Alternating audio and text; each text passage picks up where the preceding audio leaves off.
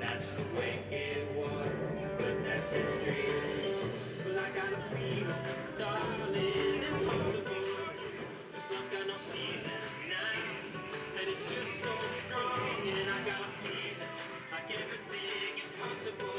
I'm trying to change.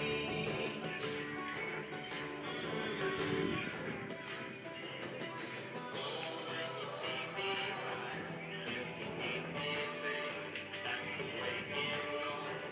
That's the history. How we used to like an open fire. That's the way it was. That's history. Started with a word. Now look at where we are. Everything we've done is down on our faces for anyone willing to read between the lines. Now look at where we are. Everything we've done. Starting out with just one.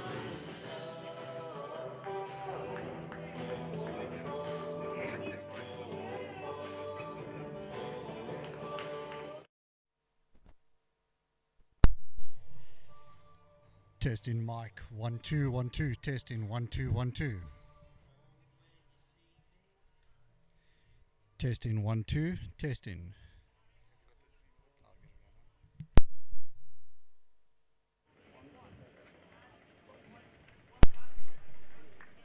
Testing 1 2. Testing 1 2 1 2.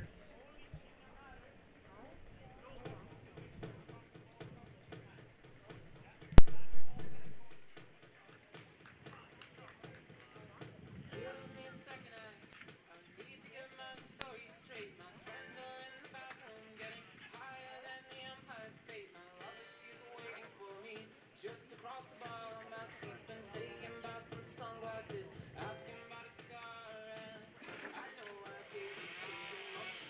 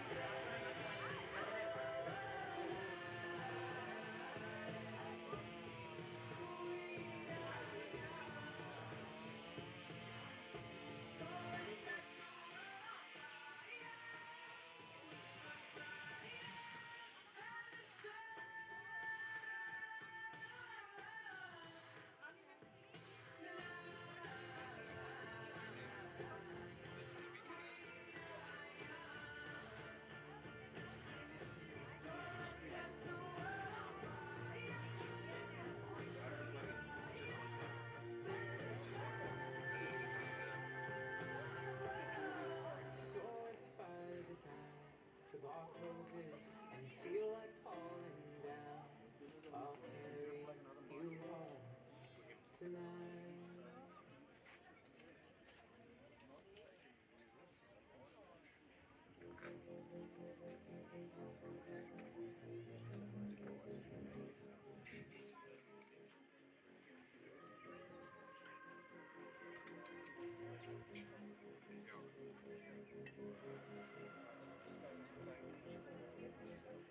Looks like there's rain above,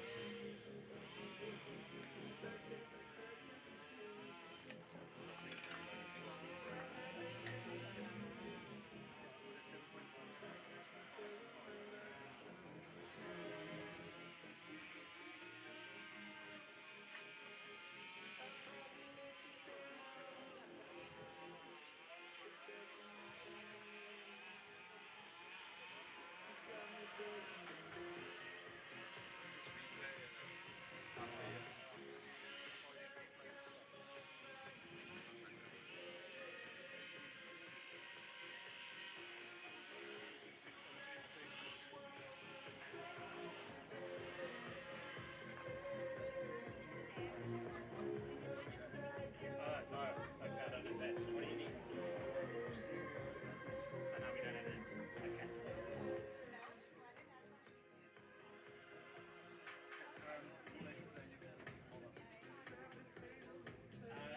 No, but we're not going to play the music during the game. So, okay, so this one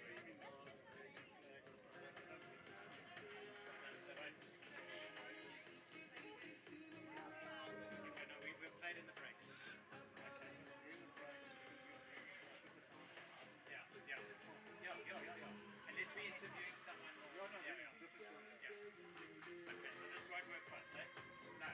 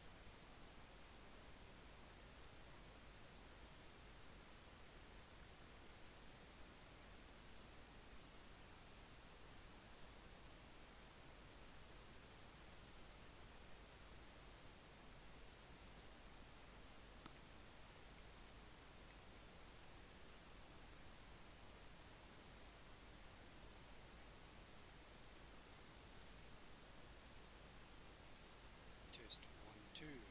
Testing 1 2.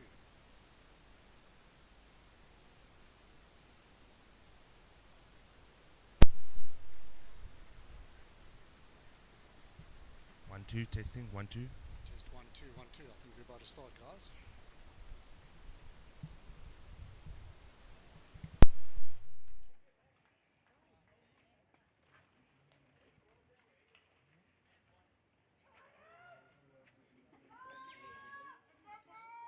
Go like wide and then do a slow zoom.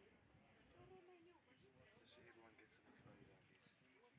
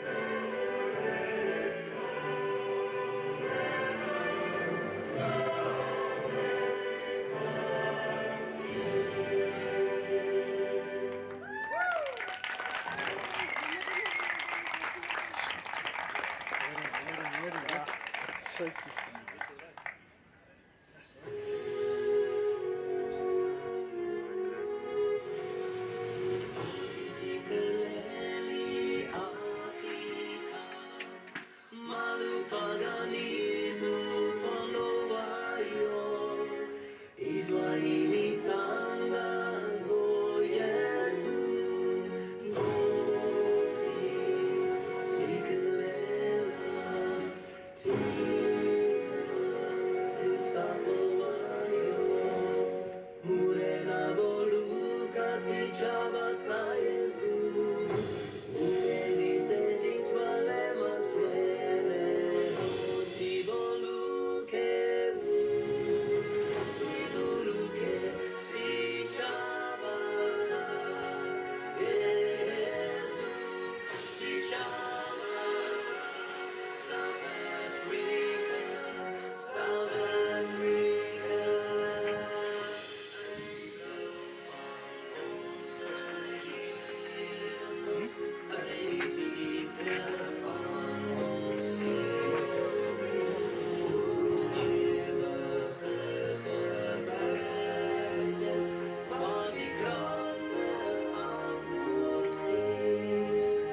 Sounds the call to come together, and united we shall stand. Let us love and strive for freedom in South Africa, our land.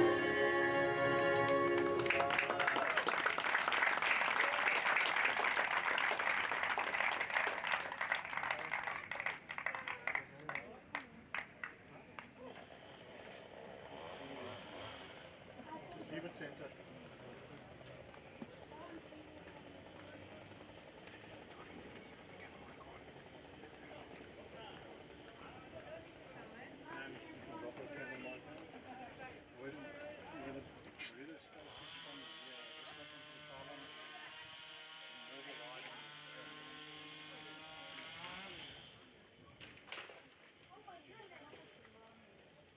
Background noise. Even the council chancellor workers stopped working from that. Did they? Gotta respect that. Yes. There we go. Did you manage to jack Yeah, up I've the two? got it 2 here. So, You're a legend. so here is mic 1. You just put it on. Are we live? You can check. Okay.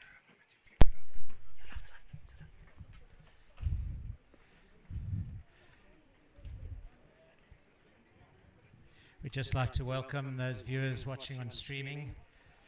Very, very special occasion. Just finished the national anthems that you would have seen. Opening scenes to the test series between Great Britain and South Africa here in Cape Town. A better venue I don't think we could ask for. It's the last flat field on the slopes of Table Mountain.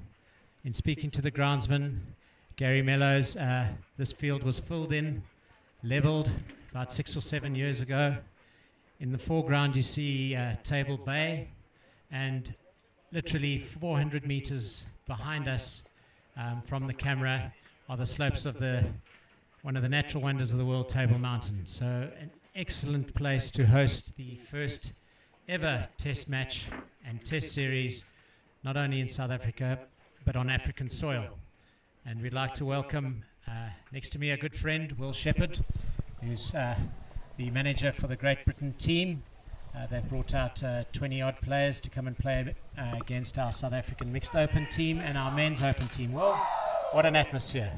Hi Stuart, it's an absolute pleasure to be here. I know both our GB teams, our mixed team and our men's team, really looking forward to the matches that we're going to see today and tomorrow. But they've also been enjoying everything that Cape Town has to offer. We've given a little bit of a guided tour to the viewers there.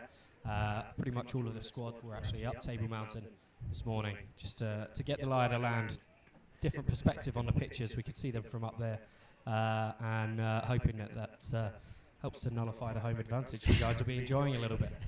Yeah, definitely a slight advantage for the South African players today is the heat. It's just to give the viewers, especially those watching from the UK and Ireland, we're looking at about 32, 33 degrees C. The British players a couple of days ago were in the single digits in terms of temperature, but fantastic weather here. We were privileged yesterday to host an HSBC Tag Rugby Community Clinic, and the majority of your GB players came down, Will, and interacted with the kids and gave a lovely demonstration on how adult tag is played. Here come the British team. So led out there by Charlotte Towerton. This year she's been involved with the Mixed Open, not only as a player but also as the assistant coach, and she takes on captaincy duties for this touring side today. Important to note before we get going, the two GB sides you see aren't going to be the exact same sides that we saw at the International Tag Series and the British and Irish Cup this year. It's a little bit of a smaller, a more organic setup based on who was available for this tour out here to South Africa. I think that's always the case, and when we go on tours and we travel to World Cup, you want to get your best 20 in the squad, but it doesn't always work like that because as a non-professional sport, you've got to fundraise to get there. So we just really are so appreciative of the fact that they've come down and they've taken leave, I would take it, from their jobs to come down and enjoy the sunshine and play a test series against our players. Absolutely, taken leave and funded their own journeys down here. As your players obviously did when they came up to the ITS this year, and we also had a team at the British and Irish Cup last year as well, didn't we? Some players that were South African based. And away we go. Sean Rogers, captain of the South African mix, kicks off, kicks it deep. It's Nick de Jong with the first touch of the ball for GB, and well tagged. There as Ampal feeds Towerton, and a nice step from Alex Ryan, one of the young guns in this side, and he's still going all the way up to 10 metres inside the GB half now. Towerton and Ampal looking to link up, the miss pass, and it's just spilt forwards by de Jong. And so South Africa get to take over with GB not making it out their own half in that opening set. I remember the combination. Ampal for the ITS scored some fantastic tries in that combination, didn't they?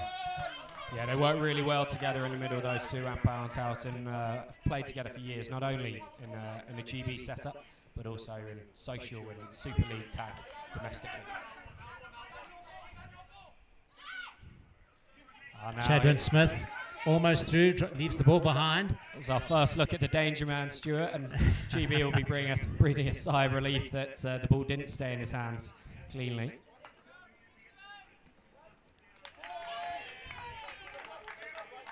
That's Ethan Rogers, younger brother of Sean, the captain, off for GB foot.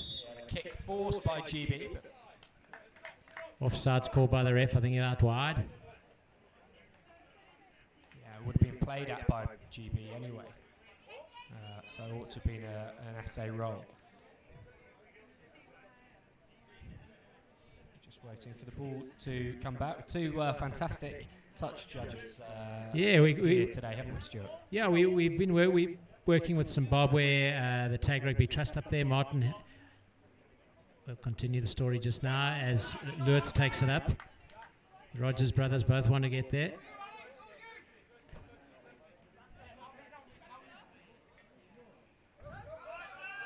Oh,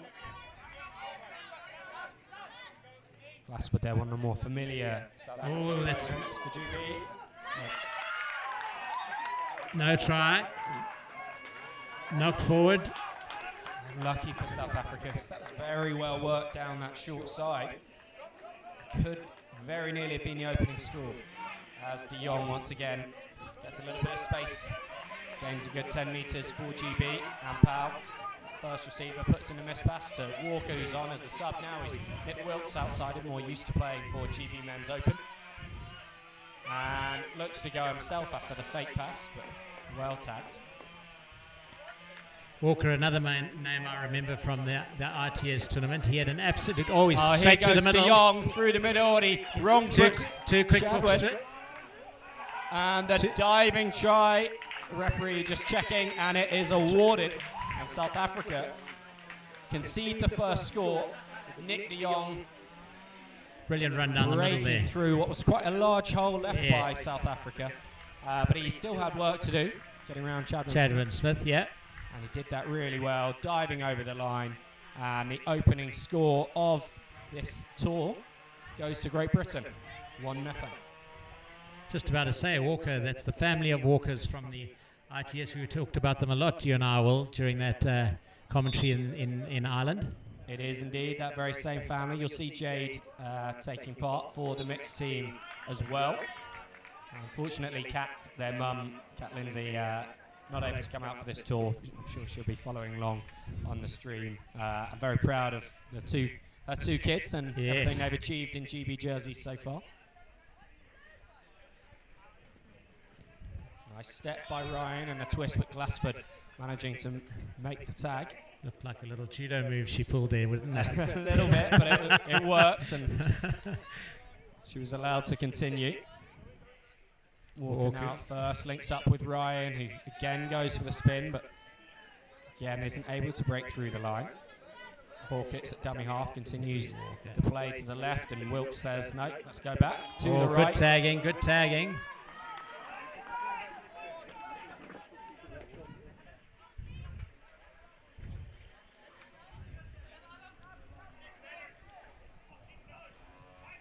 Strong defence from South Africa, matching up GB's numbers really well and calmly taken in there. And it will be a drop for South Africa. So managing to avoid conceding the try, but they will, in most probability, give the ball back to GB here unless they can get themselves up and underneath it. Beautiful kick. Lovely drop kick. Oh. Confusion between Ryan and Wilkes, and Wilkes going South 3/4 away back down the field. The defensive line of South Africa were very slow to get up there, very slow. Ethan Rogers the only one making any effort to get up. Getting a bit more shape back to the defence now, South Africa, and just keeping GB honest and in their own half as Wilkes hits the jets, has Mason Bertrand outside him, didn't go for it, and then a short pull, so it's going to be a penalty GB. Another set of 6. And on comes the famous, the infamous Steve Barry. Well, the legendary number 4, and immediately put someone away. Found some space for Mason Bertrand. She exploited it well. Harkins. And there is the other Walker, Jade now. Tagged again by Glassford. Ryan through, twist of the hips. Twist of the hips, good try. Yeah, Chadwin Smith just not quite able to grab the tags there of the much taller opponent running at him. I always say to the players, you actually need to get a half a yard closer than you think to make a tag, because the players invariably moving away from you, and you think you've got them, but they're just out of arm's reach. So you need to actually, as a defender, consciously get as close as possible without closing the gap, of course. That's one of the rules that you're not allowed to do, and they got a 50-10. Excellent play. Excellent play. Yeah, so because that restart was taken from halfway and then it's gone into touch within 10 metres of South Africa's try line. Great Britain will get the ball back with a tap. South Africa setting up to roll it at the moment, and that just being explained. Yeah. And Lutz has stayed there. Tag made on called, Harkins. yeah. Keeps the score at 2-0 GB.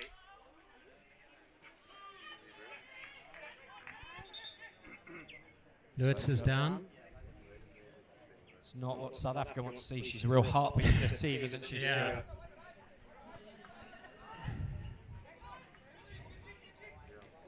And fake pump, then finds De Jong. Oh, Penalty South Africa for the fend, and they could counter here. They've numbers on that left-hand side. Rogers losing his footing there a little. Stoffels to Shafik Olkers. Is he gone? Oh, he is. Yes. Bonus box? No, he's just going to get the 1-pointer. Yes. Oh, and with some style, Shafik Yes. Olkers. Luckily, that tag only came off after he grounded the ball in his front flip. So fast his hat came off, and we saw that yesterday, Stuart. Yes, we didn't did. we? In the demonstration that the GB players did at the HSBC Kids Coaching Clinic, and I'm sure Brian Habana on the sidelines he was quite impressed. Shafik Olkers scored the winning try in that. It's not the winner yet in this one, early stages still of the game, but it puts South Africa on the board, notches up their first point, 2-1 Great Britain. He has been an absolute revelation, has Shafik Olkers. We saw his talents at the ITS, but Stuart, we'll come back to that as Wilkes has He's swerved away. his way through two Chadwin defenders. Smith not going to get there. No. Oh, incredible effort from Chadwin Smith. But he hasn't got there before the ball was grounded, but he did still manage to make the tag afterwards. So no lack of effort on his part, but absolutely. a wonderful solo try from Nick Wilkes. Not the first time we've seen one of those in GB colours. And it extends that lead back to the previous margin of 2 points in favour of GB. But going back to Olkers, Stuart, you were saying to us yesterday that he almost didn't make it to the ITS. Yeah, unbelievable story. I mean, we were leaving to go. Let's just watch this kick. It's Walker. Smith behind. Eyes up what's in front of him. Easily tagged. De Jong equal to it. That's it. Stoffels got it down to Smith. He always away. Nice tag. For a moment there, I thought he thought he was possibly through. That's what he's so good at doing. Dustin Dick to Lutz. Yep. Lutz. Seems to be suffering no ill effects from her brief moment down on one knee earlier. Even if she was hobbling on one leg, she wouldn't tell the opposition or give it away. Well, Stoffels with the roll ball. Glassford, Dick kicking through. Pressure up by Bradford Jafta. Tag made. Kirsty Clark normally plays for Great Britain Women's Seniors. As Zaki Kill now the latest to make a half break for Great Britain. And quick ball here from Alex Ryan. Had no one really with him. Hawkins decides to go back the other way, and Barry switches it once again. Bit of miscommunication, and the ball goes loose. It is eventually cleared up by Hawkins, thrown over the top of Ryan. Bit of a hallelujah pass there. Play here from Great Britain. Bit of a hallelujah pass there. But no harm done. No, referee was playing the advantage, so they come back for that. And Great Britain, first tag and 10 metres inside the South African half. Here's Bedford, another from Women's Seniors. Tagged by Dick. Barry, and that looks to be a South African hand in there, so 6 again for GB. And if Harkins had freed the hands to... He didn't need to. He didn't need to. And he's going for the box. He's got it. 2-pointer. Our first 2-pointer of the day. It looked like Harkins may have given away the 1 point on the right-hand side and not passing it out there, but he's cut his way back in, dancing through wonderfully. He had other ideas. The bonus Absolutely box great try. Nice to see him being fleet of foot there. We've heard a lot this week from the rest of the team about him absolutely bouldering it up every mountain in sight. Oh, really? In Cape Town, running over the 12 apostles. Goodness. He should have been here last weekend. There was an ultimate mountain challenge running 160 kilometers. Started on Friday on the mountain. Overnight. We should have got him down. Yeah, I think he would have loved that. He'd have done that and then gone and played the test straight afterwards. 160, that's probably how far he runs to work over the Yorkshire Moors every morning. Excellent. Penalty to South Africa. Lutz animated and giving some tips to someone there. I don't know who she's talking to. Dick tidies it up to Jafta. Not going anywhere there. Tagged in the midfield. South African attacking line quite flat here. And it really prevented the options to get that ball out to the left. First tag. Smith out wide. Riebeeck. Unlucky. Such a well-weighted pass. And well-timed from Chadwin Smith. The referee is called a tag. She actually dropped it onto her foot. Yeah. So luckily got away with a knock on there. Tag made by Adam in the middle.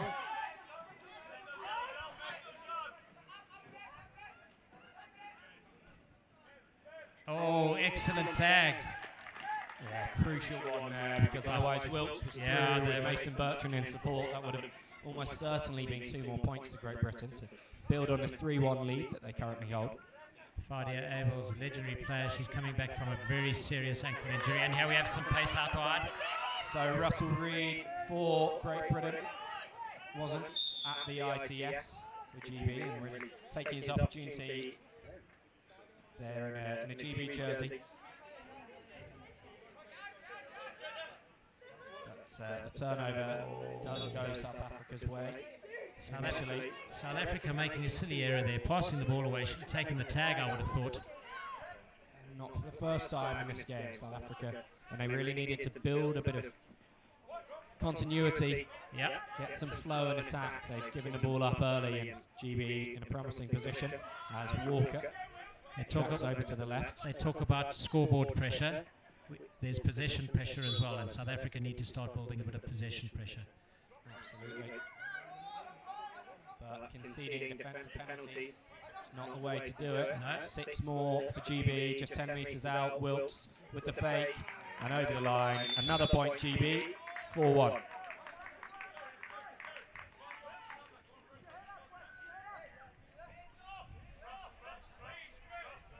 I see the scoreboard there has it in the middle as 6-1, 7-1. Have we missed something? There was a 2-pointer.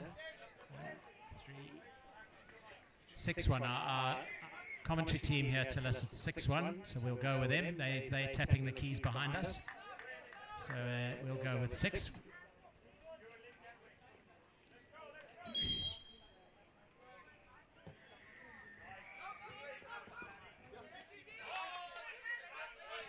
Young up fast, following the GB restart. He has got attack. a set of wheels on him as De Jong. Seen them offensively, now getting to see them in defence as well. Pass just take a second to be gathered in and took the impetus out for just a moment. Oh, Bradford. Bradford There he was through. He was through. I think he might have thought he'd been tagged. You've got to keep going. So often you hear the rip of the Velcro, don't you, Stuart? Yeah. Just hesitate for a moment. De Jong traps that wonderfully, and Oh, GB will take over again. Adam Kamaldin is having a blinder on defence today. That's about the 17th tag he's made. Lots of numbers over on this right-hand side for GB, but diminishing space. Yeah. Broadly is tagged. And the ball work left through the hands of Barry and Ampal. Still Bedford outside him. Just flashing. Fadia Abels makes a wonderful tag again. She unfortunately got seriously injured just before the RTS in August, so I had to have reconstructive surgery on her ankle. So it's a small miracle, minor miracle that she's playing today. So we obviously the coach is going to manage her time. We made sure the bio gave her the green card to play. So let's see. Hopefully she goes well. De Jong onto a beautifully lovely weighted defensive ball, tag. and Kirsty Clark thought she was through. It's Yeah. going to be another penalty to Great Britain.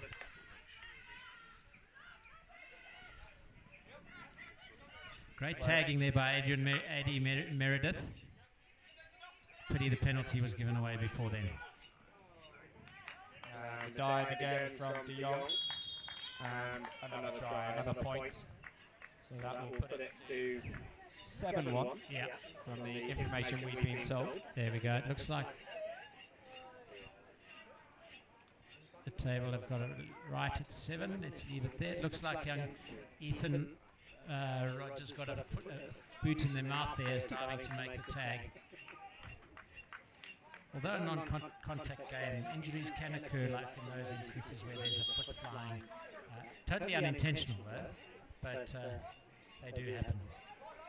They do, that's for sure. It's Great Britain players who've travelled all the way over here and unfortunately picked up little twinges just before or in training this week and are not able to take part. Oh dear. So Great tag in the midfield. can still be a very attritional game, Yeah. tag rugby. Just certainly a lot safer to play than some of the contact forms of the game.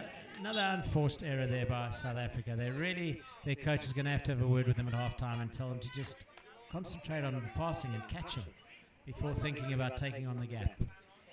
Yeah, well the GB line is up quite fast, and as we were saying earlier, the South African attacking line also quite flat, so both of those two things contriving to give the South African players very little time to watch that ball into their hands and then decide what they're going to do with it. Walker, great tag by the captain, Rogers.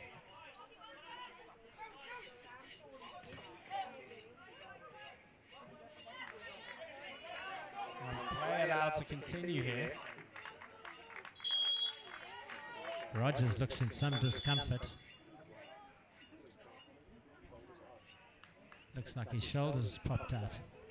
That does not look nice for him at all. The medics coming onto the field for him. Better off taking him off, making a change. You wonder, is that part of the reason the South African players around the ball just stopped and didn't pick it up, and rather wonder whether it's because they'd seen Rogers' shoulder and were showing concern for him. Oh, that's not looking good. The referee has awarded the try and isn't going back on it. And that was a 2-pointer. So particularly tough result there for South Africa. Oof. He looks in some serious discomfort. Thankfully, I've never dislocated my shoulder, No. but I've never seen anyone that's done it and thought, that's something I want to give a try. Definitely not. Hopefully they can just slip it back in, pop a painkiller and he'll be back. Oh, But at you this guys stage have it's made it looking... tough stuff in South Africa, we know that. At this stage it's not looking good. Let's hope we wish him well. Trapped. To Olkers. Lovely rocket pass over to the right hand side. Oh, Some good yeah. steps. Grace Brown makes the tag defensively for GB. Looks now, takes it up. It's a more positive start. Yeah. South Africa, you might have noticed, got themselves in a little huddle after that last try. Yes. And hit, so nearly a break down the left-hand side. Akil makes the tag. Foot's out. Touch judge. Tanaka from Zimbabwe doing the officiating. We've got two, Tanaka and Victor from Zimbabwe. We started talking about them earlier. They've travelled 36 hours in a bus to come down to Cape Town to experience this test series and take back the experience to Harare and build the adult game there with a view that they'll come and compete in the Tag World Cup in 2025 or 2026. So ITF doing some fantastic work in Africa. That would be fantastic, as all of us involved in international tag look to grow the game, while Zach Akil looks to score in the corner for Great Britain. Referee's going to... Second front flip try we've seen, and the referee is just going to come over and check whether everything was in bounds. Tag made. The tag was wonderful bit of defence. Yeah. So Great Britain will need to go again here. Bedford at first receiver deals with that pass that was slightly failing on her. Half time. Time to regroup. Can't really see what Rogers is doing on the other side. Have the medics taken him away? The medics seem to have gone back to their seats, so hopefully they. Rogers is in the middle of that. Little huddle. South African subs in their tent now. But it's GB that had the stronger half there. Definitely. It's probably worth us just double checking the score. Yeah. I'm not convinced Great Britain did score 10 I don't think so. We have it as 9. Commentary team. The commentary team agreed. We have it as 9.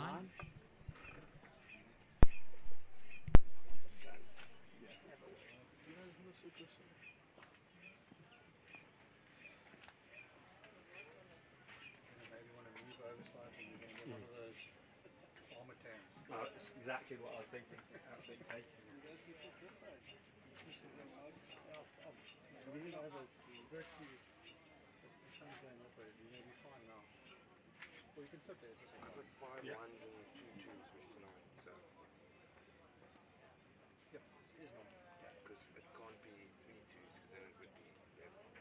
Yeah. Just measure what they're feeling like down there. Especially having come from it's like 1 degree, 2 degrees. Sure.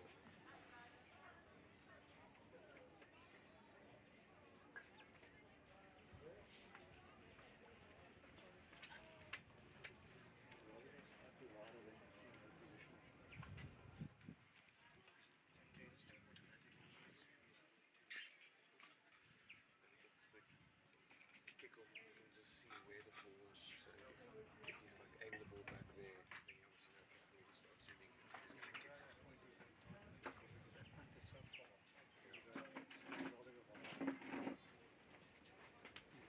If I'm here, Yeah, it's perfect. Look, we're not in the way at all. It's just the camera. you happy with me here? Yeah, happy. Yeah.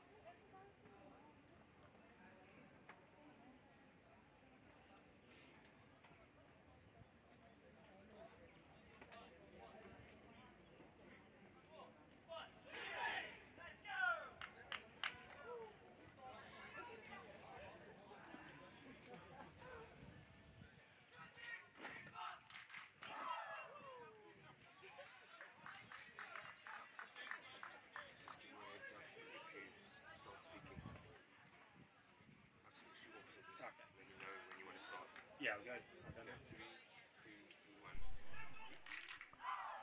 So the two sides heading back out for the second half here. And the score we have had it confirmed was definitely 9-1 at the end of the first period to Great Britain. 5 single pointers and 2 double pointers, 2 box tries scored by Great Britain. So South Africa with a virtual table mountain to climb here to come back in this first test of the mixed competition. Especially after an injury to talisman player Rogers in that first half. We certainly hope that we will get to see him back on the pitch. As Stuart was saying when he went off with his injury, but a dislocated shoulder like that's not an easy thing to bounce back from, especially with such short turnarounds between these games. Mixed teams will be playing again just 2 hours after their first kick-off. So that is 4:30 South African time and 2:30 for those of you following along back home in the UK. As South Africa have first possession in this second half. And we'll look to do a little bit more with it than they were able to in the first 20 minutes. As they work the ball far over to the left-hand side. Glassford now. Just 5 metres short of halfway in the break. A half break from South Africa as they get to 5th and final. Kick coming. Essentially looking for the 50-10, fielded by Harkin as well. And escapes the tag, it's pulled short. Penalty not given. Ryan with a nice step back to his right, and he's still going, twisting through, and eventually caught between those 3 defenders.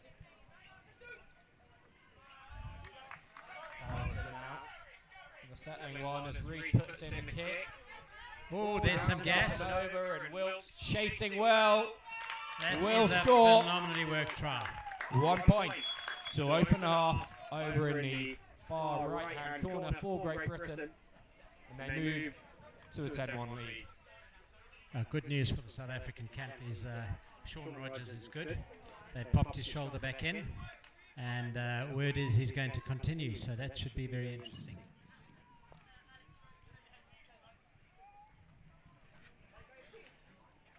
That will be great if we can see Sean Rogers back on the field.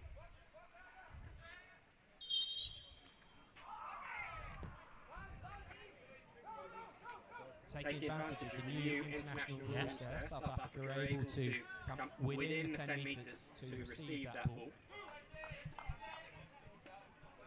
Great Britain, of course, wouldn't have been able to touch it having kicked the ball until it had still travelled 10 metres, so that part of the rule hasn't changed.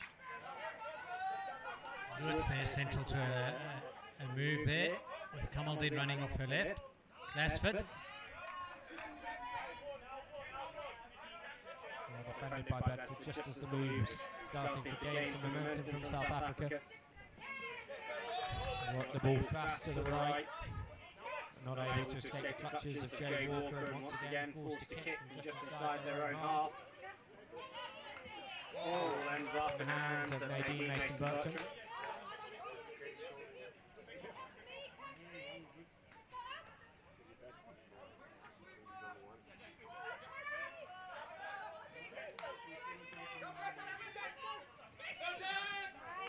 Evels makes a tag.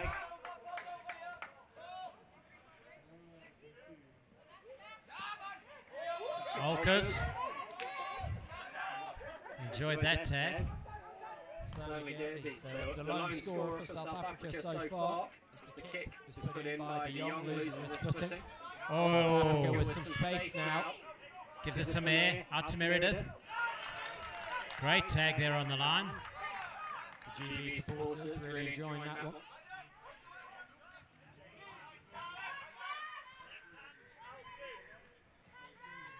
Stoffels. Tag, Kamaldeen there. Dummy off. Gets it to Olkers. Switch tables.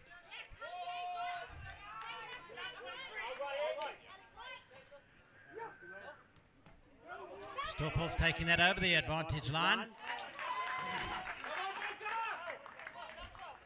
little more intensity from the South African team, Will. Certainly is.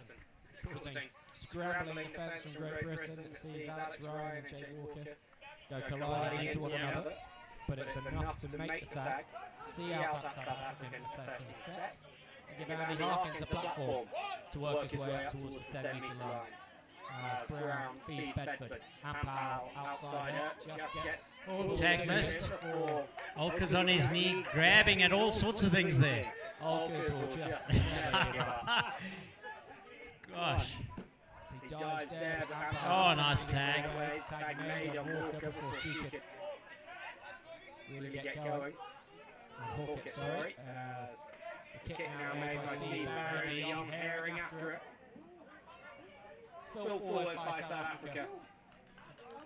And De Jong thinks he scored. He has another point to Great Britain.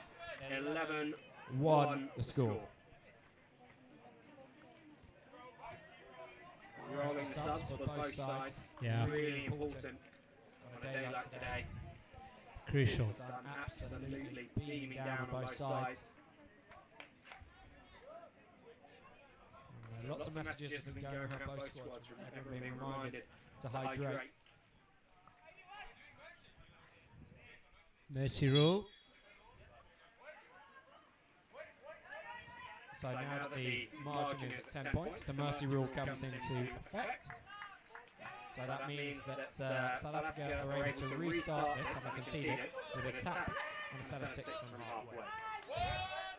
That will continue so long as the margin is 10 points or more, but if South Africa score here to take the margin down to 9 or even 8 or 7, then the mercy rule would stop being in effect and we'll go back to normal restart rules.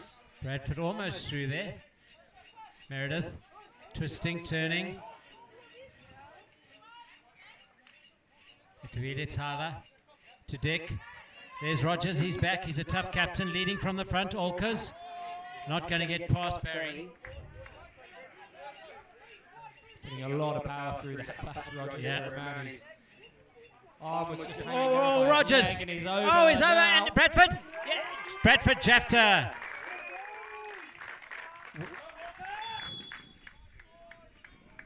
A superbly well made try Yeah. there, Stuart.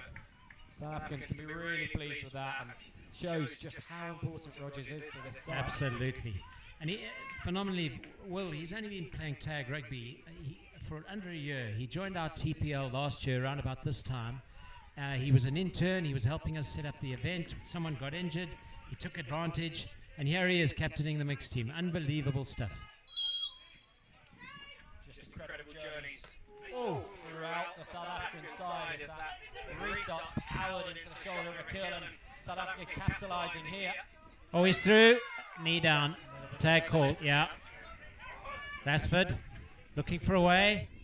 There's Bradford. Jafta almost through again. South Africa seem to have the wind in their sails now. Dumat Ploka, the coach, must have had a word or two. Fired them up a little at half time. How much would consecutive scores give them some motivation? Oh, for Dick. now? Oh, he's passed it away. The interception, it's a kill who spilt that ball forward after the restart, who hairs away for GB. Caught just a few metres inside his own half.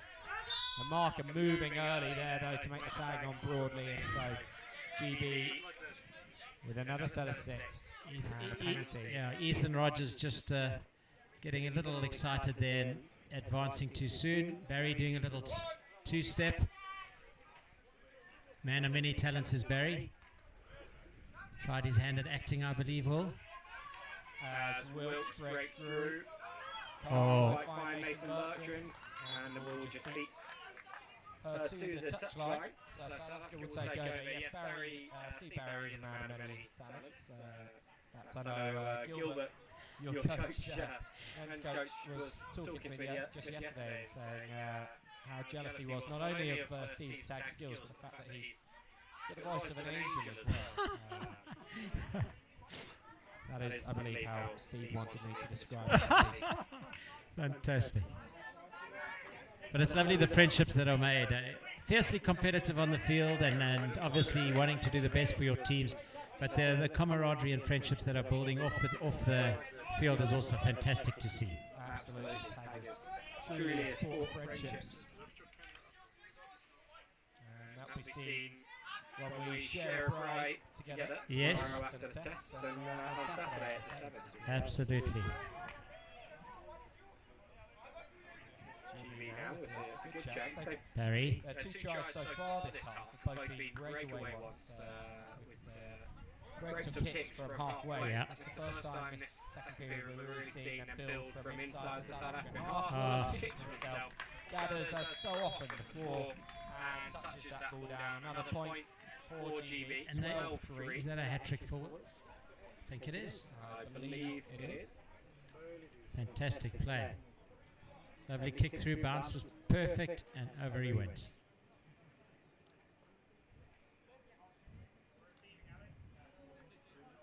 Kicking, mercy rule is not a thing, as Will explained earlier.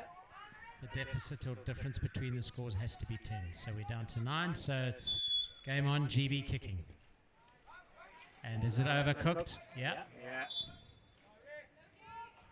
Really connected off the boot there, but just a metre too long. Yeah. South Africa, in effect, will have a mercy restart. Absolutely right. On the ball. Lutz takes it up. Oh, Contact there. Referee just deciding who he's giving a penalty to. That goes against Gregory. Ethan Rogers. He's away. He's away. Is he through? Has he got a 2-pointer? Yes, he has. Looks like he's got it. Sean Harvey checks with his touch judges. Fantastic solo effort. The balance that Sean Rogers has shown there as he Sorry, that's his brother Ethan. It was his brother Ethan. Sorry. twisted and turned his way through the GB defence. 3-4 defenders trying to clamber after him and make that tag, but he was through and diving into the box. Another 2 points for South Africa. 12-5 now, just 7 points behind. Don't call it a comeback yet, but South Africa No, I certainly in wouldn't this call it that. game. And leading the half, 4 points to 3. I think we spoke about this when we were in Ireland, Will, about the contrast between two halves and how South African teams are taking some time to switch on. Good communication there from Rogers. We can hear him from way up here in the commentary box. Bedford really well tied pass to De Jong, finds Clark, back inside to De Jong. De Jong, well done, Chadwin Smith. Nice tagging. Tagged again. Clark picks and goes. Fifth and last. It's just going to be too fast to beat in that situation. Bedford puts in the kick, looks, lets it go over the try line. So it will be tap 10 to South Africa. After GB gets it dead. Yep.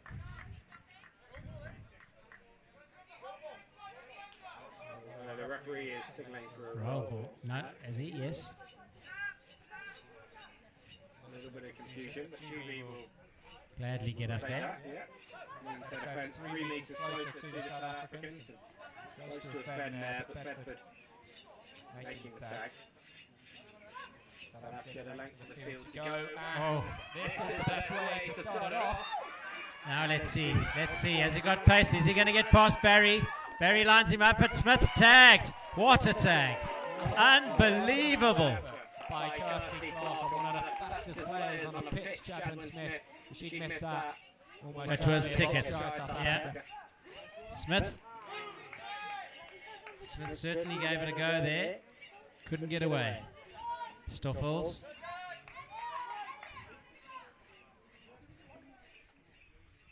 Glassford taking the tag. Abels to Rogers. Yeah. You can hear the subs bench from GB shouting, squeeze out, squeeze in, talking to the defence, encouraging them. Yeah, that ball just Thrown over the head of his teammate to duck down. And GB escaped. Tagged Rogers. Yeah. McDermott, first time we're seeing him now in this mixed game. Oh, Tries to get it out to Tolmarsh on the right-hand side. Ball not able to be held onto. South Africa with their own set of 6. 10 metres inside the GB half. Promising opportunity here. Tagged. Tagged by Barry. Was it Barry? Alec McDermott, sorry. Smith. Chadwin Smith. Well, we knew it was only going to be a matter of time, Stuart. We talked him up every time he was anywhere near the ball. Almost had to get through an eye of a needle to score there, young Chadwin Smith. I mean, if you were picking a player to go through the eye of the needle, you would go with Chadwin Smith. Yeah. Both physically and metaphorically. Yeah. Small in stature, but the heart of a lion.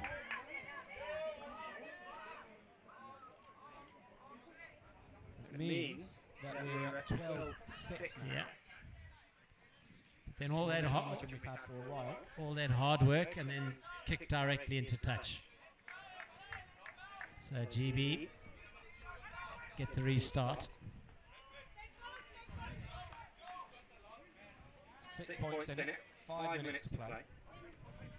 Walker, Barry, Oh, and Reese Walker link up in midfield and they gain a good 15 metres off that yeah, play. very good move. Well worked. Broadly feeds Walker. GB just need to manage it now. Yeah. Kill. Tagged by Abels. Quick roll the ball. Walker to Walker. Loses a sag, nearly loses his Shorts. Thankfully does pull them up in the air. This Jade Walker. Oh, lovely tag there. Kamald in again. Oh, yeah, abs too hard, too high, and into touch. Barry. What we are seeing, Stuart, as well as South Africa get themselves on the scoreboard a little bit more this half, is their ability to close down these Yes. GB plays, where in the first half they were probably conceded, especially over in the corner. Oh, good step, but not good enough to get away.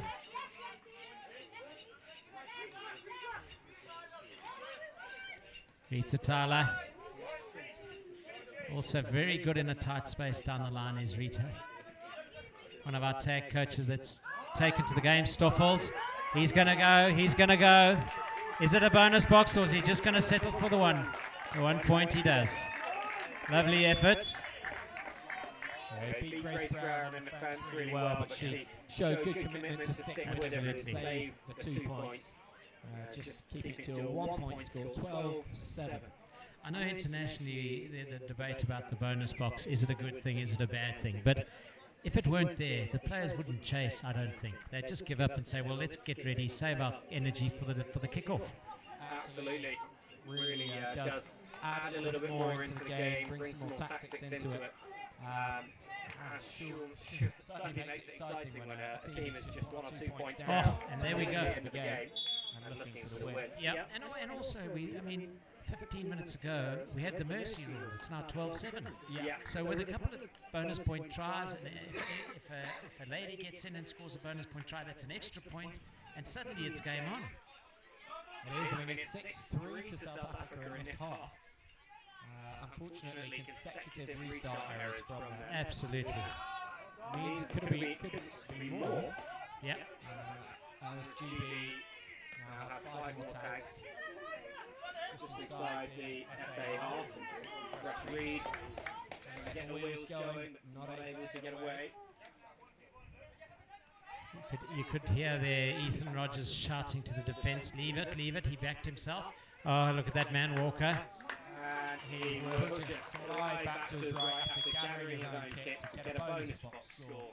Move GB to 14 points now. And I think we can safely say that's the game in the bag for GB. With a couple of minutes to go, I don't think it must be under 3 minutes to go. Yeah, 5 points conceivably could have been scored in just 2 tries, as you were mentioning. Yeah. Female box try was 3 points. 7 points bit of a harder margin. At least 3 Yes. scores would be needed by South Africa. And that's a good kick-off. Smith tries to get his foot under it. Doesn't quite make the contact he would have liked. Managed to regather it though. Lurtz to Dick. Oh! Tag made and then a trip. All accidental. Lurtz again, taking it up. Oh, someone's got a elbow in the nose. See what South Africa can do. Ethan Rogers. Good tagging. Vile, Tables. Lurtz calling for it. Away, she's away. Oh, no.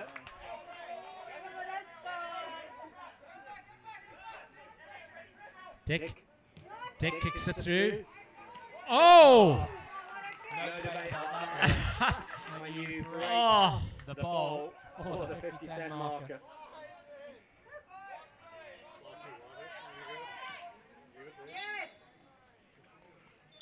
And that's the game. What a game it was. Much, much better second half, I would say, by South Africa. Yeah, Absolutely, Stuart. Huge improvement. Yeah. And if South Africa turn up in game 2 and kick off playing the way they have done in that second half, they will certainly be able to chance of levelling the series. But it is 1-0 Great Britain after the first of 5 sets. We'll see 3 mixed open tests today Yeah. and 2 more tomorrow. And we're now going to be looking towards the men's open competition. So just 8 minutes until kick-off in that game. this one running a little bit further behind with that injury to Rogers. Yes. 2 minutes out of the hour slot allotted to it. But 2 men's open games today, 3:30 and 5:30 SA time, and 1:30 and 3:30 back home in the UK. I think we're just going to mute. We'll mute the sound, keep the visuals for the next couple of minutes, and we'll turn back on when we do the national anthems before the men's. Well done to Great Britain. Excellent game. They open the victories with a 1-0 test win over our mixed open South African team. 14-7 we're saying. Yeah, that's correct. It was just good.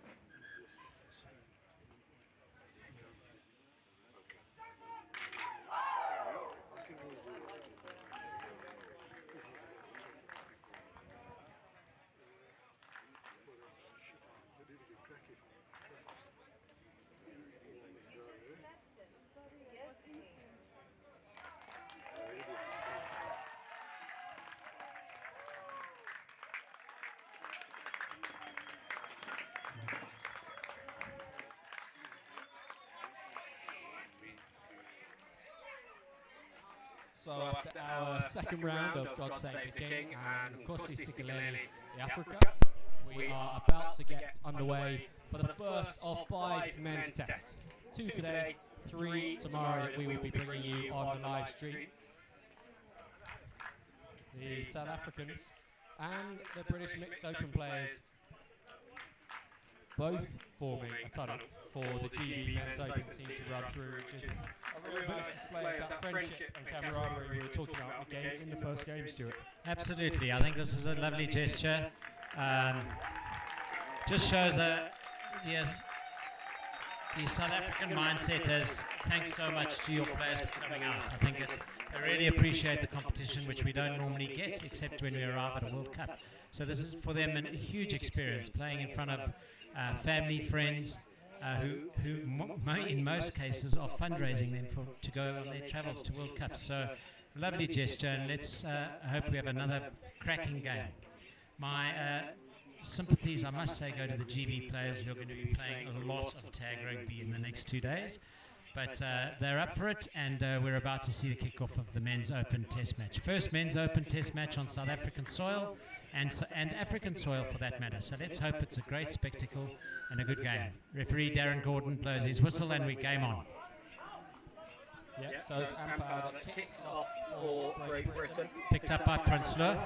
One of the players doubling up for both the men's and the mixed. South Africa with possession first of all. Neil Boyens tries to find a gap, tagged. Captain Kofi Sanders passes out to Prinsloo, he's got wheels. Sanders we saw at the ITS in August, didn't we, Stuart? He was real heartbeat of the side there. He's that wonderful pass that's just fed out to the left-hand side. Called back for the roll. He has in his locker.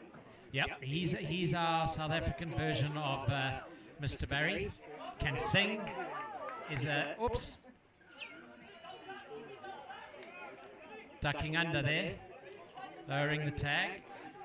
GB penalty, tag by Boyens, who gave away the penalty. Oh, lovely trap, good soccer skills. And then feeds it to Wilkes, onto Harkins. Wilkes goes from dummy half to Ampao, who jumps to himself. McDermott came on late in that mixed game, so if you have fresher legs, then maybe Nick Young might have, but he's not showing any signs of tiredness. Philip Running, he's played in game 1. Fox Edwards will play this to the left. Ampao puts the ball. Saunders sweeping, he's got wheels and a sidestep that could get him out of trouble in a telephone booth. Boyens to Jody Holford.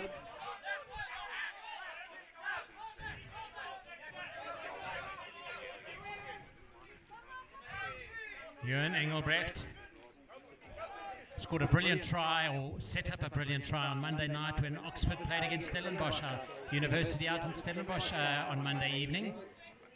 Ewan Engelbrecht. Oh, bullet of a ball out to Nico Prinsloo. Unfortunately, he couldn't gather that. just a sniff forward about it as well. Yep. Either way, it's GB ball and Stancy O'Reilly, who will roll the ball here, and he himself has recently moved to Cape Town. So closest GB has to a local, and using great that tag knowledge there. to full effect as he breaks down the right-hand flank. Jan Punt, legendary tag player, one of the first players to play in a World Cup in 2018. Coffs Harbour, foot out, and nearly working that ball all the way from the right-hand touchline to the left, but the final pass from the Yorkshire bearing of Harkins to Waters just forwards, and South Africa get away with it. Still 0-0 in this one.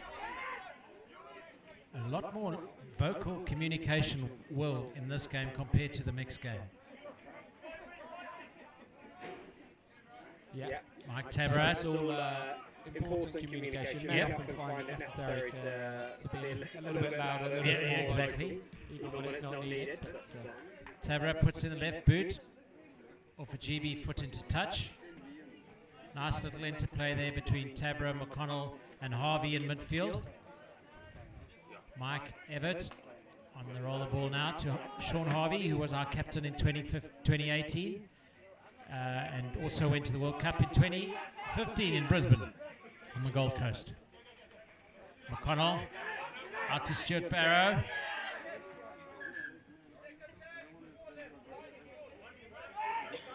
tag made before the ball goes loose, so South Africa will keep possession here. Walker at the mark.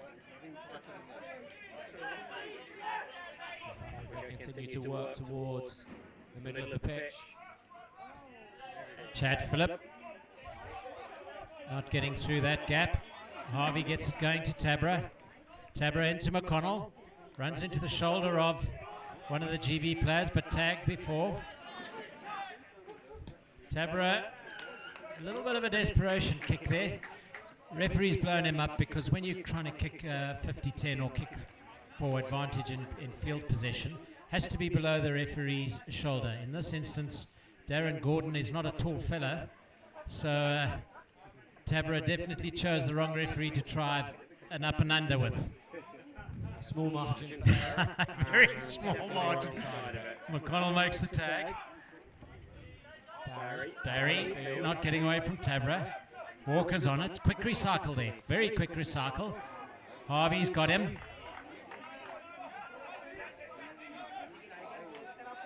Walker.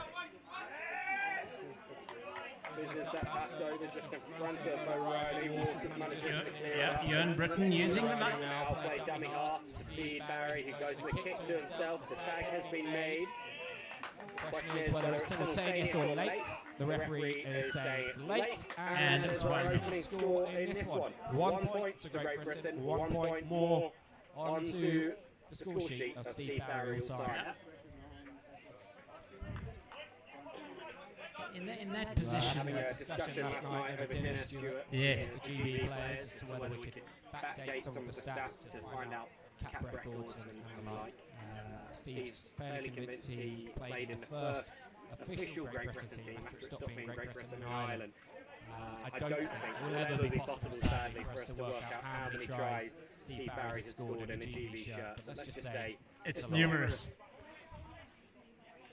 Yeah, you need someone with a passion for stats to go through those. Nice play by Harvey, putting Zane Peterson away, but try line an added defender, and he couldn't get through, and he's tagged. JC Janssen. Harvey gets it going to Barrow. Barrow's looking for a space, jigs through. Offside there. Janssen gets it going to Peterson. I don't know how he quite thought he was going to get through that gap, Will. No, especially not when the gap he ran at was the middle of Zach Akil's body. No contact called. No contact called, yes. It's Holford looking for a gap. JC Janssen not going to get through there. GB definitely defending the box. Oh no, look at Saunders. Look at Saunders. That's what he can do. That is exactly what Captain Saunders can do. And he puts South Africa back on level pegging here in this one. A try apiece.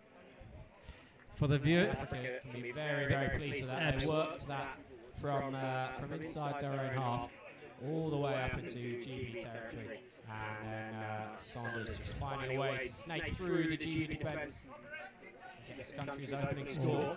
As O'Reilly controls that with a boot.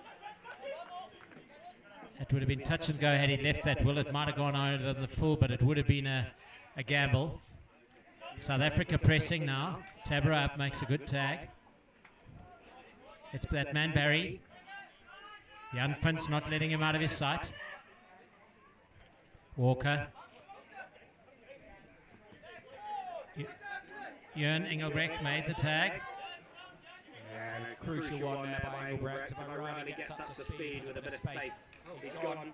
Wilkes. Oh, they had an overlap of 3-0. Now Janssen could go. If he'd got that away, Will, it was all home and dry.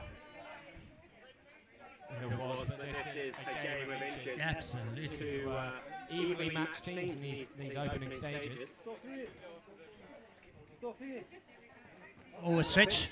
And Engelbrecht with a spin. Oh, tag called. Has to come back for tagging his teammate. It's Engelbrecht again.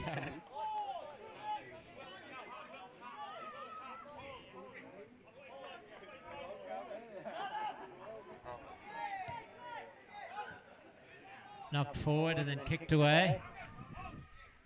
So O'Reilly just making sure that South Africa can play the advantage on that one. Yeah. But it will be 6 more for South Africa, and they're only 10 metres from the GB line. Looking for the go-ahead score here.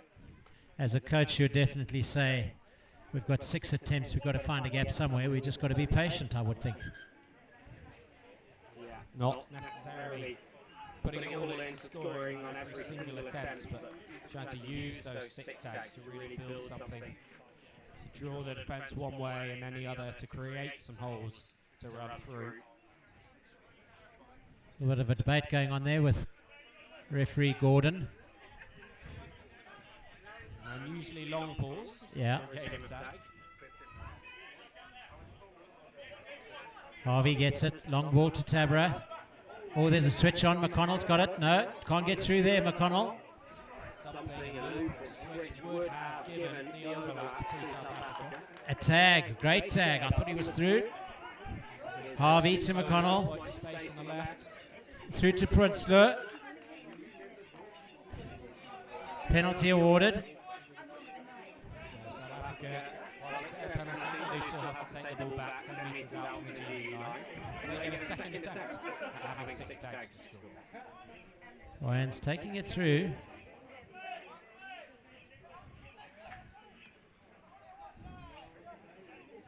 McConnell trying to get through. Harvey taps him on the shoulder, says you're not getting through there today. Let's try somewhere else. You were saying in the mixed game, Stuart, about Players actually needing to be half a foot closer to make the tag than they thought they'd need to be. Oh, that is a fantastic try-saving tag there. Munir Khan. Yeah. O'Reilly involved. The little kick and the tap down, and a try has been given. 2-1 South Africa. Very not happy with that, but if the ball is in the air and hasn't touched the ground and the player grounds it from there, it's over the line, Will? Yes, it has to be over the line, doesn't it? And then not touch not only the ground, but not touch the defender either. Correct. So the referee judging that to have been the case. South Africa with their first lead of the game. Wilkes, the GB captain, just wanting to double check that decision. But the referee, like all referees, not known to change their mind after awarding a try. The team's just conceded the point. Yeah, I think they're just wanting clarity on how interpretation, most probably, and then they'll know what will what to be done next time. Nice football skills playing. Interesting fun fact, Will. The groundsman for Herzliya High School, whose fields we're playing on now, was the groundsman at Fulham Football Club for 16 years. So he's quite interested about your team. He has obviously an English connection. Yeah. Loves his English football. Well, we And, do actually run tag leagues 3 a week At Fulham. this summer in the shadows of Craven Cottage. Oh, there we go. There we go. I'll introduce you to Gary Mellows. He loved his time at Fulham and has recently returned 8 years ago. A Yorkshireman, he says he is, and is now working on the grounds of a field below Table Mountain. South Africa not able to break through there and get the try. Contact Stuart Barrow, line up for contact. Barry seems to have a thumb injury. He's not going anywhere. They'll have to drag him off the field to get him off. Tag. JC Janssen. Great tag in the midfield. Barry. Fox Edwards looks to link up with McDermott. McDermott pulled up by 2 defenders. Walker with a kick. Into the early kick. Played up by South Africa. Oh. 6 again. That's knee down. Tag made, but Roberts had managed to gather in the ball before that. So we talk about safety and non-contact. Well, when a ball is kicked from a drop kicks restart, there's no contesting in the air, which I think takes out a huge amount of potential injuries. Sensible rule that. Yeah, absolutely. Players, Anyone who's ever been coached how to catch a high ball knows the thing you're concentrating on is the ball. Absolutely. Over everything else. And when you're doing that, it means that there is a higher chance of providing something. Yeah. So, absolutely a safe rule to have to minimise contact in tag rugby. It's great for them to get the penalty here, the offside, and Fox Edwards goes quickly, but perhaps a little bit too quick to be able to be gathered in before it bounces. Harkins now rolls it back to Wilkes, who picks and goes himself. Chad Phillip. Chad Phillip again. Oh yes, great tag. Phillip. That Phillip again. Consecutive tags from him, keeping TV. Offsides. Oh dear. Another offside. Oh dear. Now flowing from South Africa. This is not what we want to see. Switch made. Barrow. Lovely tagging. And back to Fox Edwards. McDermott Tagged. tries to go left as he had Leon darting to his right. Not enough time to find him. Leon goes himself. Tagged by Britain. Literally a couple of centimetres short of the line. Couldn't be closer. For the poacher, De Jong. They've got to get some air time on this ball. Alpau just trying to reopen the gap. Stepping back to his left, but wasn't there. Harkins tagged. Yeah. Looked like there was a planned move set up there and it just went right at the last minute there, Will. Tagged. Great tag. Phillip again. You're not going to beat these South Africans by pace alone. He's slightly more play to be created. Oh, he's through. That's exactly what's been done there. No, has he got the tag? He got the tag. Phillip got the tag. Unbelievable. He's taken a knock in doing so. Wow. That is unreal. Saving tag to preserve South Africa's 1-point lead. That is unbelievable. Britain, after 3 sets in a row, 4 minutes to go in 2 penalties. 4 minutes to Still go. unable to cross. Everett takes it up. Tabra very relaxed on the ball. Jan Punt working it up. They've got to work it out here, South Africa. What's Tabra got up his mind? McConnell not really expecting it. That was forward. Looked forward to me. No advantage. Offside penalty has been given away by both sides. So I've seen more penalties in this game than we did in the mixed.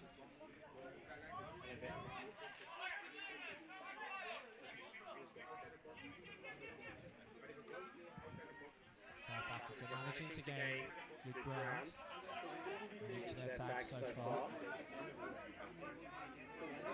Fox Edwards make sure to close the door there.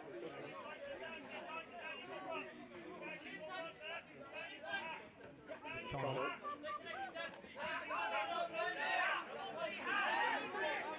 South Africa just stuck inside. They're in half here.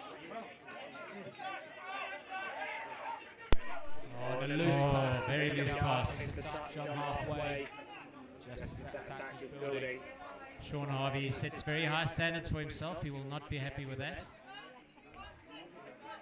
GB taking some time here, ringing the changes. Should be about 2 minutes to go. Barry doing a little dance. Tag made by Young Punt. Walker on it. McConnell makes the tag. Not able to get away from McConnell. Barry with his Traditional stutter step. And Wilkes is through. Unbelievable. Well worked try. Fantastic effort. Yeah, so sometimes it can be made to look so easy. Wilkes had not been able to break down a South African defence in the previous 3 sets that GB had inside SA territory. And just as a gap is created for him there, he is able to run through it. Steaming passive offenders. 2-point score, and GB back in the lead. 3-2. Yep. A very well worked try. Shows the importance of defending in the midfield and making those crucial tags, because if you miss a tag there, it looks like it could be going too far. Yes, it does. Because if you miss a tag out wide, it's 1 point. You won't miss one in the middle, you're leaking 2. It's a big, big difference. So critical to keep that D strong in midfield.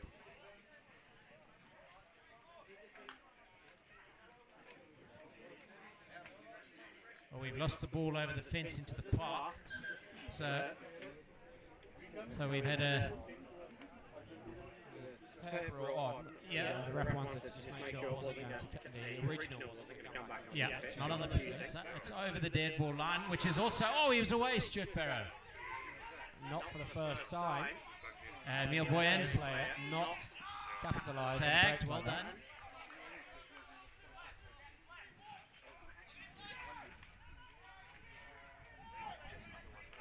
With just under 1 minute to go, South Africa want to come away with something here.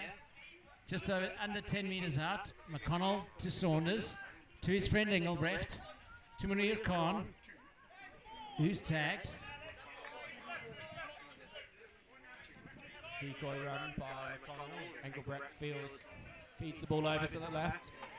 Worked all the way over, but the tag made just before that final He's pass. called. It's Andy Harkins for GB. Oh, that is a crucial tag.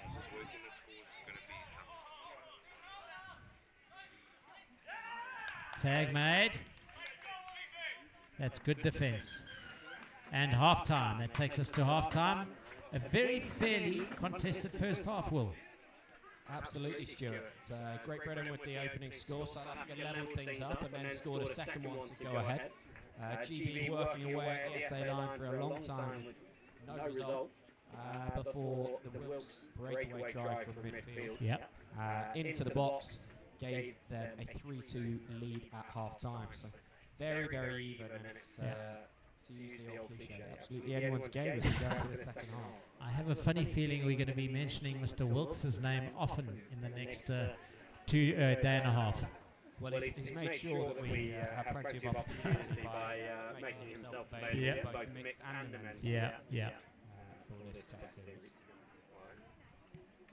So there are certain players that you'll hear the two of us mentioning a lot. No players doubling up for South Africa though, Stuart. No, we're definitely using this as a team building exercise. We've got a couple of youngsters in both teams that are coming through.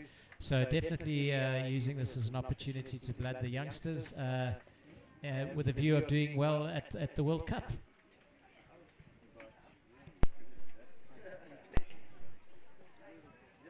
you reckon there's any chance of us getting a copy of the team sheets? So, I know a few of your players.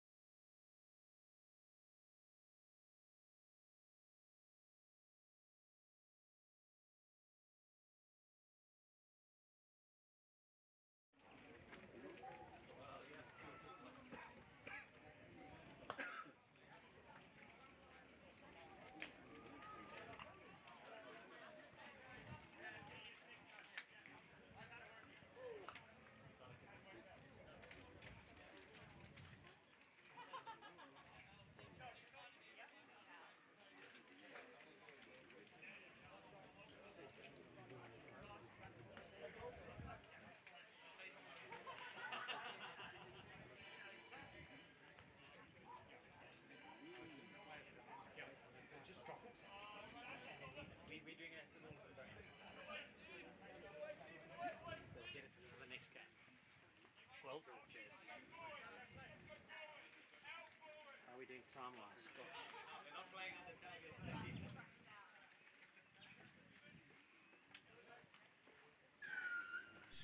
Darren Gordon starts the second half for us. South Africa kick deep.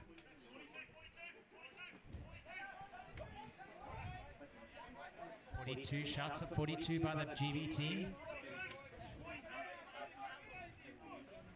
Definitely involves Mr. Barry and Mr. Walker. JC Janssen not letting them through. Tagged by Jan Punt. Barry almost shaping up for a kick there. Oh, their numbers out wide. South Africa going to have to defend. O'Reilly dancing around beautifully.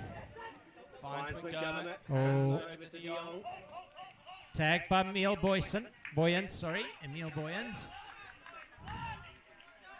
He loves correcting you. I pronounce his name incorrectly. Sorry, Emil.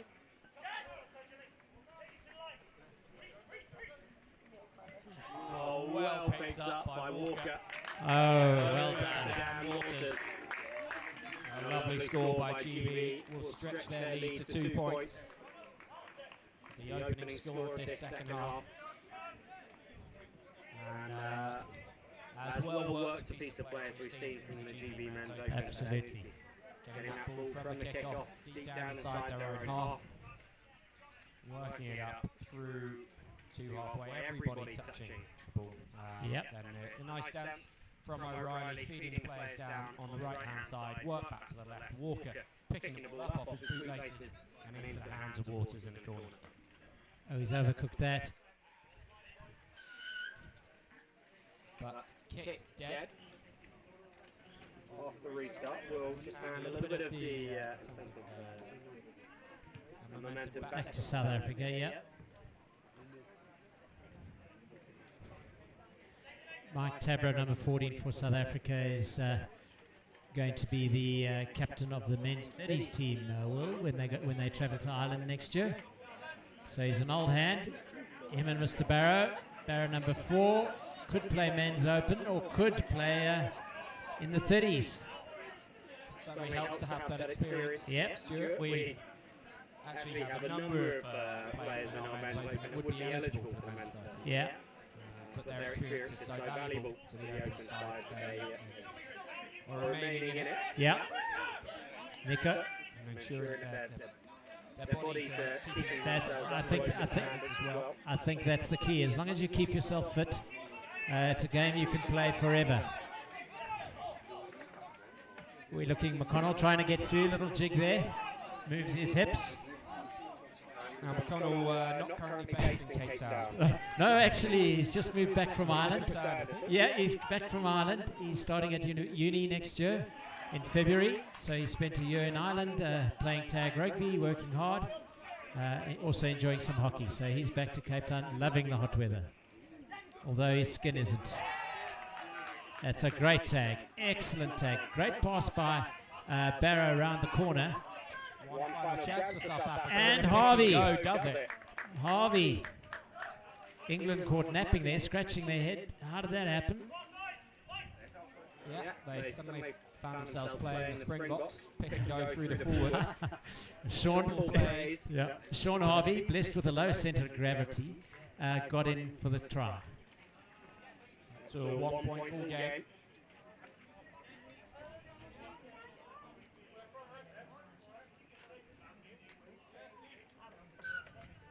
Saunders taking the kick very close to this touch line. Yeah, well, it's not particularly centre field, but Yeah, exactly. allowed to do so by the referee.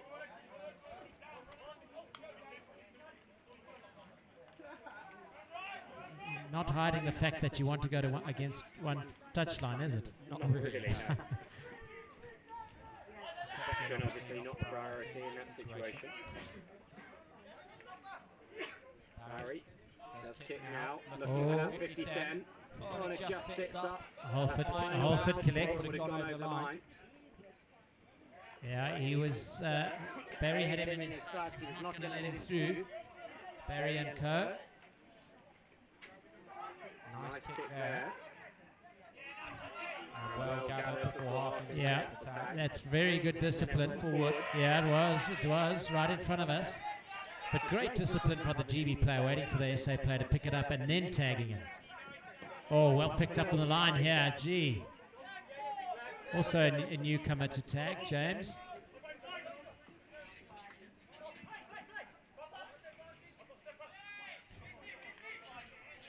You heard the call of watch out the hot stepper when Saunders got it.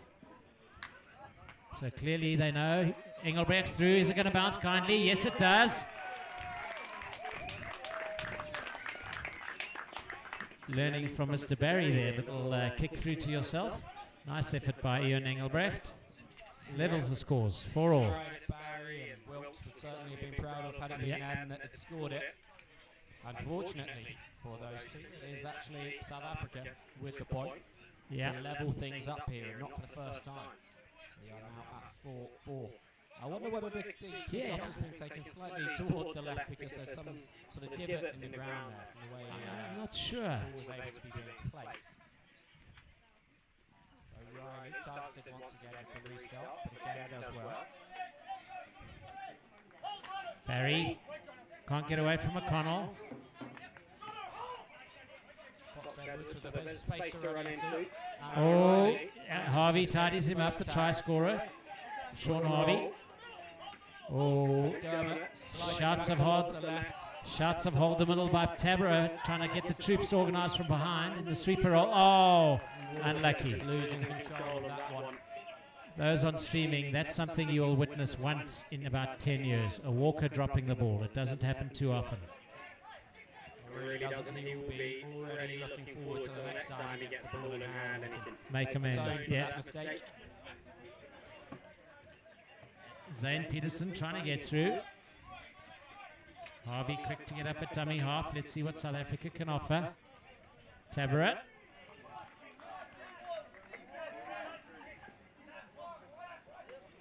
To McConnell.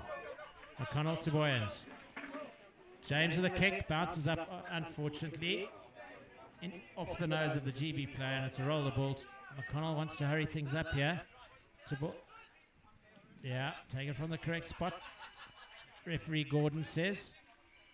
Stuart Barrow.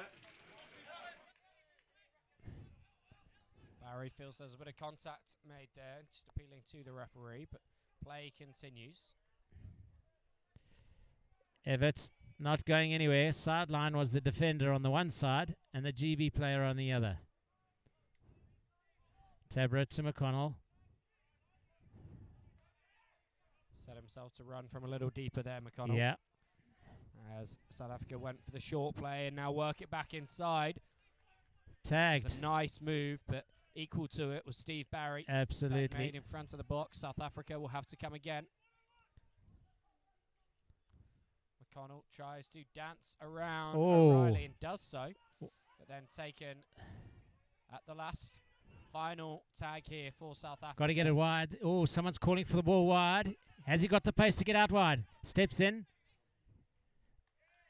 And that's a turnover. GB, great defending. Yeah, good, great defending. defending. From Waters and De Jong and McDermott. None of them being Oh, drawn Barry's by quicker a to defender.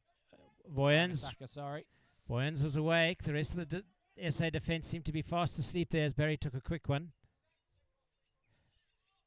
Certainly more ground than ever wanted to give up on his first couple of tags, South Africa. And still GB come at them. Not slowing their pace down at all, despite the heat. Tag by Wilkes nearly McConnell. through the middle, but McConnell made a crucial intervention. 11 minutes to go. Score it 4-all. Oh, there's an overlap here. Through from Ampal, and it's going to be 6 again for GB. Oh, just South 12 African metres team out. changing now. Very risky time. That to was make subs, exceptionally Stuart. risky. The tag was made as well as the shorts being taken. Tag again. Yeah, I think he got away with it, Will, there, because he had the tag in the hand before the shorts. Referee interpreted he had the tag, so called the tag. Oh, you've got to be defending Show there. and go You've from got to be Fox Edwards. Wilkes picks and goes. tag again. Not working for him. There's so much space to the left Oh hand my side. word, GB oh just my get the word, ball out here's there. trouble. Rampal needs to go again and diving over for the go-ahead score is Josh Roberts. We were locked on a 4-all deadlock. 5 points now that GB moved to. Josh Roberts with a wonderful try. It's just a matter of waiting for the ball to get over him and making sure he did what he had to do when it came. And our Herzliya flags are taking an absolute beating on the far side of the field. We lost the 50-10 and now we've just lost the try line flag. Our field rental has just increased.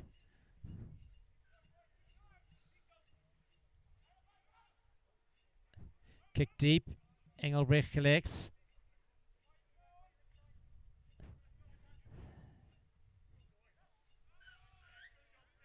Just a little bit of a rugby tackle there by O'Reilly. Taking The sevens kicks off tomorrow. He's at the wrong venue. Pint with his little show and go. Stepped inside. Not good enough to get through this time. Defence was solid. South Africa running from deep. There goes Saunders at pace. Out to Harvey. Times the such pass. acceleration. Oh.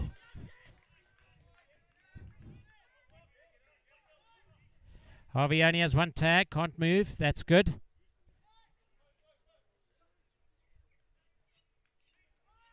Munir Khan. Kick through. He's got speed. Oh. Yeah.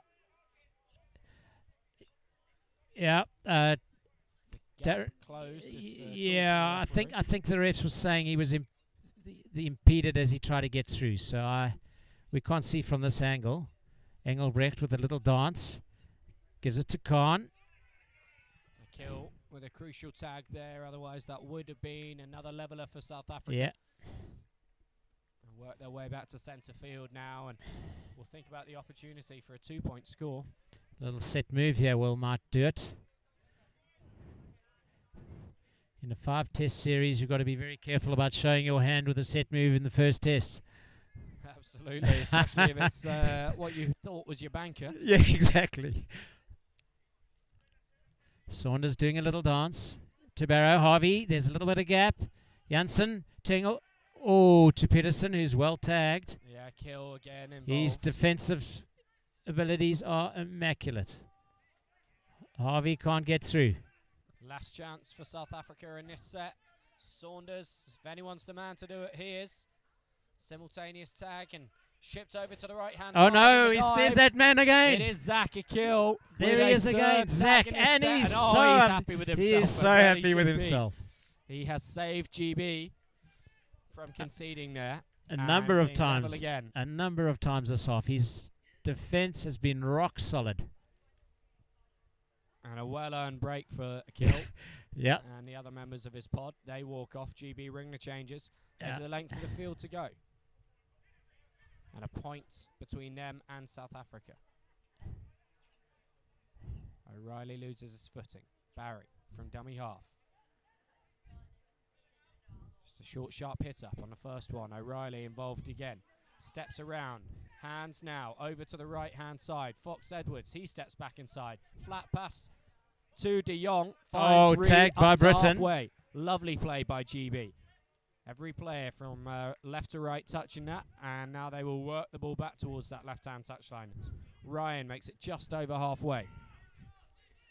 Fox Edwards goes to the right. Barry with the kick. If he Break another yeah. 50-10 marker, but stays in field. And Saunders with a wonderful step to Fox Reed, and he's past De Jong, and he's carrying on down this left-hand touchline. Back in field, and the ball loose and very scrappy, but the tag was made on Saunders. No. After the ball went loose, it's GB that's gained possession. I think that was adjudged a knock on there. In that little mess that happened. So much going on Yeah. whenever Saunders gets the ball. Everyone at action stations to defend him. Oh, That's certainly advancing the yeah, tag there, that was a but, little advancing. not called by the referee. Anyway, GB play on. Peterson makes a good tag. One feels this is going to be a game of the team that makes the least errors in the second half will be the winner. Oh, And speaking there of is an errors, error as Walker gets through, finds Roberts on the left-hand side, back in good defending field by to Peterson. O'Reilly. And He again, goes Peterson himself, gets him. Roberts. Geez, there was a great individual effort. Thwarted Tag to by match it though as GB work it right. Ryan now through the middle, tag diving for the box, but he was tagged 4 meters out. Alford. 5 minutes to go. I'm told by my scorekeeper. Ooh, and Oh, player and ball taken there by Saunders. So GB gifted a set of 6 with this penalty. De Jong hits well up done by first. Philip. Yeah, it looked unfortunate there for Saunders. It looked as if he lost his footing. The player was about to pass, pulled off the tag, but was blown up, which was a correct blow. Just unfortunate for Saunders. Oh, Ryan, the latest to nearly lose his shorts as McDermott on the Oh, loop my round, and word. nearly the interception. oh my goodness. That would have been a foot race that I think Engelbrecht, knowing him, might have won. I would have put my money on Engelbrecht had he taken that one. GB can count themselves very, very Wow. lucky that he didn't, but it is SA possession now.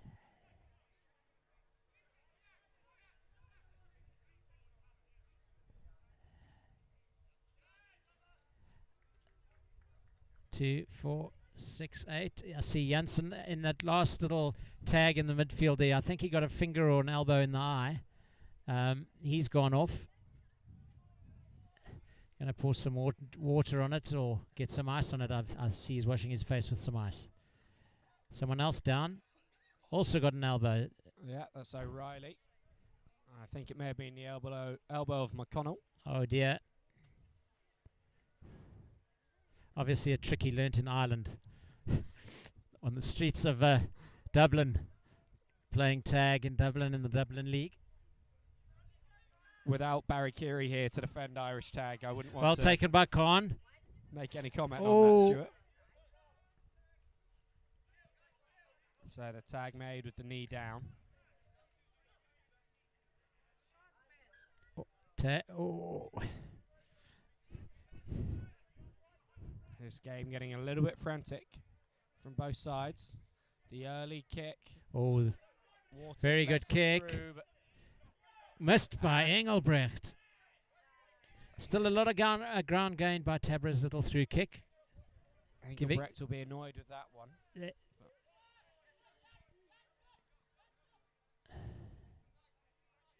Boyens takes a great tag. Diving to his right. He's done well there. He has. GB not Wilkes giving looks up. to be used again. Tag made on Ampal. Tabra putting his hands up, thinking there might have been a bit of contact. To De Jong. Roberts, the latest of the scorers. And final tag of the set for GB. Still 16 South meters Africa. to go. Ampal with a little kick. Simultaneous tag. So he knows he would have been counted as tagged had he got the ball. So decides to take the first tag on South Africa. McConnell himself caught by Harkins, but a penalty to GB. Offside is the call. Sorry, penalty against GB, not Yeah, to GB. Offside, yeah. Okay, Pretorius, Prinsloo, so apologies. He's got wheels. Couldn't get past on the outside. Boyens gets it going. Tabra, Holford, Punt, McConnell. We've got to get it to Khan out wide. Is there a switch? No, there's a kick through.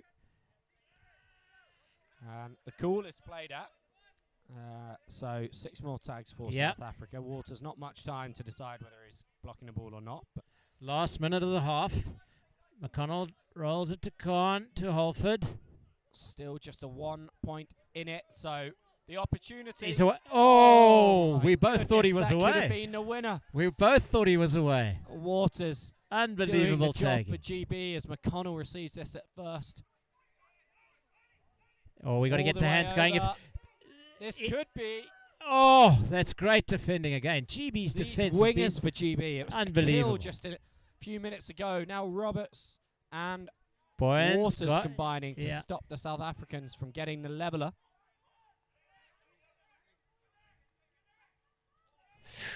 Oh, the tag Punt, just made punt, by punt, Ampao, almost otherwise through. that was a 2-pointer and the win. Again, tag made. Defense of GB has been resolute. I think they've defended 2 full sets within the 10 meters of their own line. I think they have, Stuart, you're right. And that could well prove to be the difference between the two sides in this one. With time up and the ball in GB hands, it is a second win of the day to Great Britain. Yep. And a first win in the men's open category. 2 tests for men's today, 3 tomorrow. And GB, just as they have in the mixed, take a 1-0 lead after game 1.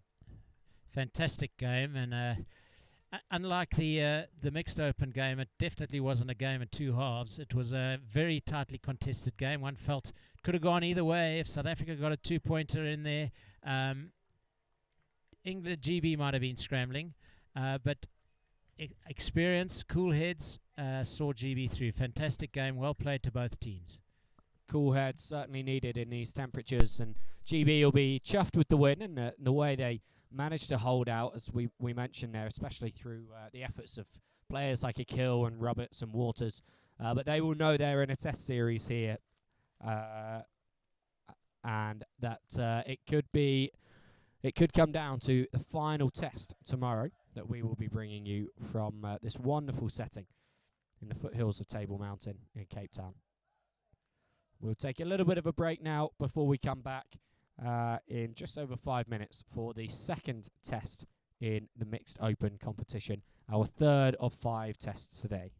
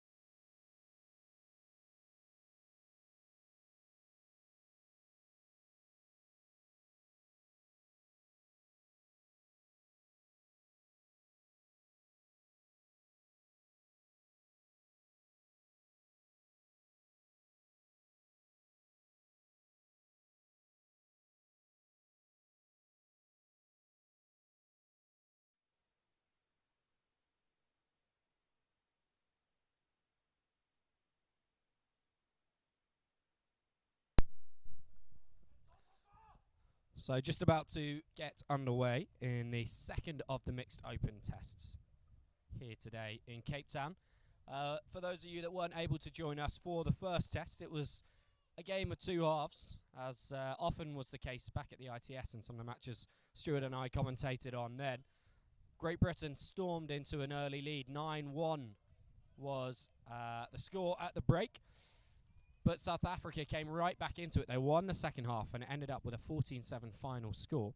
So we will be hoping to see that kind of second half performance from South Africa throughout the whole game in order to make this a very, very competitive fixture and to get them back into the series. 1-0 down, 4 tests to go, including this one. And it's Great Britain on the ball first, working the ball from right to left and playing from left to right on your screen as you look at it.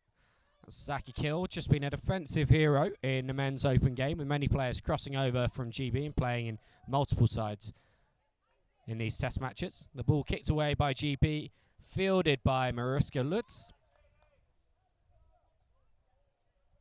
And South Africa through Chadwin Smith with their first opportunity to attack. Smith losing his footing a little bit and barreling into Nadine Mason-Bertrand. She's back on her feet though, as is Smith. Penalty goes against South Africa, and it's GB taking over through a kill. A quick roll, and Mason-Bertrand is there. Walker sticks a hand out behind her to pluck that ball in. GB continue to work the ball to the right. Alex Ryan with a show and go. So often a move he enjoys. The little kick through from Wilkes. Bounce just before the line, dives over on it, and the first score of the game goes to GB. And Nick Wilkes on a mission to make sure he's on the score sheet in every single game for both mixed and men's at the moment. 3 games from 3 with scores for Wilkes. As it's Alex Ryan who will place the ball down on the halfway line and take the restart for GB. Nice little run up aiming for this right hand corner. Well fielded though by South Africa. That could be offside. Not given by the referee. And a half break. Tagged by Walker. Glassford feeds the ball in to the right. Lutz. Caught in midfield by Bedford. Still South Africa come.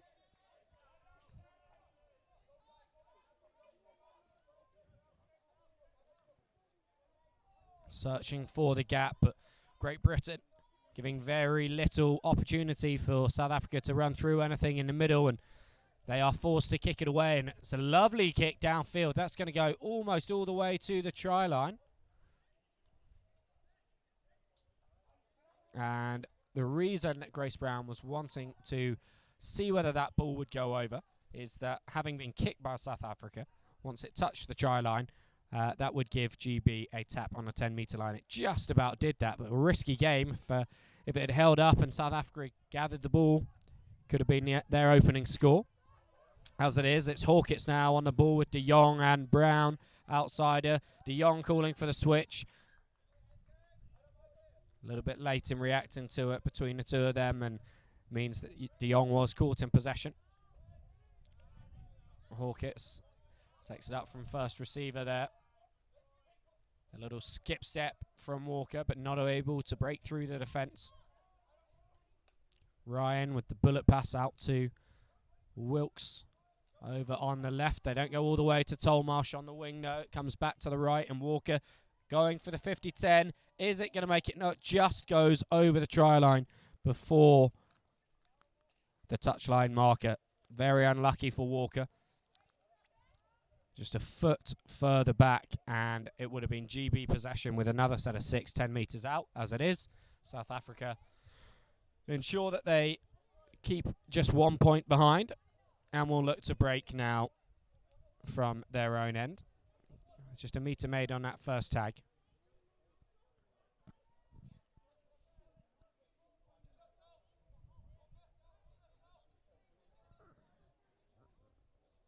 Firing it over to the right, and a bit more space found, but then the ball bobbled forwards. and into touch. So it is going to be GB ball, 10 metres in. Saki Kill with a little fake pass to the left and steps and goes right. Walking out in a classic scrum half post, finds Ampal. Hawkins managing to break through despite the diving efforts of the South African defence. Ampal runs right, passes left, sorry. Walker over the head to Akil, to Tolmarsh. In the corner, and that is a try for Tolmarsh. Her first of these test series. Should be very pleased with that. Run straight off for a well-earned break. GB moving to a 3-point lead with that 2-point score.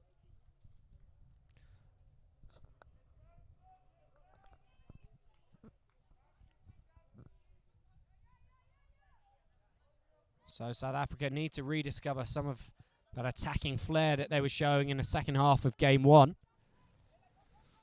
That put them in a really promising position for a comeback. Didn't quite materialise fully in the end. They don't want to have to come up with a rebuilding job again in this second test. But if they don't halt GB possession soon, they will do, because it's a well-taken restart between Ampal and Barry that meant Barry ended up with the ball. Shafiq Olker absolutely gutted there. He knows, like everybody here watching these tests, everyone on the stream that's ever heard the name Shafiq Olker, they know that if he'd caught that, he would have been in for a try. No one would have caught him. In the end, it is the ball worked well to Kirsty Clark on the right-hand side. She goes for the somersaulting effort. But South Africa equal to it, holding their line firm. Ampal now with a little dart in midfield. Flicks that ball up in a lovely little reverse way for Nick de Jong, who takes a bit of a beating as he's tagged by Glassford. Glassford herself, absolutely fine. Tough cookie. Ampal managing to escape the attentions of the defenders now, still going, but no options really being presented to him that he felt was satisfactory. Walker to Barry. Walker makes herself an option again, but Barry taken by Glassford. Once again, always involved defensively, Glassford. So dependable. And a loose ball there, and it's South Africa that are going to come away with it. GB players just sort of staring at it and unsure what to do, really.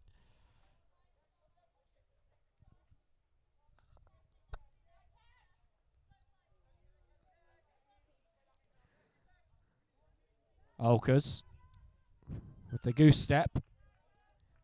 And a penalty for South Africa. Offside. Another set of 6 now.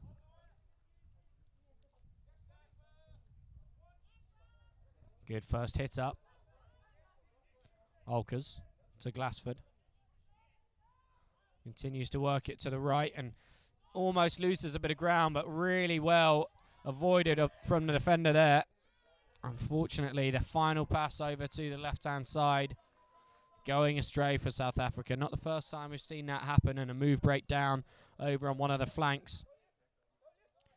Reed rolls, makes himself an option again for Ampal. Spins round. Olkers thinks about the box, sees it's not an option, and decides to go for the easier one-pointer. South Africa conceding another without getting themselves on the score sheet. It is 4-0 now, Great Britain. Russ Reed, the latest of the scorers.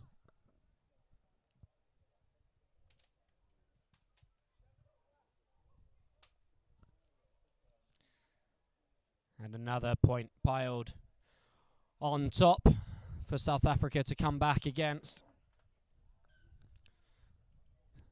And it's not only in this game. If they lose this one, they have to win all 3 remaining tests to take out the mixed series. They don't want to be putting themselves in that position. A win here turns it from a 5-test series to a 3-test one. Just one more to play after this today for the mixed. Olkers loses his hat, but this time it does successfully go into the hands of the winger.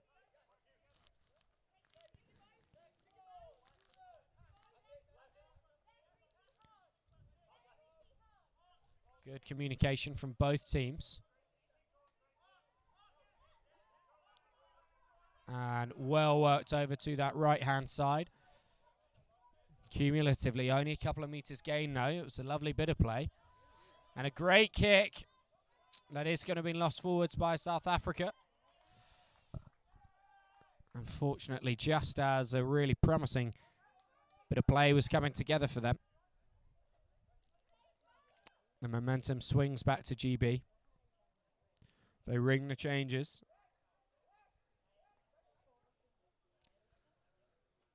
And with 3/4 of the field to go, they don't want to make a mistake like that. The ball thrown into touch by Kiel in front of the hands of Tolmarsh. So South Africa in GB territory have a real opportunity here. They've got to come away with points and keep themselves in this game. Hard line run there. Lutz managing to find her teammate. She's involved again. Alkers.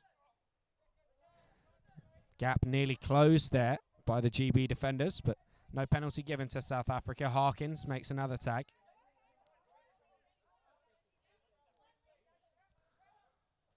Lovely fake loop there.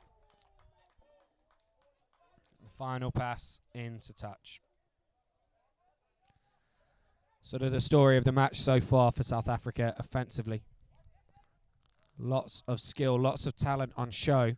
Just that final step not being able to be executed, and it's the first step that is executed by Great Britain here as Reece Walker breaks through the line, goes all the way on his own to score in the right-hand corner despite the chase from Olkers.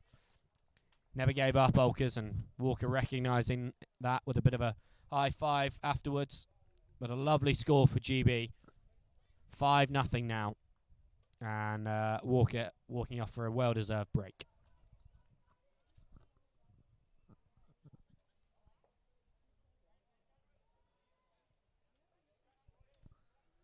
So GB 5, South Africa nothing.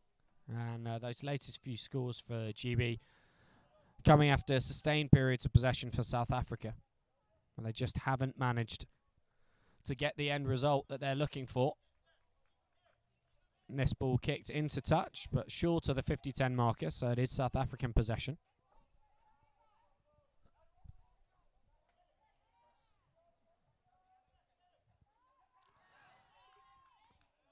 Nearly a half break there. Steve Barry. Wily old Fox equal to it. Oh, the ball just left behind. The last thing South Africa wanted, 10 metres out from their own try line, is to cough up possession like that.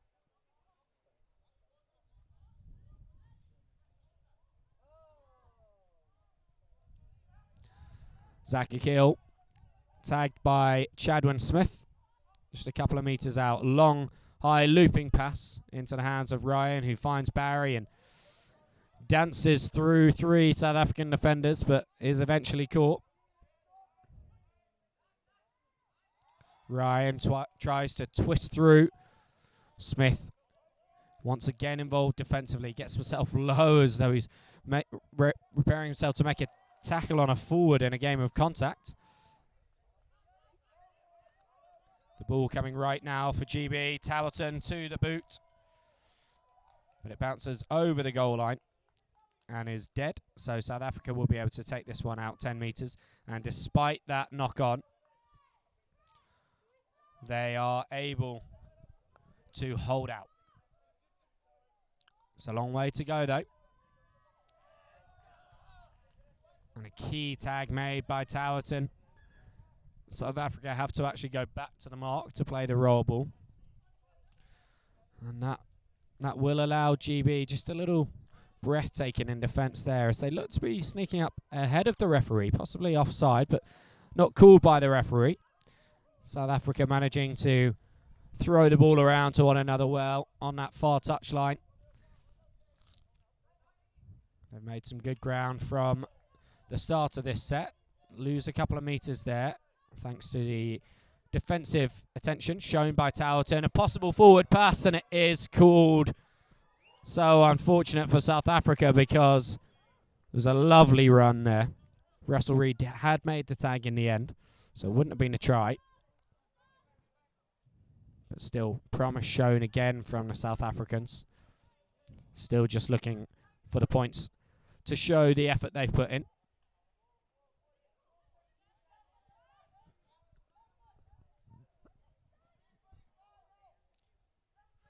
Ryan making himself another option, but it's Wilkes that it goes to. The kick, the regather, the pass to Tolmarsh into the corner, and the try scored. 2 points to Great Britain.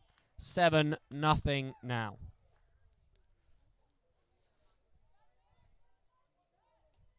You can see the frustration on the faces and the body language of the South African players. They know that they could be in this game.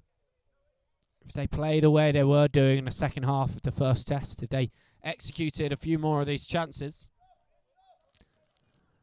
then it would be a lot closer. However, you can't take away from any of the points that GB have scored here. All really well worked tries. Some a piece of individual brilliance, others more of a team effort. And Smith picking up that restart from Dan Ampau. Over to the captain, now Glassford.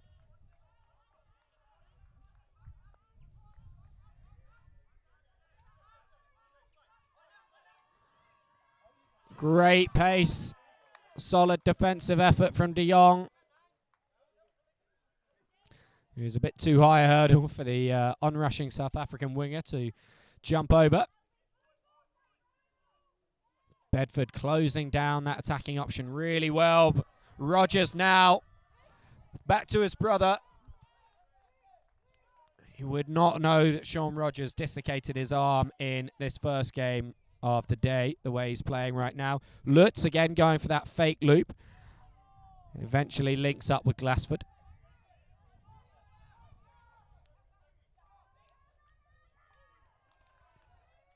Play over to the left-hand side.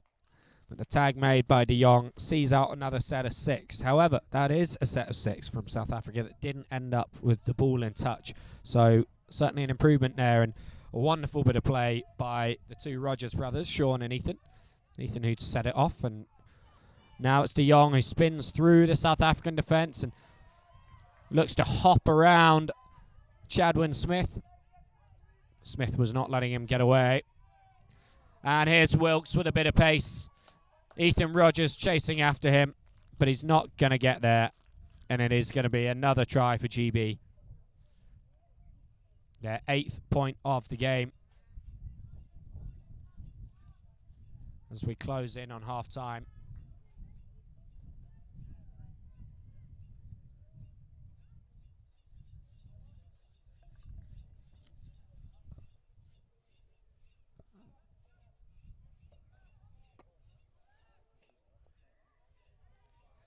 Steve Barry back on the pitch and taking this restart.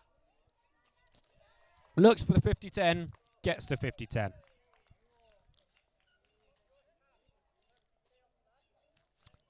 So GB possession.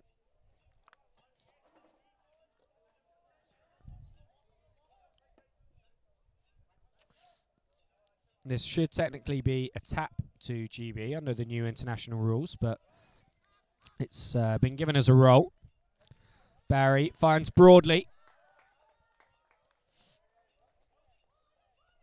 And a penalty given away by South Africa for the offside. So it's as you were, GB 10 metres out, 6 tags to go. Ryan with the skip step. Twist through the middle, into the box.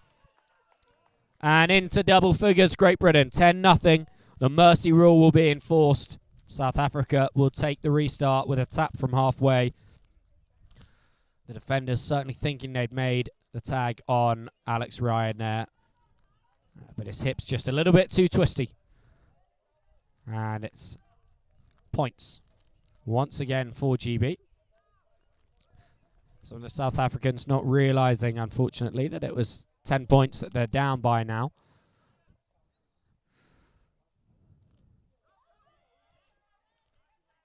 10 metres inside the GB half after that first tag, which is a really good gain.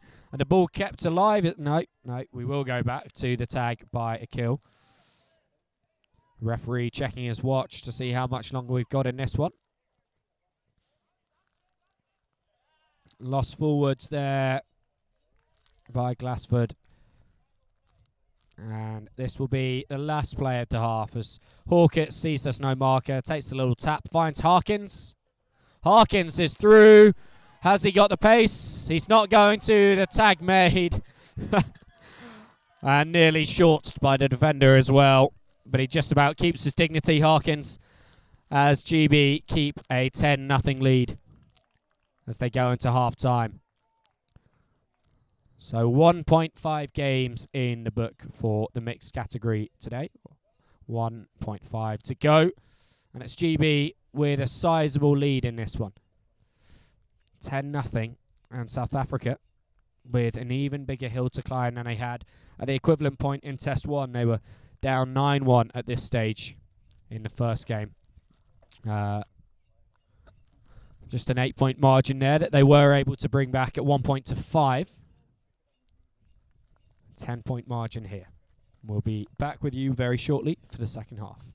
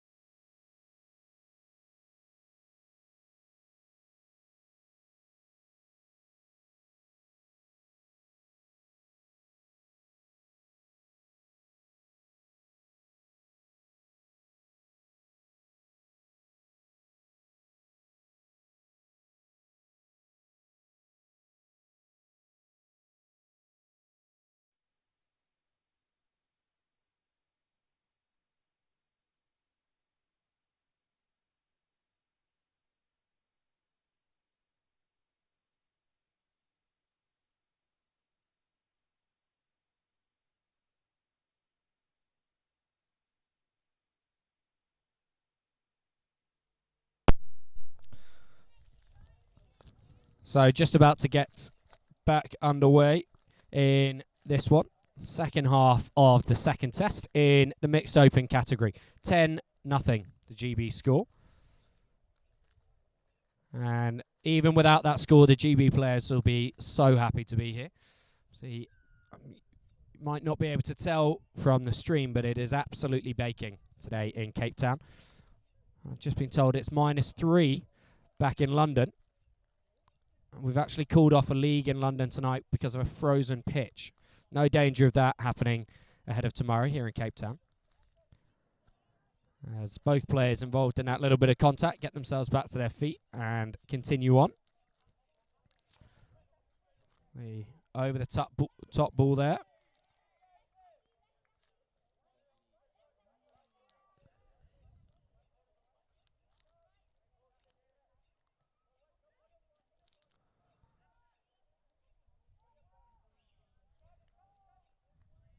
Tag made by De Jong.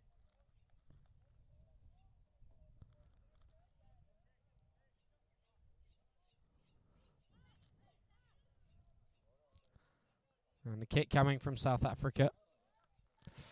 Not for the first time. We see a chasing runner, potentially in front of the kicker, but not picked up.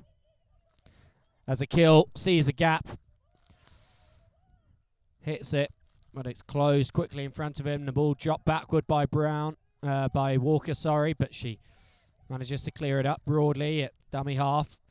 The other Walker now, Reese, with a powerful boot onto that ball, and that has gone out just short of the 50-10 marker.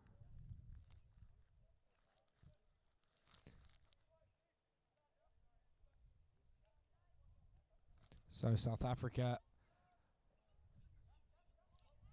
with all but 10 metres of the field to go, and a pass that goes behind you. It's not really the one you want in that situation when you're just in front of your own try line.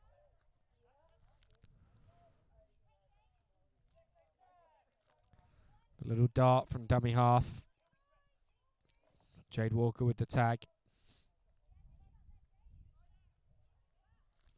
Good bounce pass from South Africa, and it's created a bit of confusion that they are exploiting well here. Nice ground gained.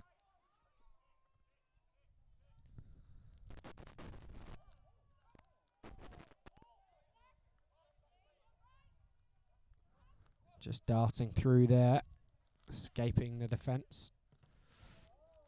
Broadly blocks that ball really well. You can tell she feels that on the ankle. Bit of a limp afterwards, but a fantastic goalkeeper stop. Nice run down this near side wing from South Africa until the fend. And you could see she knew she was going to get called for that. The disappointment on her face, and Reed able to take the quick tap. Gains about 15 metres from it. The GB line up slightly lethargically, conserving their energy, knowing they're in a good position. They've got most of a set to go here. Working the short side through Walker. And the interception from South Africa. Wonderful stuff.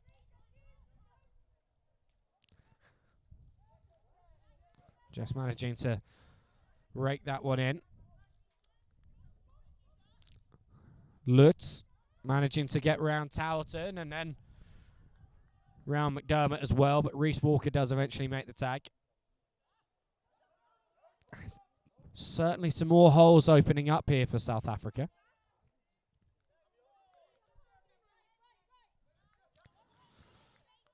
Rogers calling for it. Not able to exploit the gap himself. Walker diving to his right to make that tag, and a very flat pass from Lutz. Brown on her knees to make that tag. And it was the 6th tag and a changeover, so GB able to bring on some subs as Towson darts away to the left. Bedford underneath.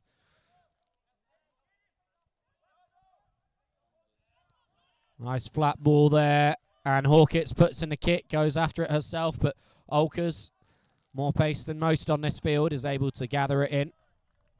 and turn and get a little bit away from his try line as well. Now the captain, Rogers. But a great defensive effort from Alex Ryan, keeping South Africa pinned in their own half.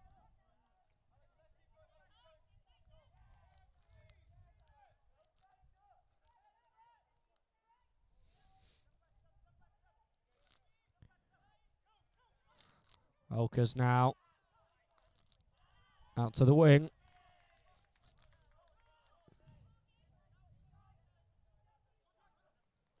Rogers with the kick. And it's played out by GB. So it is going to be South Africa with another set here.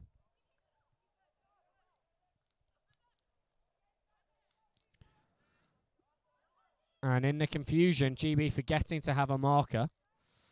But South Africa, they did choose to roll it. And they could have played the ball forwards. Maybe gained a few more meters. Sean Rogers. Well-timed pass. Reed. Calm in defence.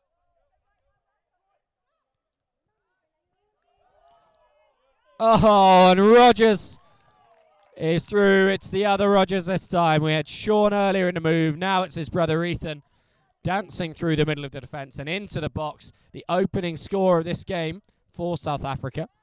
And the opening score of the half is 10-2. The mercy rule is gone again. So just as last time, as soon as it came in, it's gone.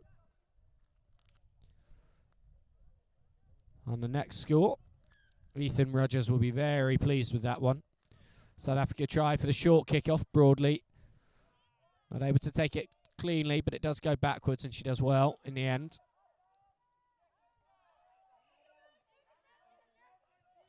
Wilkes finds Towton. Broadly running a nice switch line, but Towton caught. And here's Walker.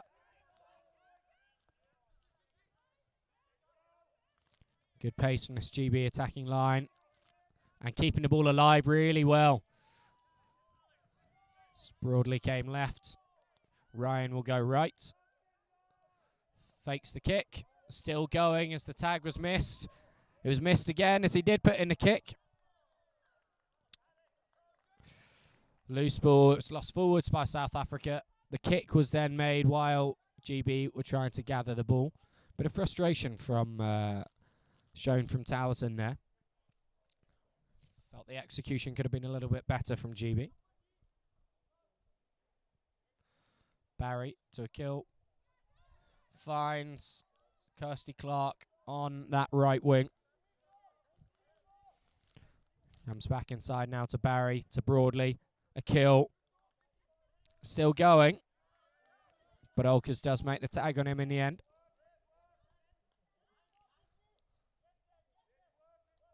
Towerton with the little kick to herself. Glassford clears it up. Dodges the first tag, but with a backward step that Towerton exploits defensively. Olkers round the outside, but tagged wonderfully by a kill. We saw him make some incredible interventions in that way in the men's game. He's doing the same now in the mixed. Really taking his opportunity here on this GB tour. Wasn't playing in either the ITS or the British and Irish Cup this year. So it's his first taste of international action. Highest level tag he's played since Nationals when he was involved with the East London men's side. That very nearly won the Nationals crown.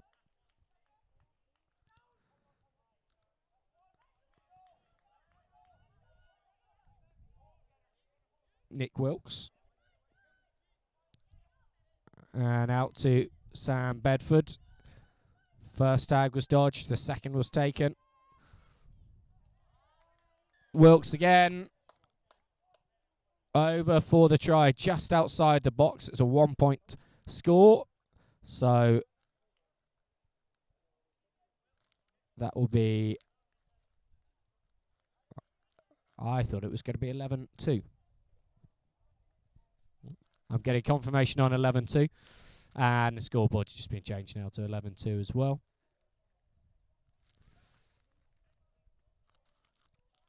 So a 9-point margin means we will have a standard restart here. after yet another try from Wilkes. Surely the winner of the most beginner/intermediate league player of the season awards going, and a few in Super League as well. The South African player, having gathered that ball, then crossed his own try line with the force field rules in the latest international rulebook. He's not able to do that, but after some confusion, it is now actually South Africa that do have possession. I think the decision was given up because he touched his tag, despite there being no one in tagging distance, that it would be counted as tag 1. And Chadwin Smith with a lovely break and round the outside of Grace Brown. Has he got the pace to get away from Harkins? He puts in the pass. Surely a sniff of a forward there, but it's not going to matter. South Africa get the box score. Wonderful bit of play by those two there. Beautiful try. Coast to coast. South Africa received the kickoff. Just a metre out from their own line, they have gone and scored a wonderful box try. 11-4 now. And once again, South Africa having a brighter second half than they did first. So they kick long to Reece Walker here, who manages to flick it up well. All the skills of a volleyball player. Volleyball not one of the sports that Reece Walker has represented his country in. Cricket is another of them at age grade level. As Towton now takes the ball on, the 2022 Mixed Open assistant coach. Jade Walker finds Nick de Jong, who moved over from Men's Open to Mixed Open this year, and obviously representing both in this test series. Walker with Harkins outside him, but he goes for the kick himself. That's just straight in for him and has bounced over the try line before he's grounded it. So SA ball. Chadwin just encouraging his team to calm themselves down a little bit and go again. Another score like the one we've just seen, and South Africa arguably back in this one.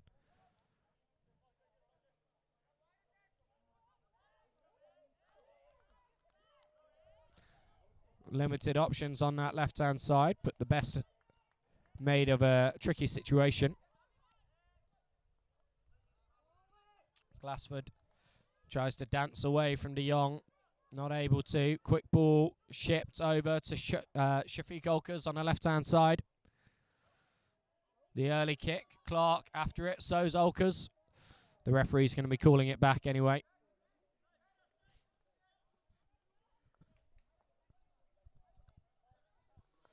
Sure, Clark will be relieved with that. I don't think there's any of us that would want to end up in a foot race with Olkers.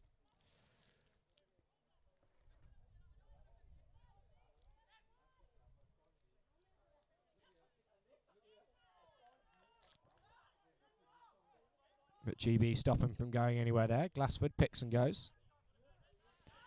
That's our try scorer. Winding around. But Walker involved defensively this time. Calmly takes the tag.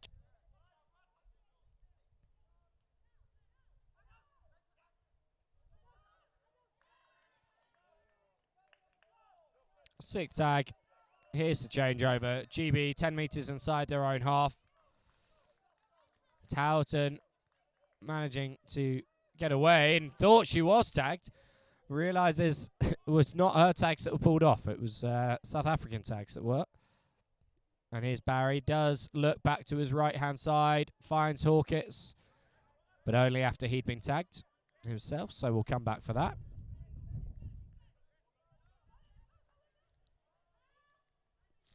Towton to Broadley. Slides her hips through.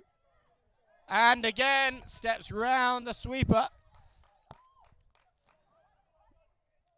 South Africa scramble back to make the tag and put the pressure on the pass to Tolmarsh. Not gathered. And South African ball. Again, defending more effectively in this second half than they were able to in the first.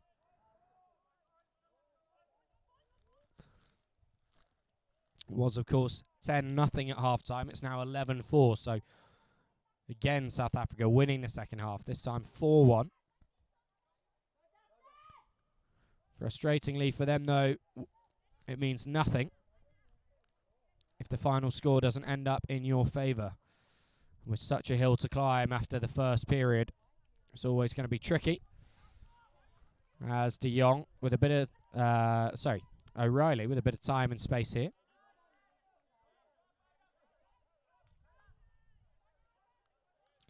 He was expecting just to be playing the men's, O'Reilly, but doubling up now in the mix. Brown finds Bedford. Ampal on for the first time in a while. Barry. A late tag made on Ampal. Penalty GB. A new set of 6. Ampal deciding what move he wants to call. Broadly to his left. Barry to his right. And he goes left. Flat to Harkins. Harkins with Mason Bertrand outside him. He runs over to the wing. Mason Bertrand will have to be satisfied with a dummy half roll instead of on the end of a pass.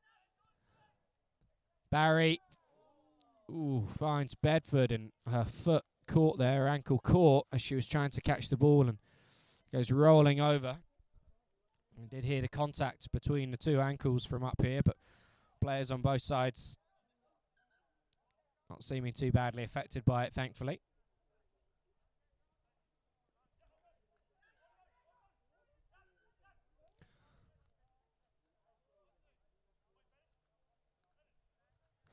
And a bit of a conference here between Steve Barry and our referee.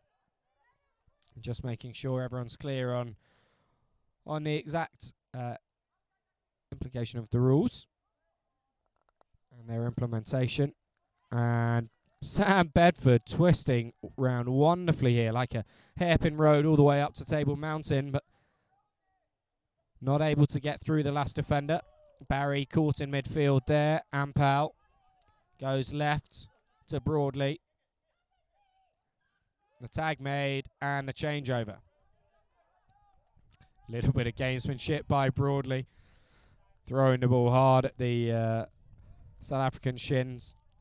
And then the knock-on comes from it. And GB get another opportunity for an attack. And tags are still on Mason Bertrand's hips. The ball's down, so it's got to be a try. The referee just wanting to make absolutely certain before blowing the whistle. 2 points more for the GB cause. 13-4 now.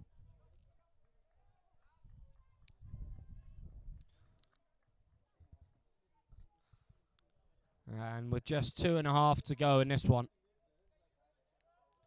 it is going to be an insurmountable climb back into it for South Africa. Their attentions will turn towards the third and final test of the day. And the fact that if they win that, it keeps the series alive heading into day 2.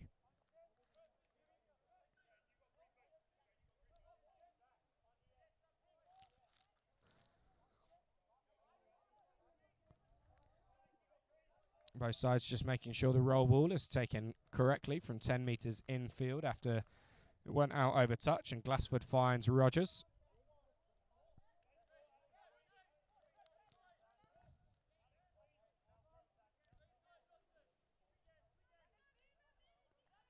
This is Sean Rogers now.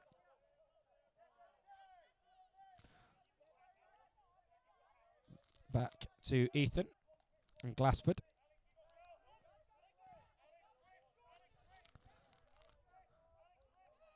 The brothers linking up once again. Wonderful passing. Olkers with space.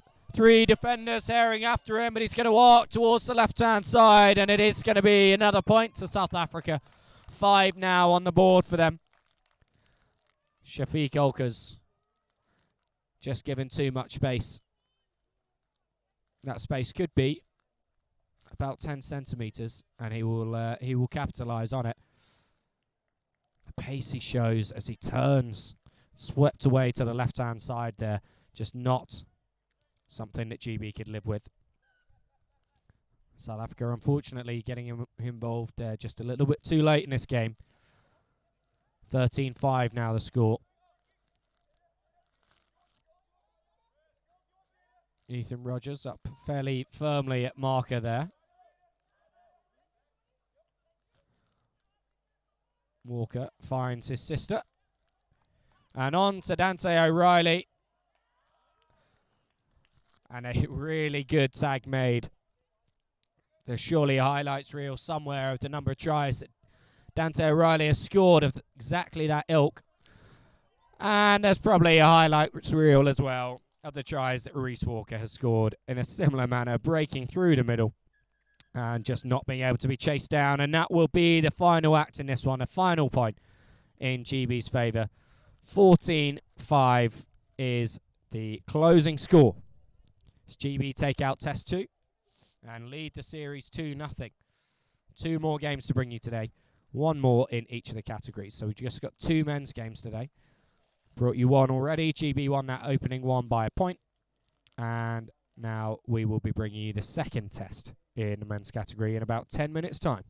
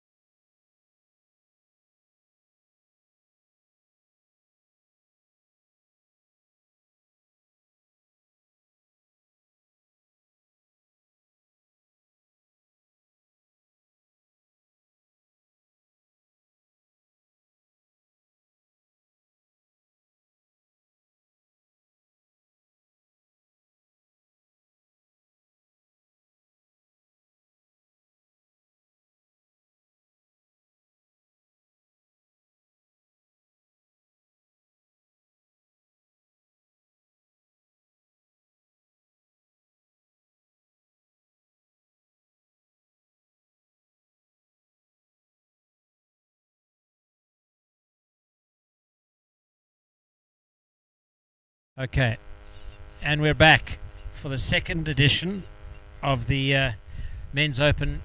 Those of you that missed the first game, it was a tight affair with GB squeaking through 5-4.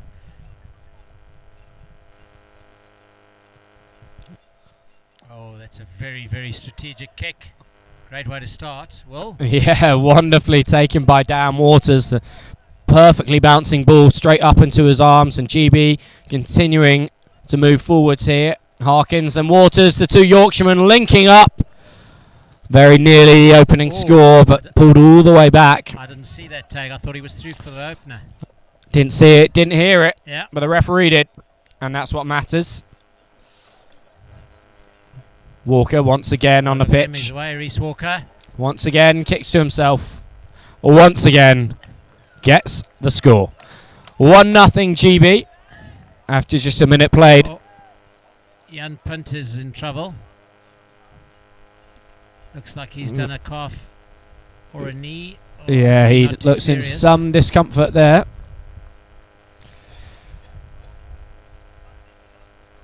JC Janssen coming on for him. Jan Punt looking decidedly uncomfortable. Looks to be clutching towards his hamstring or his knee there. Team physio is making her way across. Take her a lot less time to get to him than him to her. That's for sure. And Steve Barry Oh, aims that's- for the physio, that's but it's enough. out Yeah. on the full. And See that so, often. It's Steve Barry doing that. no, but I'm sure his coach James Barron will happily clip that up for him and put it in the Replay work it. on Replay folder it. of videos.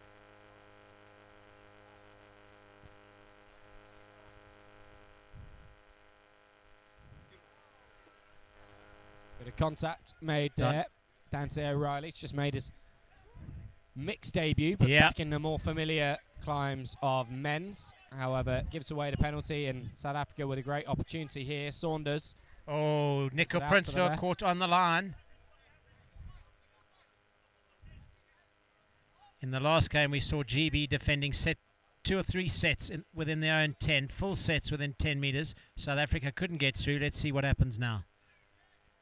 Emil Boyan, couldn't get through.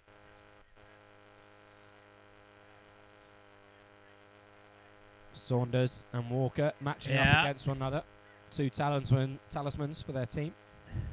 Two great talents up against one another. Changeover, GB, they've done it again. Oh, he's away. Fox Edwards, wonderful bit of balance Tagged there by to carve Boyens. his way round. Boyens again. Two fantastic tags, showing a great deal of athleticism there. De Jong just having to wait for that pass. Oh, it's Roberts injects some pace after it falls Is into he going his to get arms. past Holford? No. Good tag made. 10 metres out now, GB. Let's see if South Africa can defend like GB have. Ryan fires Gives the it some miss pass air. out front of Ampal to Barry. Barry with the kick. No. And will it bounce? Yes, it does. And it's another point for Great Britain. 2-0 now, their lead. Very well played. So Barry just wanting to show that after kicking the restart out on the full, Yes, that he does still yes, have the skills yes. off the boot to create a solo try. Great individual effort there.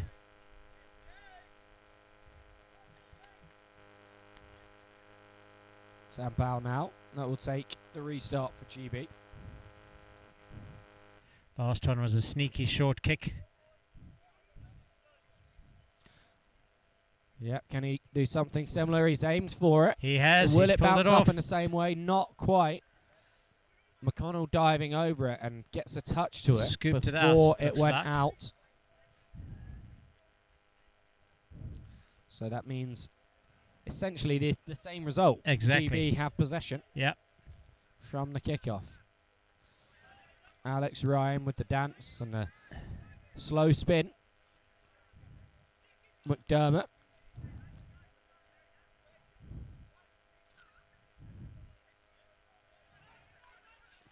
And the penalty for the incorrect roll. Referee ducking out the way there so the ball can be fed to McConnell. Harvey to Stuart Barrow. Short one to Chad Phillip. Runs that line quite well. Not this time. Couldn't get through. Tabara.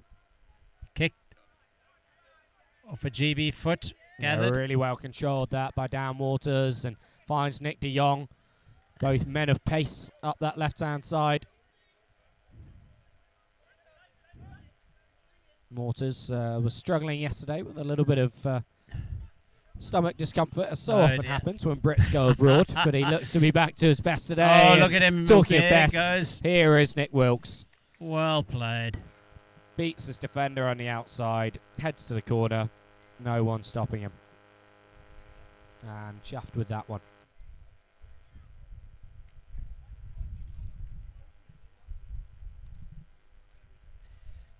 South Africa need to do some regrouping here and quickly. 3-0 down. Okay, we know Barry's not going to kick it short. He goes for the 50-10. Does bounce in field this time. Everett on it. Oh, the big big skip jump step. there before he skips. The David Campese. Not quite the same result though. Might be going back a little bit far for a lot of tag fans. Campese in the early 90s. But Zaki Kill. He's had a good day. Crucial to he has had a really good day, hasn't he, Stuart? Yeah. So this will be 6 again for South Africa. Just what they want.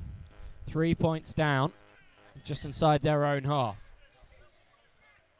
Saunders. McConnell.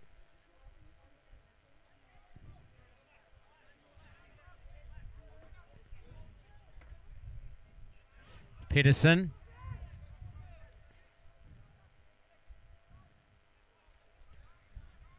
McConnell decides to switch over to that short side. Harkins equal to it. Saunders on it. Something could happen here. Let's have a look. Oh, there's that man. No, great tag. Oh, he thought he was through. It's a stealth tag made by the diving George Fox Edwards.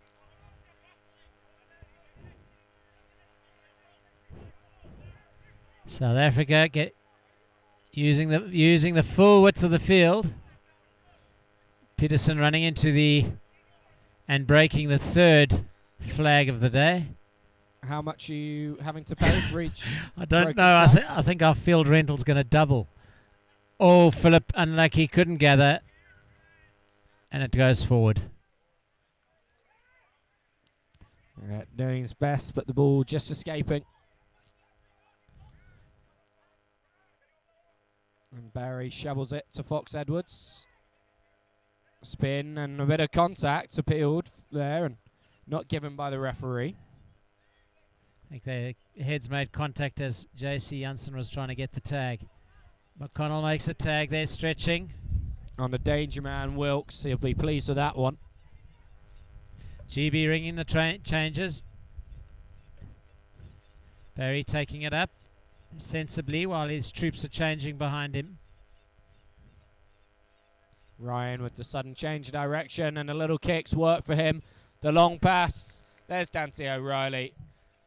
And as is almost tradition for Dante, he can't score with the hat staying on. At some point, he builds up to terminal velocity for his cap, and it will always fall off behind him as he goes over for yet another score.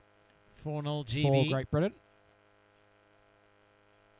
I think Zach Akil could feel a little bit lucky there as Alex Ryan wound up that pass. Akil was hanging on this right-hand wing thinking this is coming for me, there's no one in front of me, and suddenly Dante O'Reilly pops up in between them, snares the ball and goes through for the try. That one also too long, that restart from GB. It's the third of the half and South Africa haven't really taken advantage of them. Let's see if it changes on this one. Janssen to Prinsloo, cuts inside. Yep, 10 metres off the first plate. Janssen again.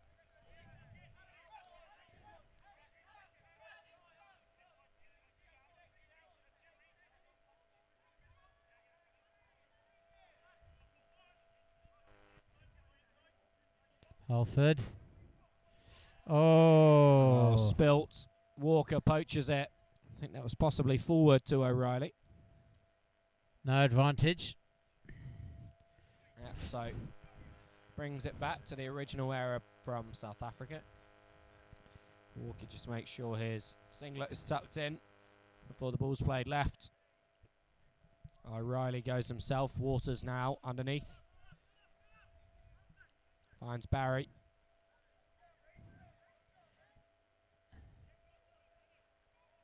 Oh, Waters loses his footing and then barrels into the defender.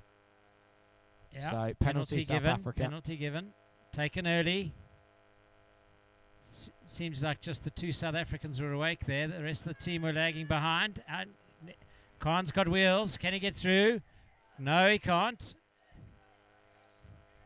Advantage Reed play. cheers himself on after making that tag. Oh, Barrows thought he was through. Very narrow gap. Well defended by GB. Prinsloo again. De Jong. A little bit of flair as he ripped that tag off. Then hands it back. Every bit the gentleman. Confusion in midfield for South Africa. Yeah. Boyan's not Breaks quite the knowing play where he was down. meant to be on that one. McConnell to Holford.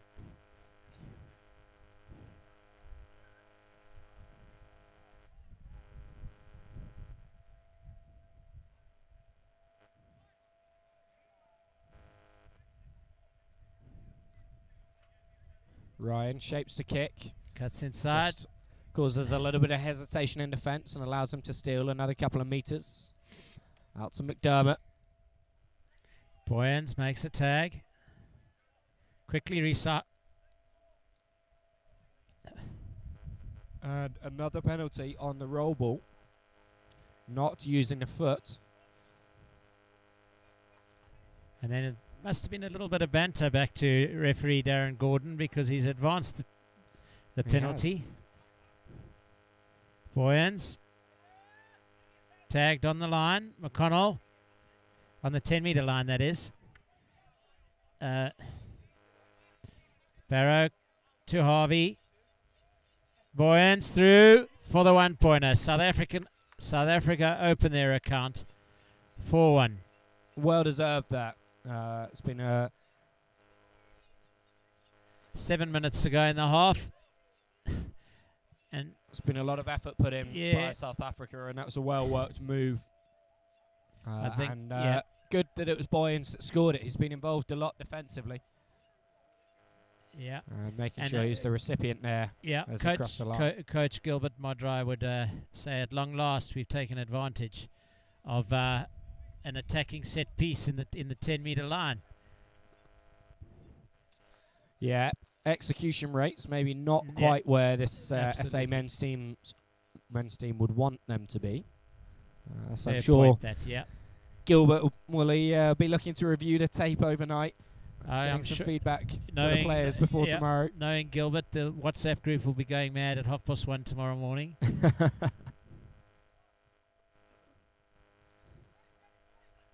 Birds of a feather with the GB team then. Yeah, exactly.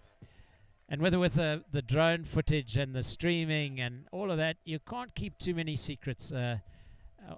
Teams can review, which is also good because it improves the standard of play because you've got to be on your toes.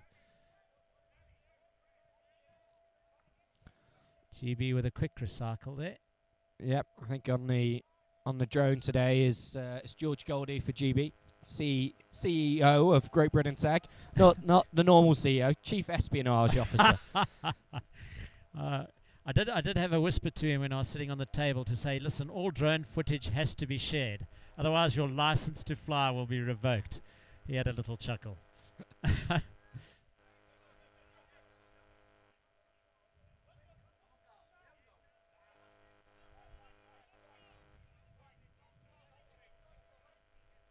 Oh, don't often see.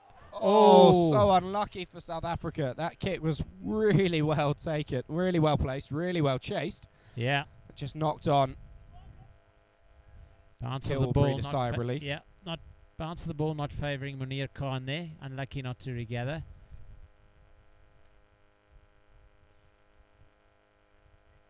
Oopsie daisy. Made a little bit more of that than I think there was. Yeah, possibly. As Wilkes carves through Wilkes the middle, again. goes for the kick. He's got Saunders after him.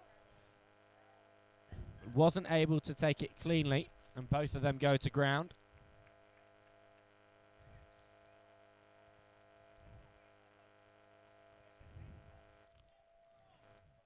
The decision from the referee is that it was Saunders that Yeah, actually I caused the ball to go over the try I think line. as he was falling, he might have got a foot onto it. So that's why SA are drop kicking the ball back out to GB here. Oh, that's a good kick. That's a good kick. Are That they is following? Oh, that's a Harkins. sensational kick. Tearing behind it, That is a not able to get there. We must admit it is wind assisted, but still a fantastic effort.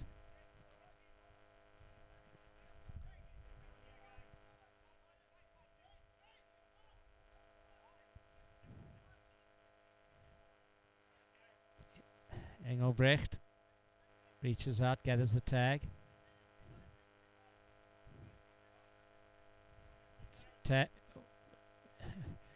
Yeah. Yeah, JC Janssen pushing the boundaries a little there and tossing the tags a little further than should be. The ref didn't pick it up. Yeah. Oh, well stopped. Would have been played at, and I would be fairly certain Wilkes' kick there was above shoulder height of the referee, but play allowed to continue. Yeah.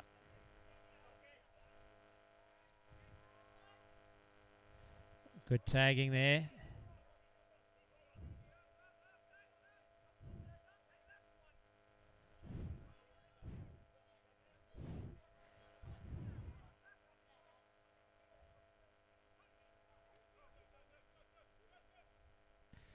Yeah.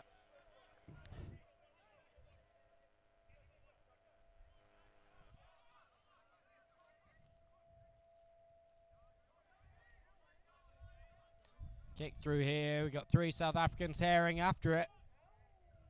Bit of contact made on Roberts as he picks it up.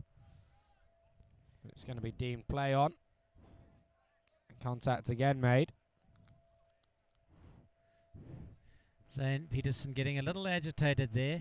Felt he might have been blocked coming through. But a player in position is allowed to stand if the ball is kicked through, and the attacking player has to work his way through the traffic. So the traffic jam has to be avoided. Well tagged by Engelbrecht. South Africa pinning GB down here. Walker, what's he going to do? He manages to get this one away and just over the head of the sweeper. Yeah, Harvey covering. GB, there's a wall of GB players defending that. Everett's after it. Oopsie. Tag made. Interesting choice to kick Yeah, absolutely. on one in from centre field. It could have been a nice place for South Africa to build from. Everett misses the tag. And that is a penalty Yeah. for GB. Oh, shooting up there was Tabra. McConnell takes the tag, or makes the tag, should I say. And Oh, Walker gets is through there. Shorts, Boyens. unfortunately, caught rather than the tag. Walks fairly slowly back to the mark. This is his 4th test match of the day, and he finds Harkins. And Harkins Harkins will is go through. over for a single point. Taking the tally to 5-1. And we've just got 1 minute left, just under 1 minute left in this half. Coach Modrai, Gilbert Modrai for South Africa is going to have a stern word with his troops. Will, what would you think would be going through his mind as he contemplates a team talk at half time? I think as we were talking about earlier, Stuart, it's those rates of execution. Yeah. often South Africa have found themselves in promising positions and just haven't managed to execute, haven't got over and got the points that they deserved. Yeah. One try that was scored was a beautiful bit of play by Yeah. the whole team initially, and then Boyens going over.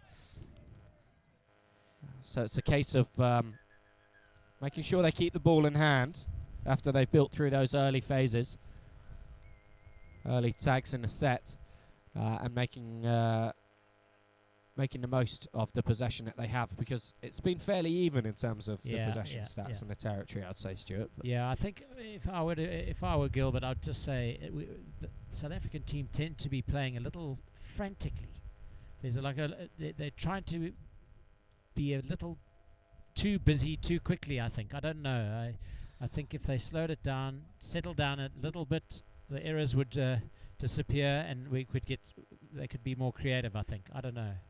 Yeah, I think that could often happen when you've got so many players on a team that are able to break the line and have real steps on them and fantastic passes, that they each feel every time they get the ball that could be an opportunity to score the try instead of having that patience and calming things down a little bit.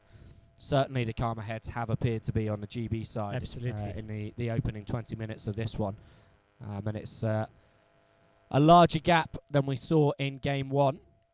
That one decided by just a single point, That's but right. it's 5-1 now for GB, thanks to that latest score from Andy Harkins, the Yorkshireman that has really been enjoying his time here in Cape Town, running up every peak in sight. The mad Yorkshireman. I'm sure the people of Lancashire will be sleeping more soundly in their beds knowing that Harkins is on the other side of the world.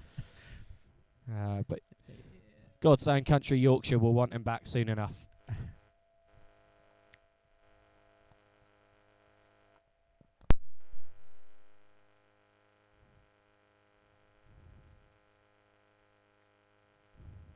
The wind picking up slightly here. Our tech table gazebo is shifting a little.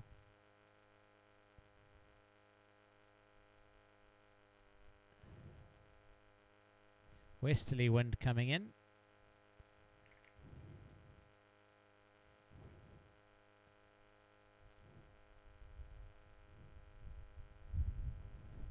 Kerry from the tech table marching off to find another peg to try and secure the gazebo.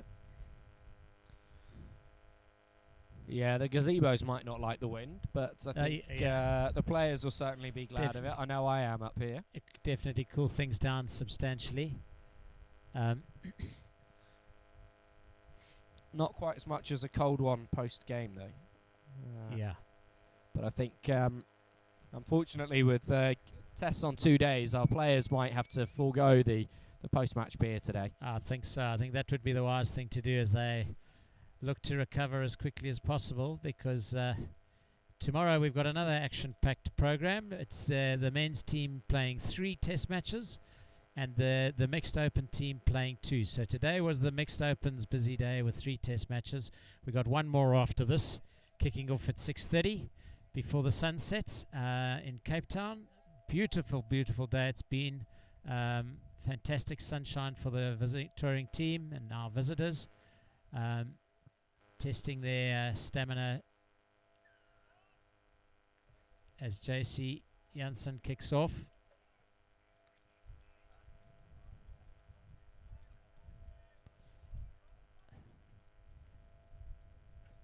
And O'Reilly looks to be in some discomfort here. His left foot. I think he's as he was tagged by Javon Britton. Looks like Javon stood on his left foot. They can hurt, that's for sure. Thankfully, no TMO reviews here in tag. We would be here all night. Nice tag by Stuart Barrow on the halfway line in the center of the field. Options left and right for GB. They decide to go right. Make 10 meters. Barry calling a move.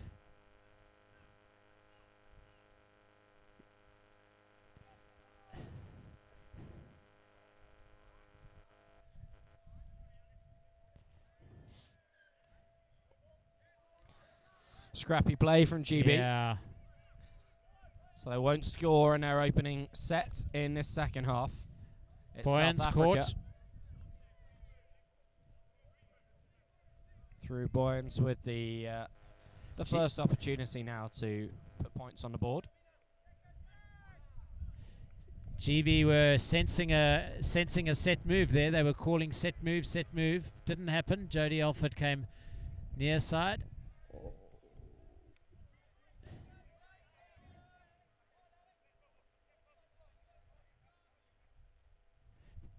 Prinsloo, has he got a gap through? Yes, he has. Oh, what's the call?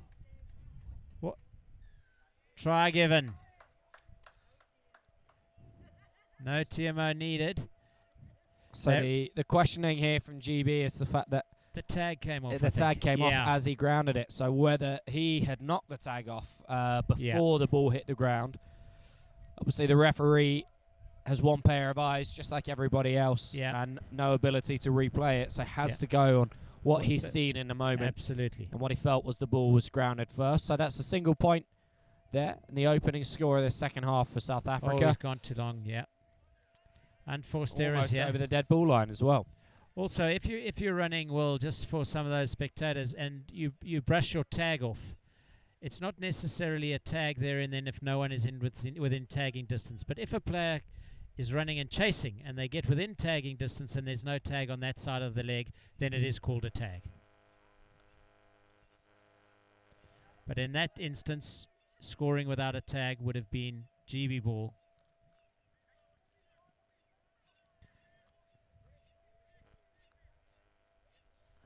Wilkes loops round to receive Harvey the pass misses from there. Ampao and beats the first McConnell. defender and the second and the third for McConnell. the box.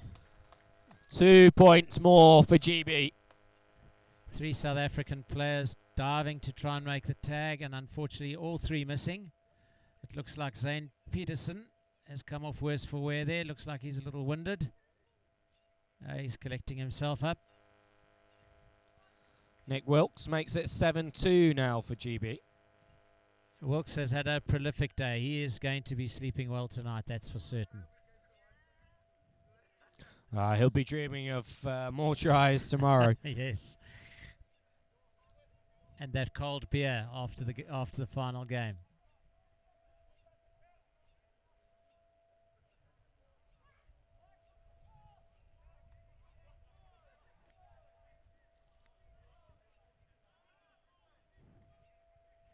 Engelbrecht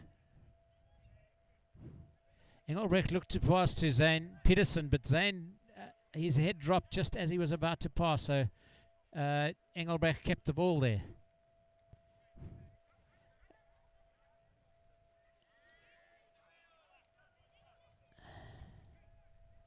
Harvey to Tabra. Long pass to Engelbrecht. It's done well to pluck that out of the air. Almost over the top. He's away to Philip. He's made a lot of it. And the quick recycle. Let's see what South Africa almost can like do. touch that. Yeah. It was so quick. Oh, still going. Good tag, good tag. We've got 2 South African players hugging the touchline here. This could be a set move. Yeah. Wasn't sure whether they'd be looking for a kick option. Only one tag on as he received the ball there. And so that is the changeover. Oh. GB go quickly through Barry and O'Reilly. On to Harkins. Contact made on Engelbrecht. He's a tough character, gets up. It was passes to Tabra, who's in for a 2-pointer. Lovely dive into the left corner of the box. Engelbrecht playing his role superbly there. Yeah. Staying prostrate on the ground just long enough for the whistle to go and then straight back onto his feet. Feeds the ball. Quickly, and the try scored. 2 points to the South African cause. 7-4 now.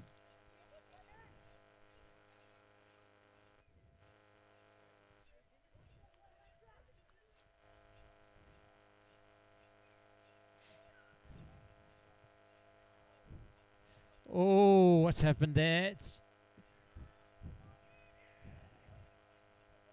Looks like a Tag finger made by Reed. Yeah, looks like he finger caught his damage. finger in the shirt.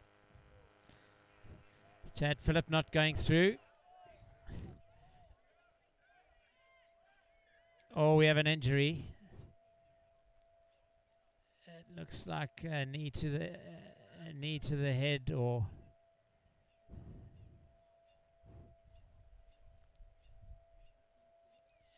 Yeah, not a nice one there for Alex yeah. Ryan. I think in rugby they have the old HIA. I think let's see what he's going to do with that ice pack. And Saunders managing to get the ball 14 away minutes. as he was tagged. 14 minutes to go in this game. South Africa need a 2-pointer here, and here's Stuart Barrow. He gets over for 1. 7-5. 7-5. The lead at one point was 4. It is down to just 2.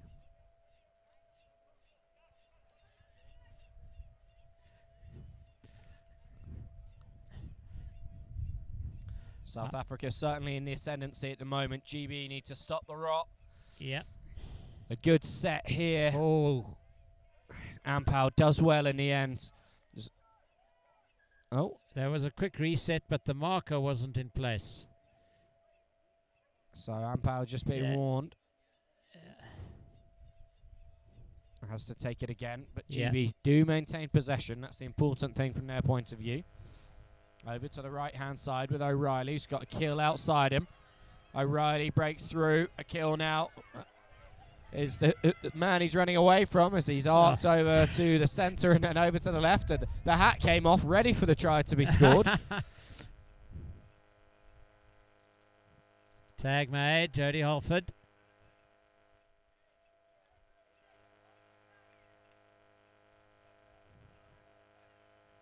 Oh, Saunders again makes a tag and immediately gets up. Looks like he's got a little calf cramp.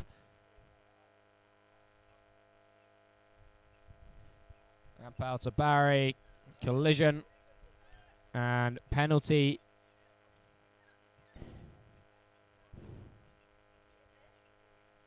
Penalty looks to have been given to Barry. GB. Not happy, not happy. He's taken a knee to his knee, it seems. Not happy with that.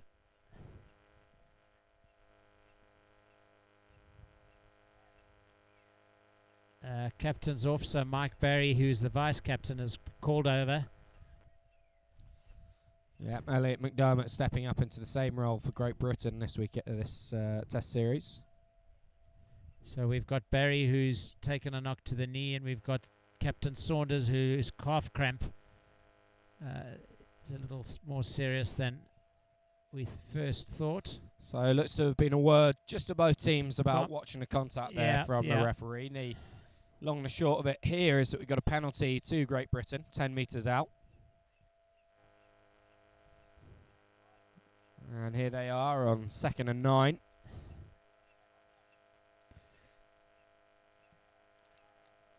Tag made on Ampau before he'd got it to Fox Edwards.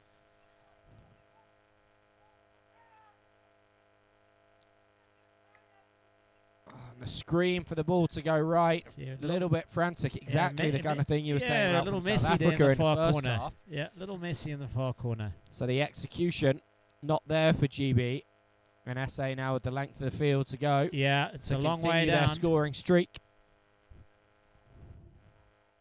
Got to be careful here. Sensible play by SA is required. Second tag.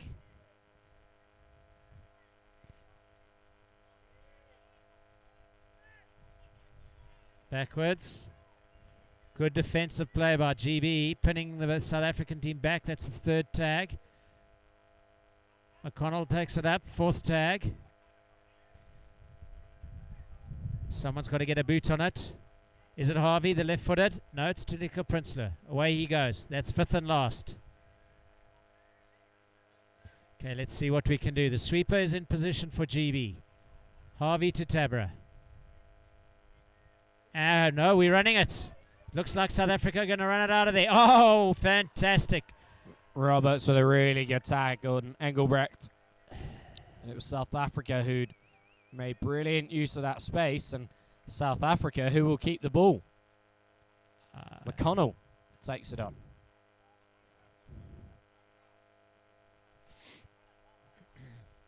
Tabra to Harvey.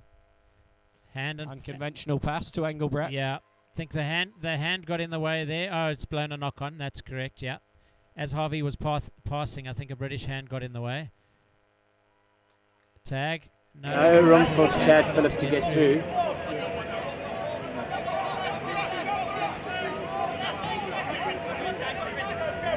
Ten minutes to play. Amir Khan trying to find a gap. Oh, no space for Zane Peterson either.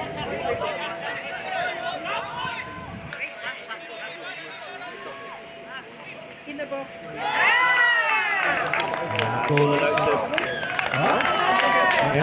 Yeah, the ball was in there, just in there, I think. TMO might have been required there, but a great effort by Mike Tabra. That was a Steve Barry move, definitely. Yeah, certainly would be one that Steve Barry would have been chuffed with. He won't be chuffed with the fact that it was a South African try. So he comes back onto the field. So another point to South Africa. That's 3 scores in a row now. 7-6. Just a 1 point margin that we saw at the end of the first test. Yeah.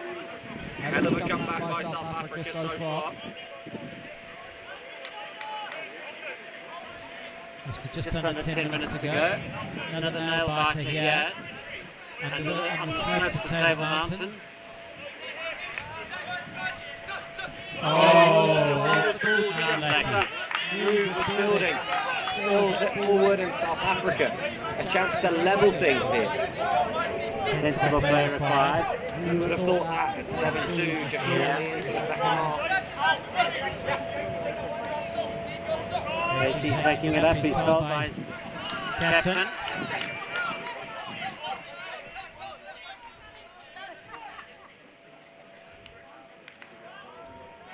Unbelievable. That is an unbelievable tag. Consecutive body on the line. Tag. Unbelievable. Oh no, he's kicked it too far. It's going to be too long. With 2 tags to go in a set, I don't think you'd be wanting to be kicking. You should be keeping it in hand, maybe Gilbert Modrai is thinking. Yeah, South Africa perhaps looking to catch GB by surprise, Yeah. but it wasn't the best executed kick. GB really have to score here to give themselves a little bit of comfort. Another clash of knees. Yeah. Ryan hops back to the mark. Seems to be okay. Very tagged. He's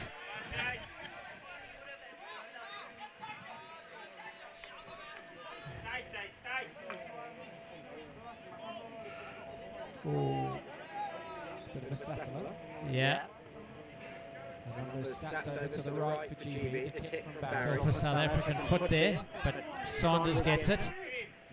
Great tag by that GB player. That's Wilkes there. Yeah. Onto the South African 10-metre line. Not only can he score tries, but he can defend as well. O'Reilly takes both tags. Tag 3 called by referee Gordon.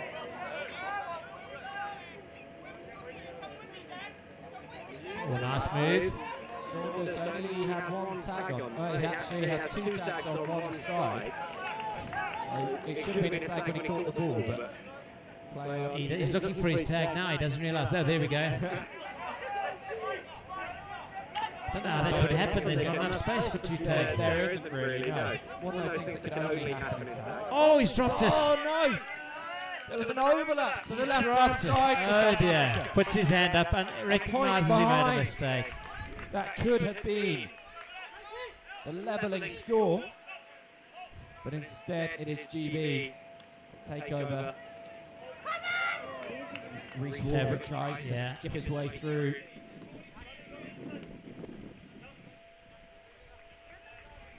Slower ball here. Oh, sun in. Obviously mind on other things. I think the sun was in his eyes there. Straight pass into the sun. Or from the sun, should I say. Very innovative.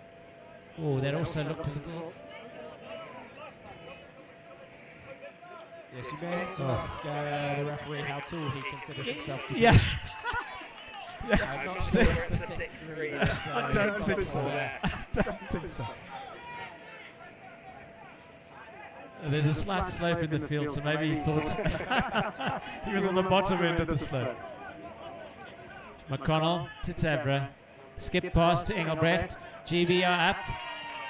Dante makes a good tag.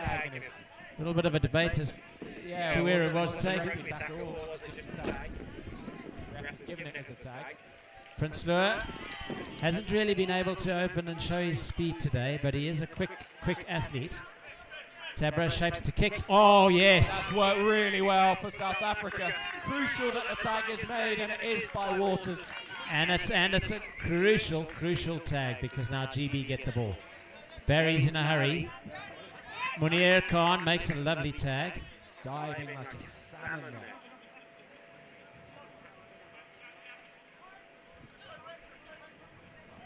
That man, yeah, well done.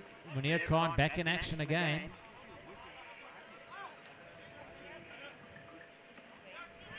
Princeville makes a tag.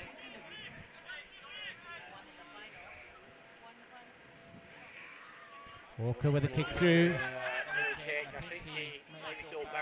Yeah, I think he did, yes. I think he did. So Harkins called back into defensive duties. Very shortly after GB threw out the last South African set. Riley and Waters need to close down the space here. Which they do. Each of them taking a tag.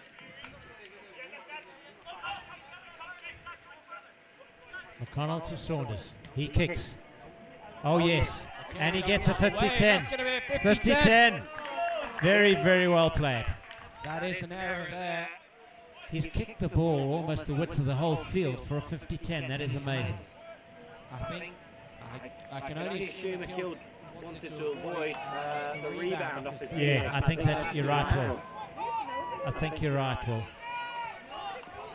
So best intentions, but yeah. South Africa now promising position. Contact definitely made there.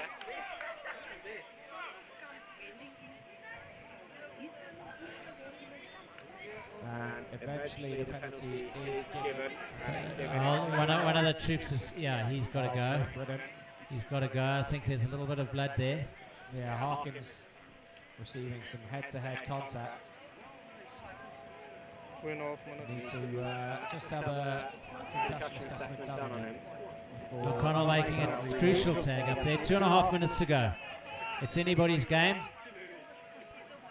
Emil Boyens doing well. Mark count, it's tag 1. Oh. Yeah, that was great space for Waters to run into there. The tag made just before the pass. Another tag by Janssen, doing his little trick there. Just to remind everyone, it's been a long time since the last strike. It is still just a 1 point game. Yeah. This one. So we are on a knife edge, just as we were in the first test. Walker manages to kick that down. Finds Tabra. But only just. Tabra takes it, but no. That man Dante's on him. Simultaneous and play will continue. O'Connell, no options to his right. Still work back in through. Africa very keen on this short side.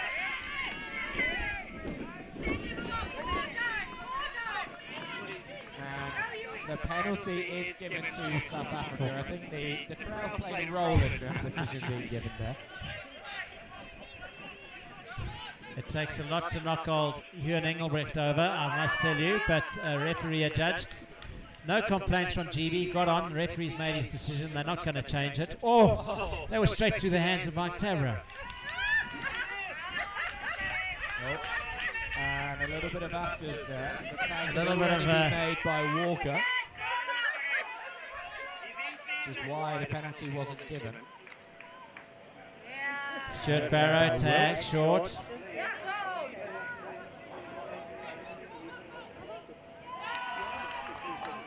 "15 seconds to play," I'm told by our commentary team here. This is tight. So they must score to level it. A bonus box would win it. Final tag. Final tag with about 2 seconds to go. What can we do? Let's see. Let's see what South Africa can do. But working out to the left where there's a bit more space to kick. And declared dead by the referee. And What a game. What a there. game. It ends 7-6 to Great Britain. Their second win of the day in this men's open category. Their second win by just a single point. Unbelievable. Wow. The series still alive going in today too, Stuart. Three tests remaining in this one. South Africa with a chance to come back. Absolutely, absolutely. And I think in both those test matches it was crucial mistakes made at critical parts of the game that actually cost South Africa. GB hanging on with some cool heads and some experience. Yeah, I think that's what it was in the end, was that experience. I mean, clearly the conversation you're saying that Gilbert would probably be having with the SA men at half-time worked, got them back in the Absolutely. game, gave them a sniff of winning this one, a real shot in fact, but just the experience. With cool heads, maybe a little bit less so. It was a bit bad-tempered perhaps from both teams towards the end. Not helped by the heat here, of course. But both teams fairly civil with one another. Absolutely. This series certainly all to play for tomorrow. We'll bring you 3 tests starting at 1 p.m. South African time and 11 a.m. GMT. So that'll be 11 a.m., 1 p.m. and 3 p.m. for the men's tests if you're following from the UK, and 12 p.m. and 2 p.m. for the mixed tests. And as the shadows lengthen here, we're into our last game, which will start in a few minutes' time.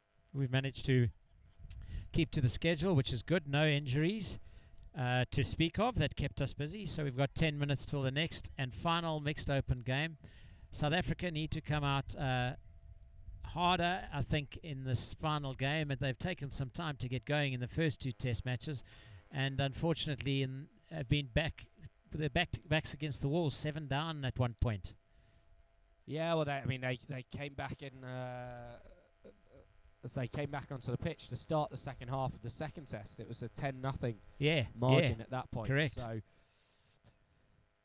in both games, they closed the gap well. They got back into it. They showed they can compete with the GB outfit, which remember is going to be extra tired with a number of the men playing for the mixed team having just been involved in that engrossing contest there. So a good chance for South Africa to take the win in the third test and keep the mixed series alive as well. But if they're going to stand a chance of doing that, they have to play their first half the way they've been playing their second halves. Absolutely, and hats off to the GB outfit for coming out and fielding 2 teams. I mean, we knew it was going to be a tough test, having 10 test matches for the players, and the GB guys put their hands up and said, absolutely, we want to play tag, we want to help the game grow in South Africa. We'll put our bodies on the line, and there are going to be some very tired bodies tonight, make no mistake, but we've had 5 scintillating games, and it's been fantastic. Yeah, and I think the GB players, they're aware of the fact that obviously not only is this a wonderful experience for them to come out to Cape Town to play tag in another country. For those that weren't involved in the 2018 World Cup, this will be the furthest they've gone to play some tag rugby and to represent their country. It's not only a lovely week away from the freezing temperatures of London and the rest of the UK, but importantly, it's about what we're building here in terms of the relationship between Great Britain and South Africa in the tag world as we look to grow the game internationally. And the hope for both of us, Stuart, is that the next time we play like this, whether it's in the UK, whether it's here in South Africa, the next time our 2 countries play, it's more than just 2 categories that are being involved. Yeah, I think the key to this is obviously the longevity and the relationships and partnerships that we're building, and just to tell the listeners out there that aren't aware, it is going to become a biannual or event where we will travel. Our guys will come up to obviously Great Britain in a few years' time. We're traveling to the World Cup in Ireland, which we haven't actually spoken much about, actually. But we're going to be traveling to Ireland next year, so possibly the year after, another trip to you guys and play you on home soil in July rather than in December when it's -4.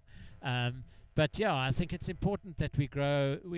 As the ITF are wanting to grow the game, we've got our Zimbabwe friends down who are running the lines for us, learning about the rules. But they're going to go back and build the game now in Zimbabwe and Harare. So all these things are crucial blocks to building the game internationally and friendships that we make.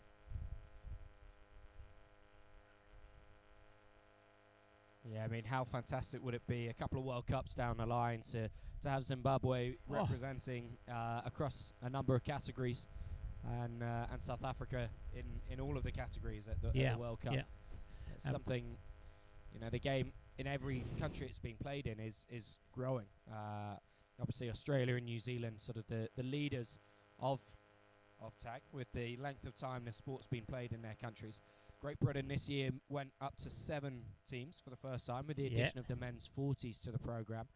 And it's certainly part of the GB vision to be able to continue to add more categories, more age and gender categories as we are able to logistically and have the performance levels to do so. So the men's 40s started off really well this year. We'd love to be able to start a women's 40s in the next couple of years as well, and then look towards mixed as well in that category. Yeah. Maybe even men's 50s too. That's brilliant, yeah. And I think the beauty of tag is you can take a hiatus from the game, take a few years off as your kids are, the family grows, etc., husband and wife are invested in their young children, and come back later. And the 40s, 50s, and 60s age group is your older category player. Not to say the skill's not there, but it's still competitive, and it's age versus age, and that's the beauty of this game. Yeah, I mean, I don't think anyone that would have been watching the men's 40s games at the 2022 British and Irish Cup when they played a 5-test exhibition series, I'm not sure they would have really noticed any downtick in skills and performance levels and fitness. It was a fantastic contest, edged narrowly in the end 3-2 by Great Britain. And I know that certainly in the UK there's been a lot of players previously involved at Elite Tag who thought that their days were done in the men's 30s or the mixed 30s, now finding that there's an opportunity to play men's 40s. And as you say, having taken that break to start a family or to maybe to move to a new part of the country, now able to get back involved, and I'm confident that we'll have an even stronger men's 40 side in the 2023 British and Irish Cup and obviously the 2023 World Cup. I'm sure Ireland will have the same. But looking forward to seeing how that newest addition to the GB setup continues to grow over the next few years. The exciting thing for you is that Steve Barry might be playing in the men's 90s. I'm not sure when Steve Barry will feel it's the right time to move up. I wouldn't want to give away his age on a live stream. He is eligible for more than one category. Absolutely.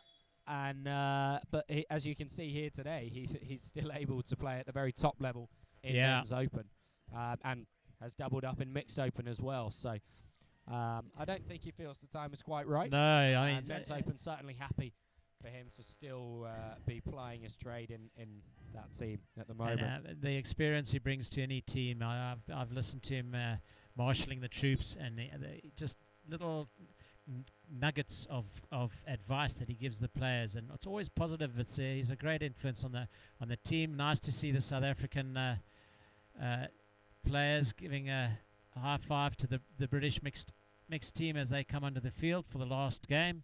Yeah, this has been a lovely bit of sportsmanship from your South African team, Stuart.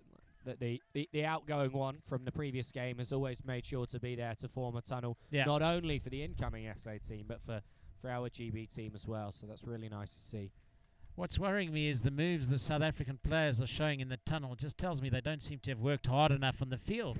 Zane Peterson dancing like a disco queen there. Hey, fancy free and footloose.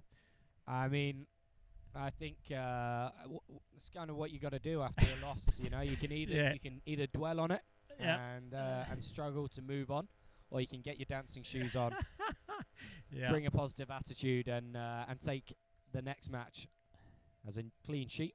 Yep. I think as long as I remember the Blitzbokker in Hamilton on the World 7 series back in I think it's 2018. they'd not managed to get the result they wanted, having been series champions and leading the series at that point. And they certainly headed out onto the town and were Really? was involved in a dance-off between them and the Argentinians. Just as well, it was just a dance-off. Oh, well, the Sevens series just as friendly as tag rugby, yeah, really. true. No, very friendly between both sides. And as an English boy, I felt very much out of my depth trying to compete with South Africans and Argentinians on the dance floor. I know. We're about to start our last game of the evening. And mentioning the Sevens, it's also nice that the series has taken place today and tomorrow, and gives your team some time to relax and enjoy the very festive and jovial Cape Town Sevens on Saturday. Yeah, it is an incredible atmosphere at the Cape Town Sevens. Wonderful rugby that be on show, and not just the men's event, but the women's event as well. Yeah, it's both playing at the Cape Town Sevens these days, kicking off tomorrow. And I know the GB lot very much looking forward to joining the SA players to watch that one.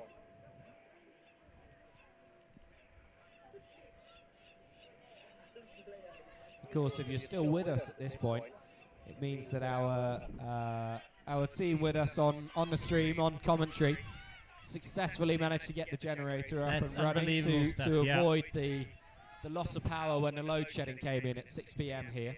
So terrific job by them to keep bringing you guys the wonderful tag we've got on offer as the shadows start to lengthen here in the foothills of Table Mountain. Grace Brown feeds Andy Harkins. We've got to get it. Looking. Oh, wow. Wonderful. That is unbelievable. Excellent lovely effort. pass to Kirsty Clark in the left-hand corner. Somersaults over for the opening score, a 2-pointer to GB.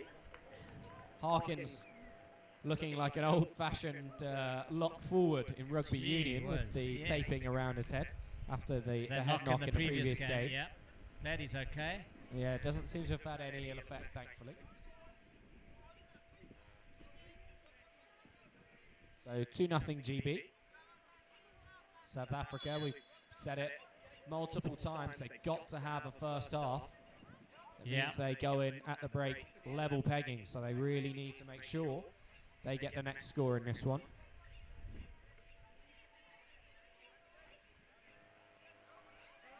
Alerts away. And well done tagged. tremendously there. Good run up, 20-odd meters.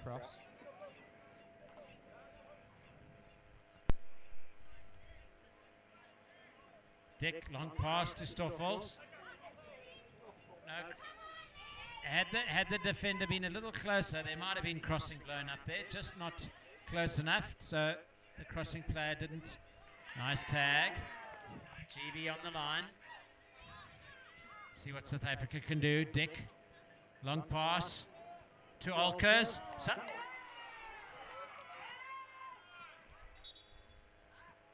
No try, lost forward. Yeah, that's the correct call by Sean Harvey.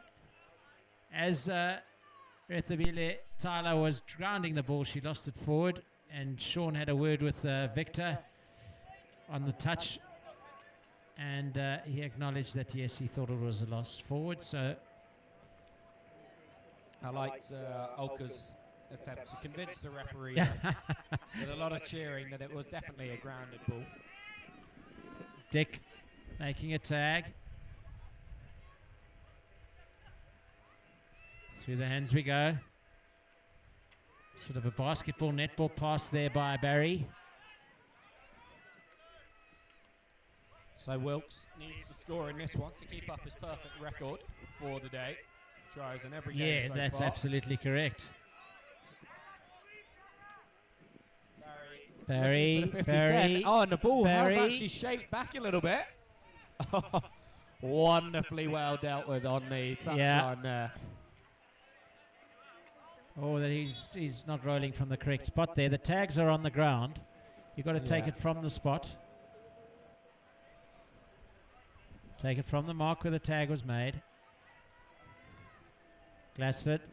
Oh, she's away. Yeah. Offside blown. Yeah, the referee had been playing advantage there. None gained.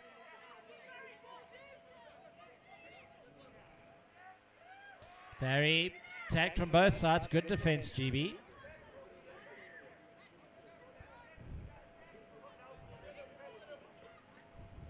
Stoffel tagged.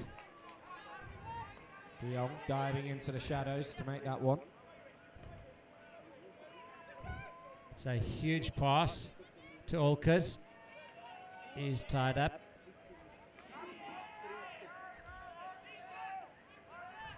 Abels. Wilkes wrong-footed in defence and Tag down. tag off already. Yeah.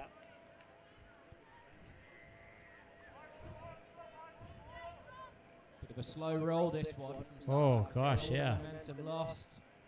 GB up quickly. That switch play working nicely for South Africa. Stepped out.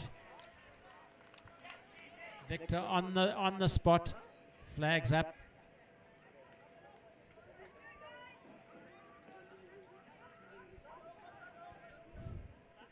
Steve Barry wanting to get stuff going. Always away. No, not from Glassford.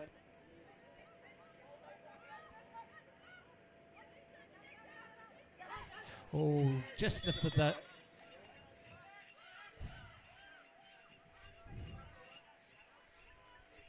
So GB getting away with the knock on there. Yeah. Receiving a penalty instead.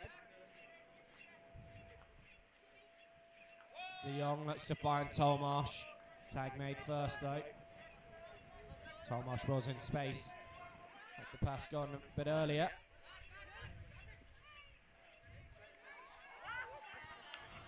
Almost pulled his shorts off him.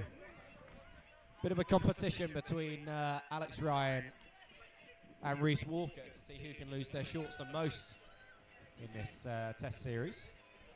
I think it's level pegging so far. And this time De Jong does fine. No, No, he's no. tagged again.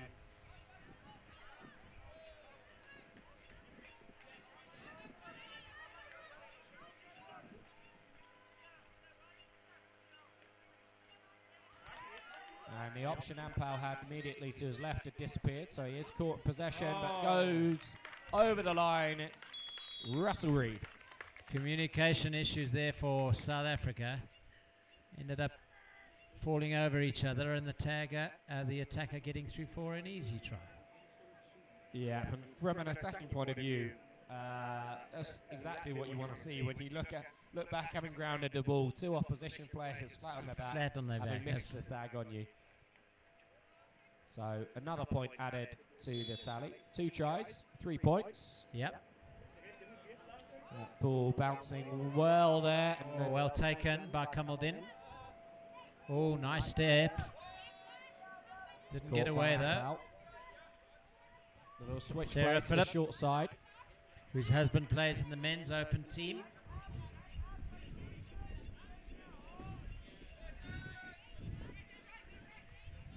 Lovely story of commitment to that family with Sarah and her husband. They're farmers out in the country and in the countryside, and they do a round trip of 4 hours to play an hour's tag. So a huge commitment from them. Wow, that is dedication. They will hopefully be enjoying this then. Yeah. Bang for their buck. 4 hours. And I'm hoping they're staying at a friend's house in town, so they don't have to do it today and tomorrow.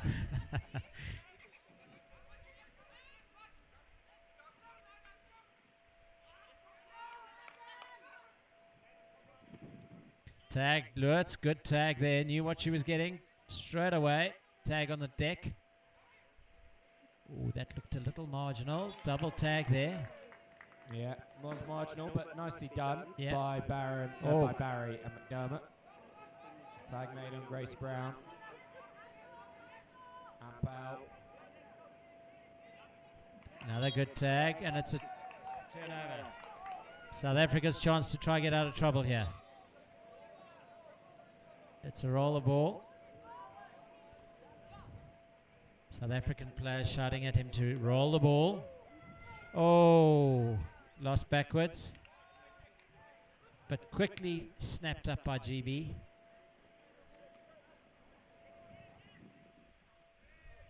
McDermott, not for the first time, changing direction, but Lutz had already made the tag on Ampal, so we come back for that.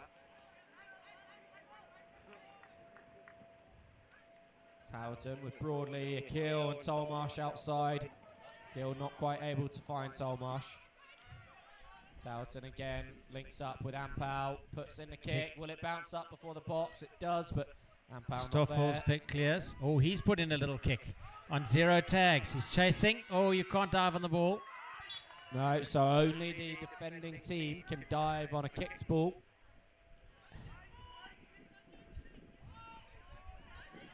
So having to head back 10 metres for the... No. Not in the end, heading back 10 metres for the penalty. Yeah. Tag.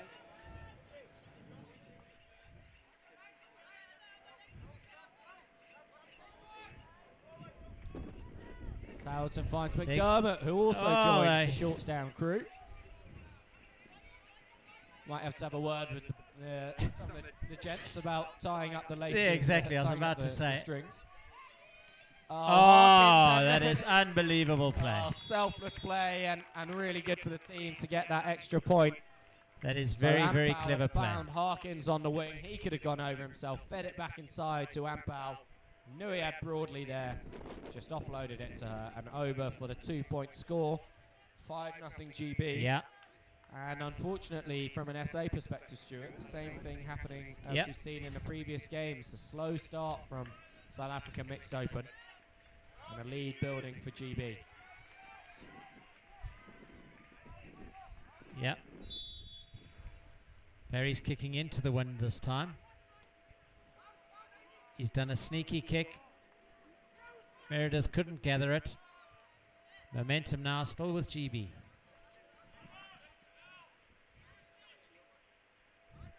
Good tag there by Bradford Jafta.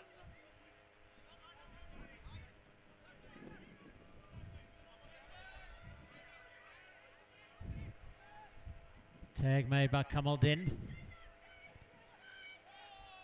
Oh! The referee had already called the 4th tag. Yeah, so as you say, the tag already called, but had it not been, it would not have been the first time we'd have seen an interception that would potentially have led to an SA try, going a begging, and instead we have a GB try. Harkins diving over for the box, and 2 points. Referee Harvey thinking there was a little collateral damage there spread across the park, but they collected themselves up, the South Africans. Lovely set play there by GB. Yeah, well, when your captain dislocates their arm in the or dislocates their shoulder in the first test and gets back on in that game and then carries on, you can't really take yourself off for a twisted ankle or something like that. Suck it up and carry on, as they say. Oh, that's skillful, unlucky. Yeah, ball just beating Hawkins to the line. South Africa can breathe a sigh of relief, take this one out 10, and go again. There's that man with the shoulder we were just talking about. Sean Rogers leading from the front. Passes to his brother Ethan. Constant argument between the two of them as to who's the quicker. Marmani's race. Yeah, well, yes. One with the ball or without the ball is the question. Marmani's on the younger one, I must be honest. I know there's a few players in the GB squad who would be interested in having a foot race. Oh, really? Amongst themselves, but I'm not sure they'd beat the Rogers brothers. Well recovered there. The captain missing the tag, recovers well and makes the tag in the end. Oh no! Once again, a half interception for South Africa. Good advantage played by referee Harvey here. Yeah. This could lead to another UK try. Another Ah, very, it very is. well played and executed try. McDermott finds Brown on that Yeah. left wing. That is just unbelievable awareness, Will. To know that you've got a player outside and it's a young lady who's going to double your points. Excellent play. Yeah, and that's what's really built the lead the way Yeah. you know, so quickly for GB. 9-0 already. Yeah. It comes from those tries like that from McDermott to Brown, like Ampau and Broadley linking up earlier on when 1 point gets turned into 2. Yep. They talk But from about a South African perspective, a hill gets turned into a mountain. exactly, and that's scoreboard pressure, which just makes you have to work that much harder. Oh, what a Lovely tag! 1-2 there. Lovely tag there. Chasing the attacking, advancing South African, and then reaching out and still making the tag. That was a fantastic effort.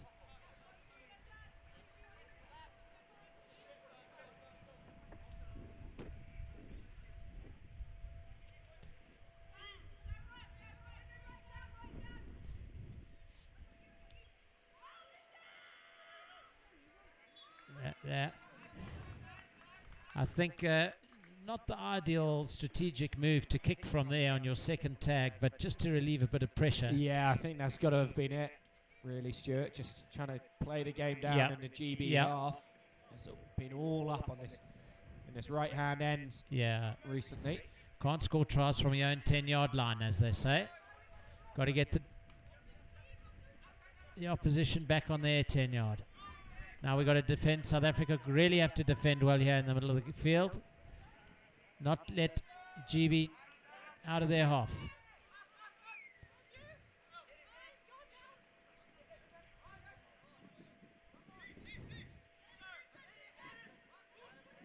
Oh! Switch by Barry before the unintentional falcon of Glassford. Ampau. Fake to Bedford. Goes for the kick. Stoffel's running away with the Socket away opposition's from tag. Right, let's see what Tyler can do. Oh. Dustin Dick getting the ball moving quickly. It's to Stoffels, to Lurtz. Takes it up. Not getting past Barry this time. Sharing a little chirp with each other there. Glassford, oh, well taken. Almost looked as if she'd... Offside against Great Britain. So Lutz will tap this. Centre field. 10 metres inside the GB half. This is where South Africa want to be playing. Tag made. Oh.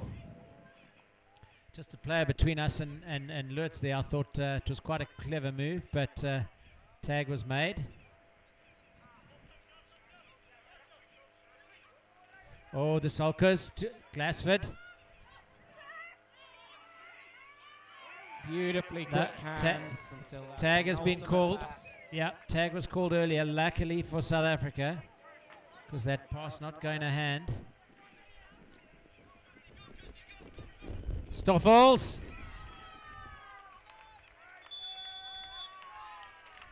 He gets the try, Stoffels.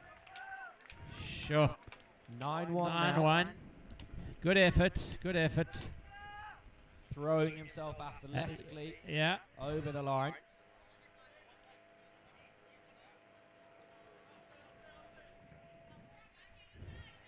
Well, if South African mount a comeback from here, will at least have started earlier than Yeah, I agree. previous ones. I agree. Referee's holding time. He's going to get... Yeah, that The tag GB that was taken off Dan Ampau. Yeah, exactly. I think it was accidentally run Yeah. away from him. Yeah, as Stoffels gathered the ball, he still had the tag in the hand, and play continued with the tag and ball running away from the GB player. So he just left it there, because you can defend without your two tags. You cannot attack with only one tag, but you can defend with one. That was a lovely piece of skill there from Nick de Jong. He'll be chuffed with that. And Barry changes direction. having said about that piece of skill, it wasn't actually Nick de Jong, it was Russ Reed, and he's put a backward cap on. That's why I didn't recognise him at first. Late Nice tag little called bit of on keepy Barry up. there, yes. Good, correct blow by referee Harvey. Barry standing over the ball for the penalty.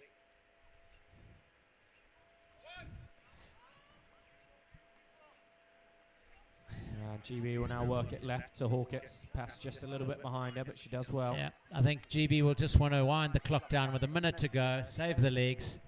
Not this, in other words. Luckily, Alex Ryan throwing himself backwards. That's one. That's a tag to watch again in slow motion. Fantastic effort.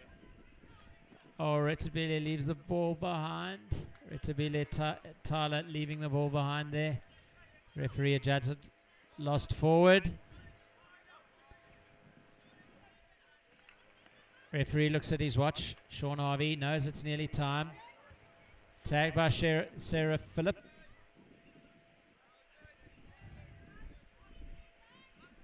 Well gathered. Walker with a little kick. The tag was And made that's first it. though, so that will be half time. 9-1 to Great 9-1 Britain. to GB. Regroup.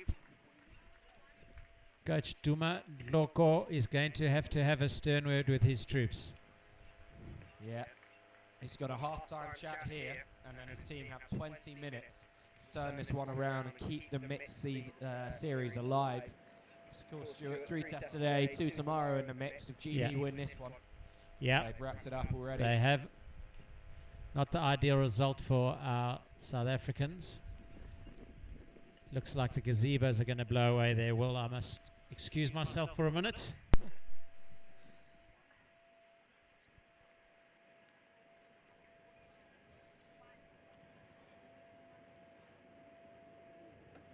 So Stuart off on gazebo duty. It's worth just mentioning at this point the reason why South Africa might have found themselves 2 games down and 9-1 down in this third test at half time. With tag as a sport still very much in its infancy, there's quite a big difference between the levels of development and the levels of strength and depth between different nations. We alluded earlier to the fact that Australia and New Zealand find themselves quite a long way ahead of the rest of the tag world. Ireland was the next country to pick up the sport, and then Great Britain, and the 2 Northern Hemisphere sides. Traditionally, Ireland has been the stronger with that earlier start in the game. South Africa coming on board a little bit later on, and that's why they're finding themselves perhaps not quite able to compete as strongly with the GB mixed open side. However, the men's contest that we've seen today, I think really show the improvements that South Africa have made in a very short space of time in that category, and can give them great encouragement less than a year out from the Tag World Cup taking place in Limerick next August. Mixed team obviously still some work to do, but it's not just Australia, New Zealand, Ireland, GB and South Africa that will be at that World Cup. We'll have nations represented both from the country that they are flying the flag for, but also heritage nations as well, as chairs go flying as the breeze picks up here. Heritage nations, many of whom will come from Australia and New Zealand. They will actually be representing countries like Samoa, Fiji, Australia Indigenous. We'll put in teams into various categories, likely to have Chinese, Vietnamese and Lebanese representatives from Australia as well. So tag truly a global game, but one that currently is predominantly played in just a handful of countries. So that's something that series like this are hoping to change as we look to grow the game worldwide, pick up new audiences to this wonderful sport. And we have another 20 minutes of the game to enjoy before we wrap things up on day one of this historic first ever set of test series in South Africa, first on the African continent, in fact, and it's the hosts with the first use of the pill. 9-1 the half-time score. Chadwin Smith looking to charge forward, pegged back by Elliot McDermott of GB. A lovely pass into midfield, and if Bedford hadn't made that tag, we would have seen a wonderful breaking play into GB territory. Still South Africa come. Cleared up by Zaki Keel after the kick. GB take over on halfway. Bedford to Ryan.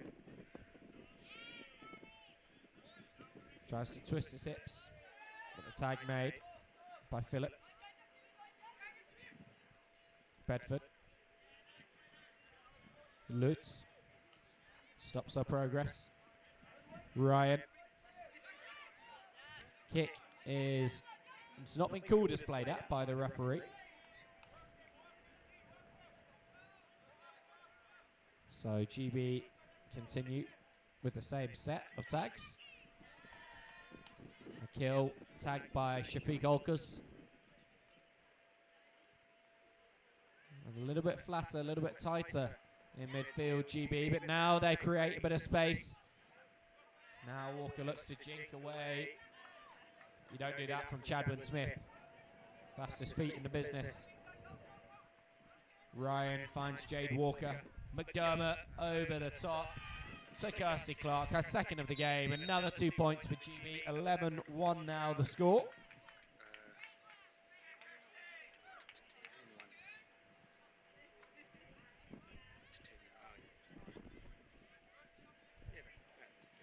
It's 9-1 and that was a 2-pointer.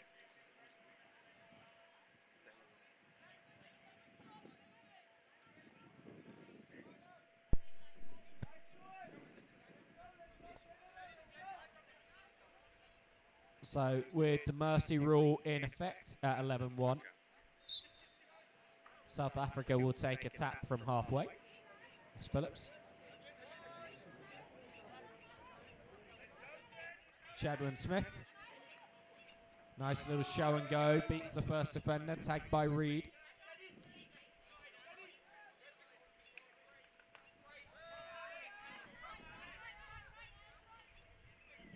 That's Jafta. And now all the way over to the left-hand side, and it is going to be a score for South Africa. A 2-pointer in the left-hand corner.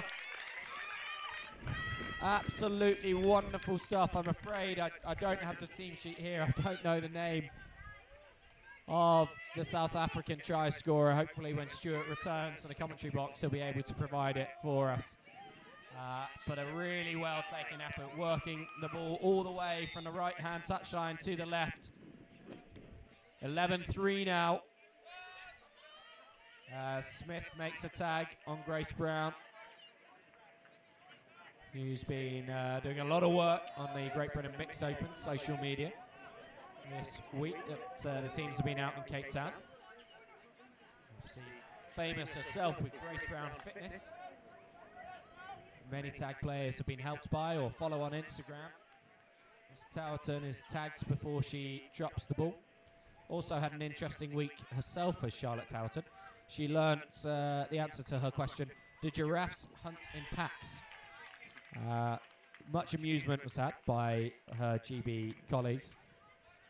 Not only is packs the wrong collective term for giraffes, but as we all know, they don't hunt. So Towerton learning a lesson there about the wildlife in South Africa. Is it a herd? Herd of giraffes.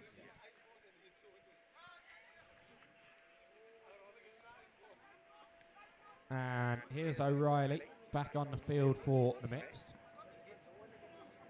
Oh, Ryan firing a pass one-handed out there. It's gone loose and You saw over the line forwards from GB. So South Africa take over.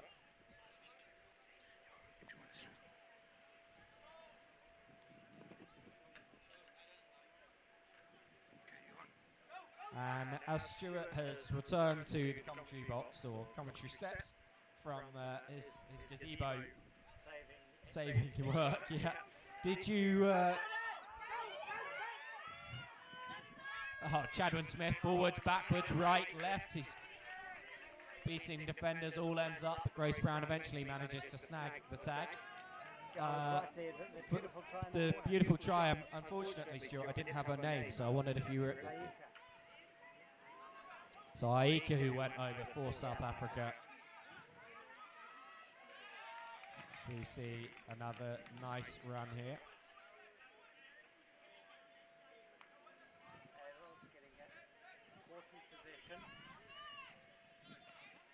Sean Rogers marshalling the troops, telling them what to do.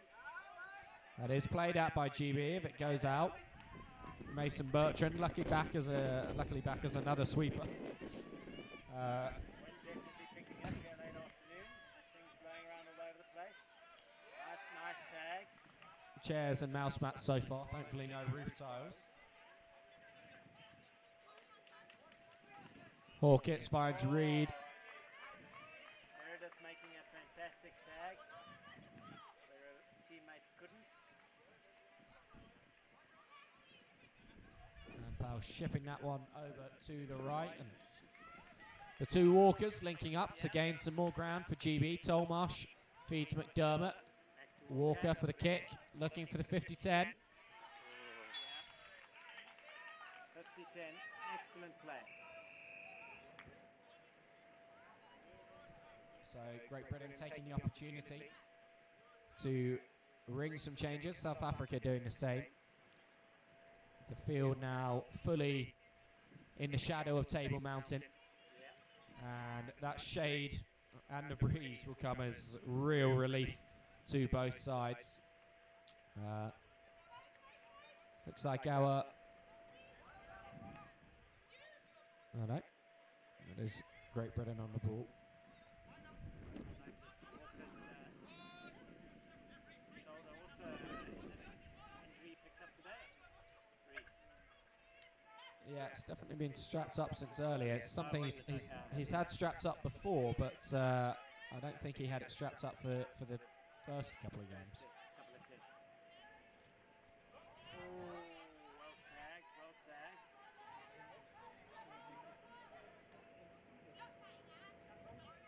Wirtz. Oh, excellent tag.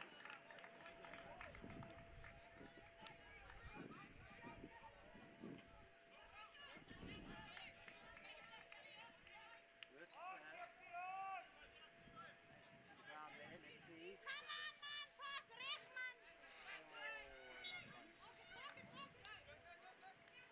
Unlucky, the first one was backwards, the second forwards, a kill, gallops into some space.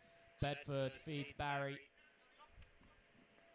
Calls the switch with McDermott. Yeah, he did. A little hand flick there, telling McDermott, come on, come inside. Walker. Bedford involved once again. Yeah, Chadwin Smith making a good tag.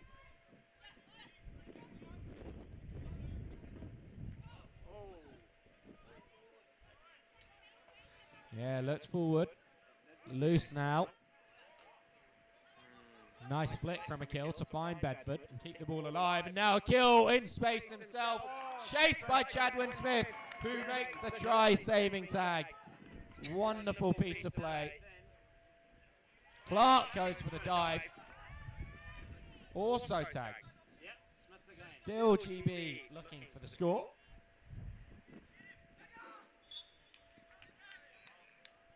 Some high flick pop passes, just taking a little bit too long to get out the hands. So the sick tag is made and South Africa take over in possession.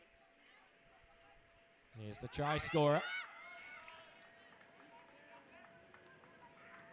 Amazing what a try in the corner can do for one's confidence. Yeah, we saw a few drop balls earlier, but nothing like it now. Yeah. She's owning her space on the wing. Dick to Sean Rogers. What's he up to? Great tag.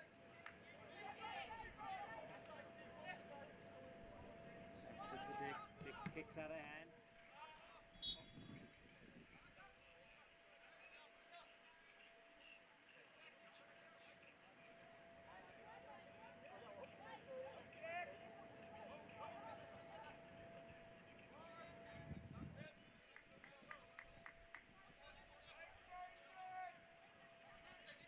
Promising ground gain by South Africa to this point. Yes, absolutely. Spectators encouraging our players, the South African players, to give the ball a bit of air time and pass it around.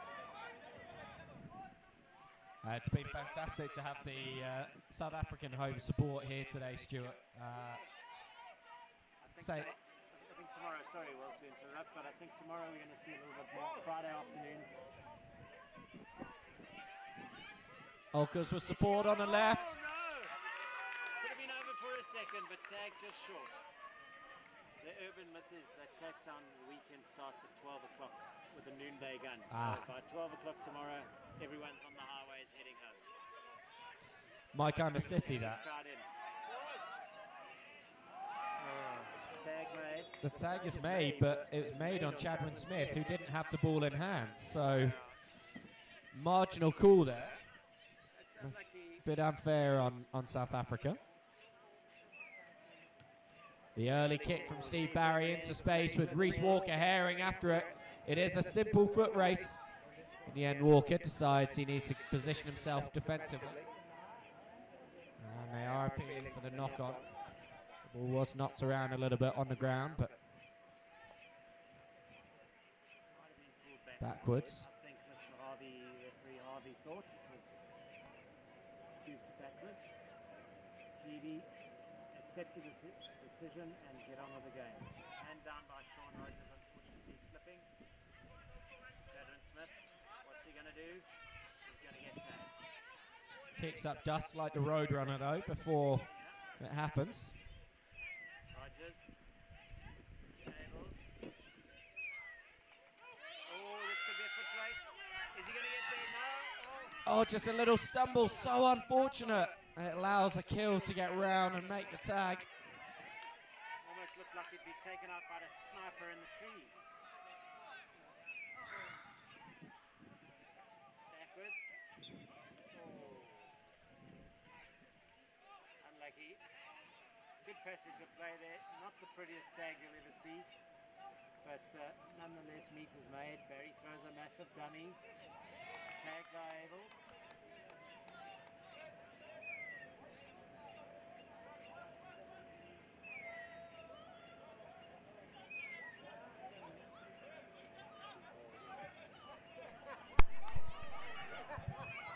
Ball loose once again.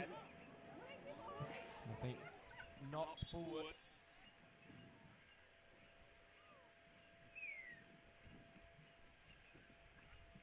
And not for the first time, Alex Ryan finds himself limping off to the sideline. He's really put his body on the line today. 6.5 minutes to go. South African players almost as if his mind was wishing him to go, but the legs just wouldn't carry him. Ethan Rogers almost through.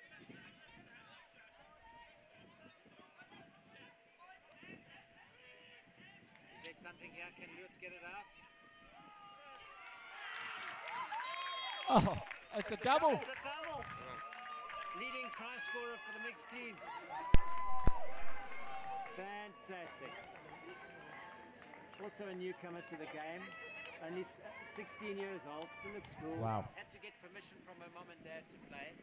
So the indemnity forms are signed and she's doing fantastically well. So the deficit narrowed now to just 6 points, 11-5. GB with just a one score in this half. And again, well, it's a case of the South Africans waking up in the second half. Wayward pass. Oh, that's very well played.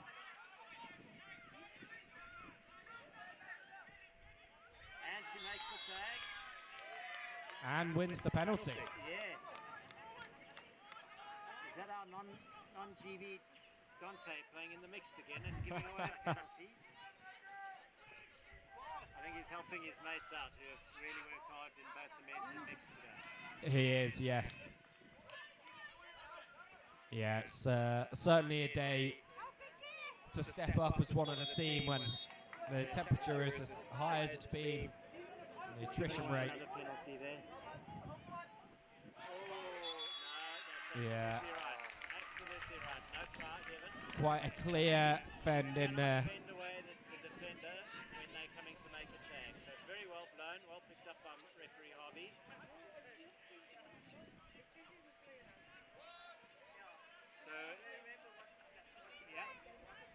spectators alongside me here saying that the ex-rugby players, it's a natural instinct to fend off.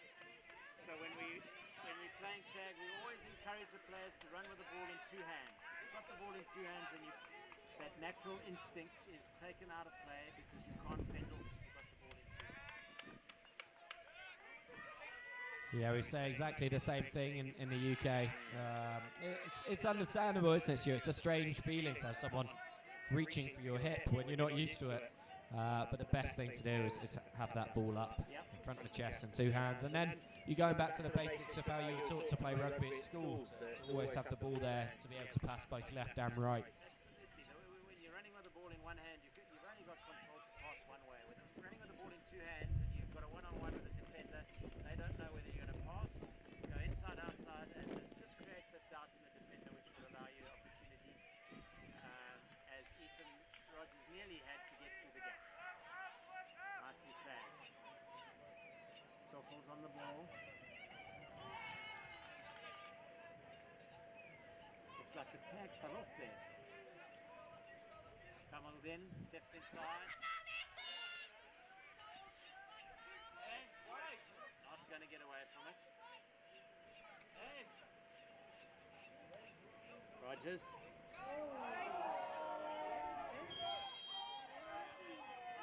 Closing the gap.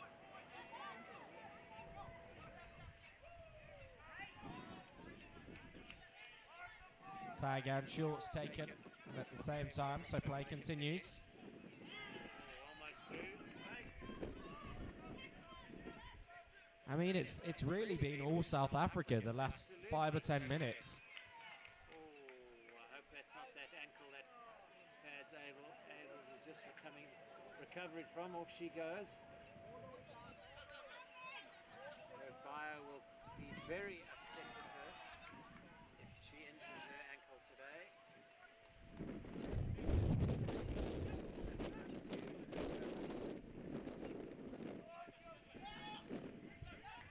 that's a good pass, you've got to give it in. Here goes another Hertzler corner flag. As Meredith is bundled into touch. Yeah. Lutz with a big pass. Stoffels over the top. He's got to get it out. Oh, he's in. Oh, he's gone this time. Got it. And finally gets the point. Yeah. 11-6 now. I think that was a good option to take because he was reaching for the ball to get there and he couldn't have popped it up out to the lady, to Tyler on the wing. No. So I think that was a great option taken. Good work by South Africa. Lots of interplayers, you would say, everyone touching the ball in that attack. It's lovely to watch. 1.5 minutes, just over. 1.5 minutes to go. Let's see if South Africa can sneak another try. In the end, just well controlled in that far right corner. And she makes the tag. Ball shipped back in field through Ryan to Hawkins. On to Bedford now. Finds Broadley. She's McDermott outside her. They're a little bit too close in the end. Ran out of field there a little. Bedford takes the ball behind her. Shaquille making the tag there. Steps inside. Almost losing his shorts again. I think we should check the tie-up situation there. That's definitely over there. Another up and under from GB. Yeah. Sean Harvey standing on the right side of the pitch, not down the slope, so he could easily see that was over his shoulder height. We breed our referees short for that specific reason. What's he going to do? Tolmarsh did really well there against the threat of Olkers. 6 seconds to go, most probably the last play. Let's see what referee Harvey says. Thank heavens tag rugby is not like the FIFA World Cup where you have referees additional time at the end. Be here all night. Yeah, another 9 minutes or so now would be tough for both teams. Tyler. And that's the game. So it finishes 11-6. I mean, maybe 9 minutes would have seen South Africa finish off the comeback and keep the series alive. An amazing kudos to GB wrapping up the the mixed open on day one, so it's 3-0. Lots to play for South Africa, pride being one of them. But I think in all three games, the second halves, we could say convincingly won, or not convincingly, but definitely won by South Africa. Yeah, certainly. I mean, you string together just two of those second halves in a single game, and South Africa could have been winning by 5 or more points. It must be frustrating for the players, for the coach, to know that they have that potential, but it's just the case of putting it all into one game, into two halves. And I think experience has a huge part to play in that game management. How we manage the game. Do we switch on at halftime or do we switch on at the end of the warm-up? But it's all stuff that our players will learn by playing more competitive tag. Absolutely. And I found, especially with the minnow tag rugby teams, is that at the World Cup it takes 2 or 3 games for them to actually get to that intensity level. And having series like this, I think, will just encourage our players to lift the intensity from the get-go, which they haven't done today, but they can go home holding their chins up and their heads held high that they've really done well today. For sure.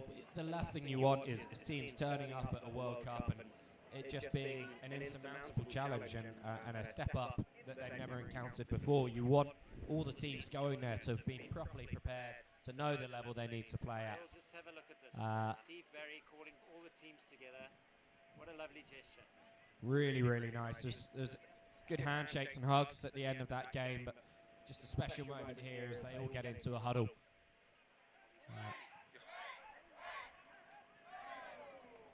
Lovely effort, lovely effort. Just a few words being said there as well.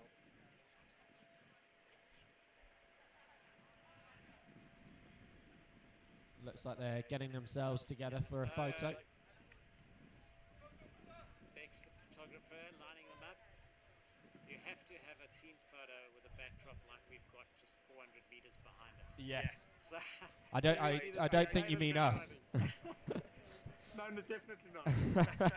No, it's Table Mountain behind us. Sadly, you guys watching the stream can't see it. You can see out to Cape Town Bay, which is itself a stunning view. But Table Mountain behind us providing just the most inspiring backdrop for both these two teams as they've been playing today. And we'll be playing in the same location tomorrow, Stuart. We'll be kicking off at 1 p.m. SAST. 11 a.m. GMT. So we do hope that everyone that joined us today will join us tomorrow and perhaps encourage some friends and family as well to watch as well. If as you say, Cape Town is the weekend begins when the noonday gun goes off. Then the UK has our permission to start their weekend at 11 a.m. tomorrow to join us on the stream. It'll be the same setup as today, 5 games back-to-back, an hour slot for each one. But we'll have 3 men's games, 2 mixed games, starting off with the men's and finishing with the men's as a reversal of today. Yeah, so from Cape Town, the tip of Africa, it's been a fantastic, historic day with the first time a test series has been played on African soil. GB definitely showing the upper hand. Winning all 5 tests, 3 of them comfortably, but 2 with a very, very slight margin. So we look forward to tomorrow's action, and we look forward to you enjoying the streaming, along with Will Shepherd and myself, Stuart.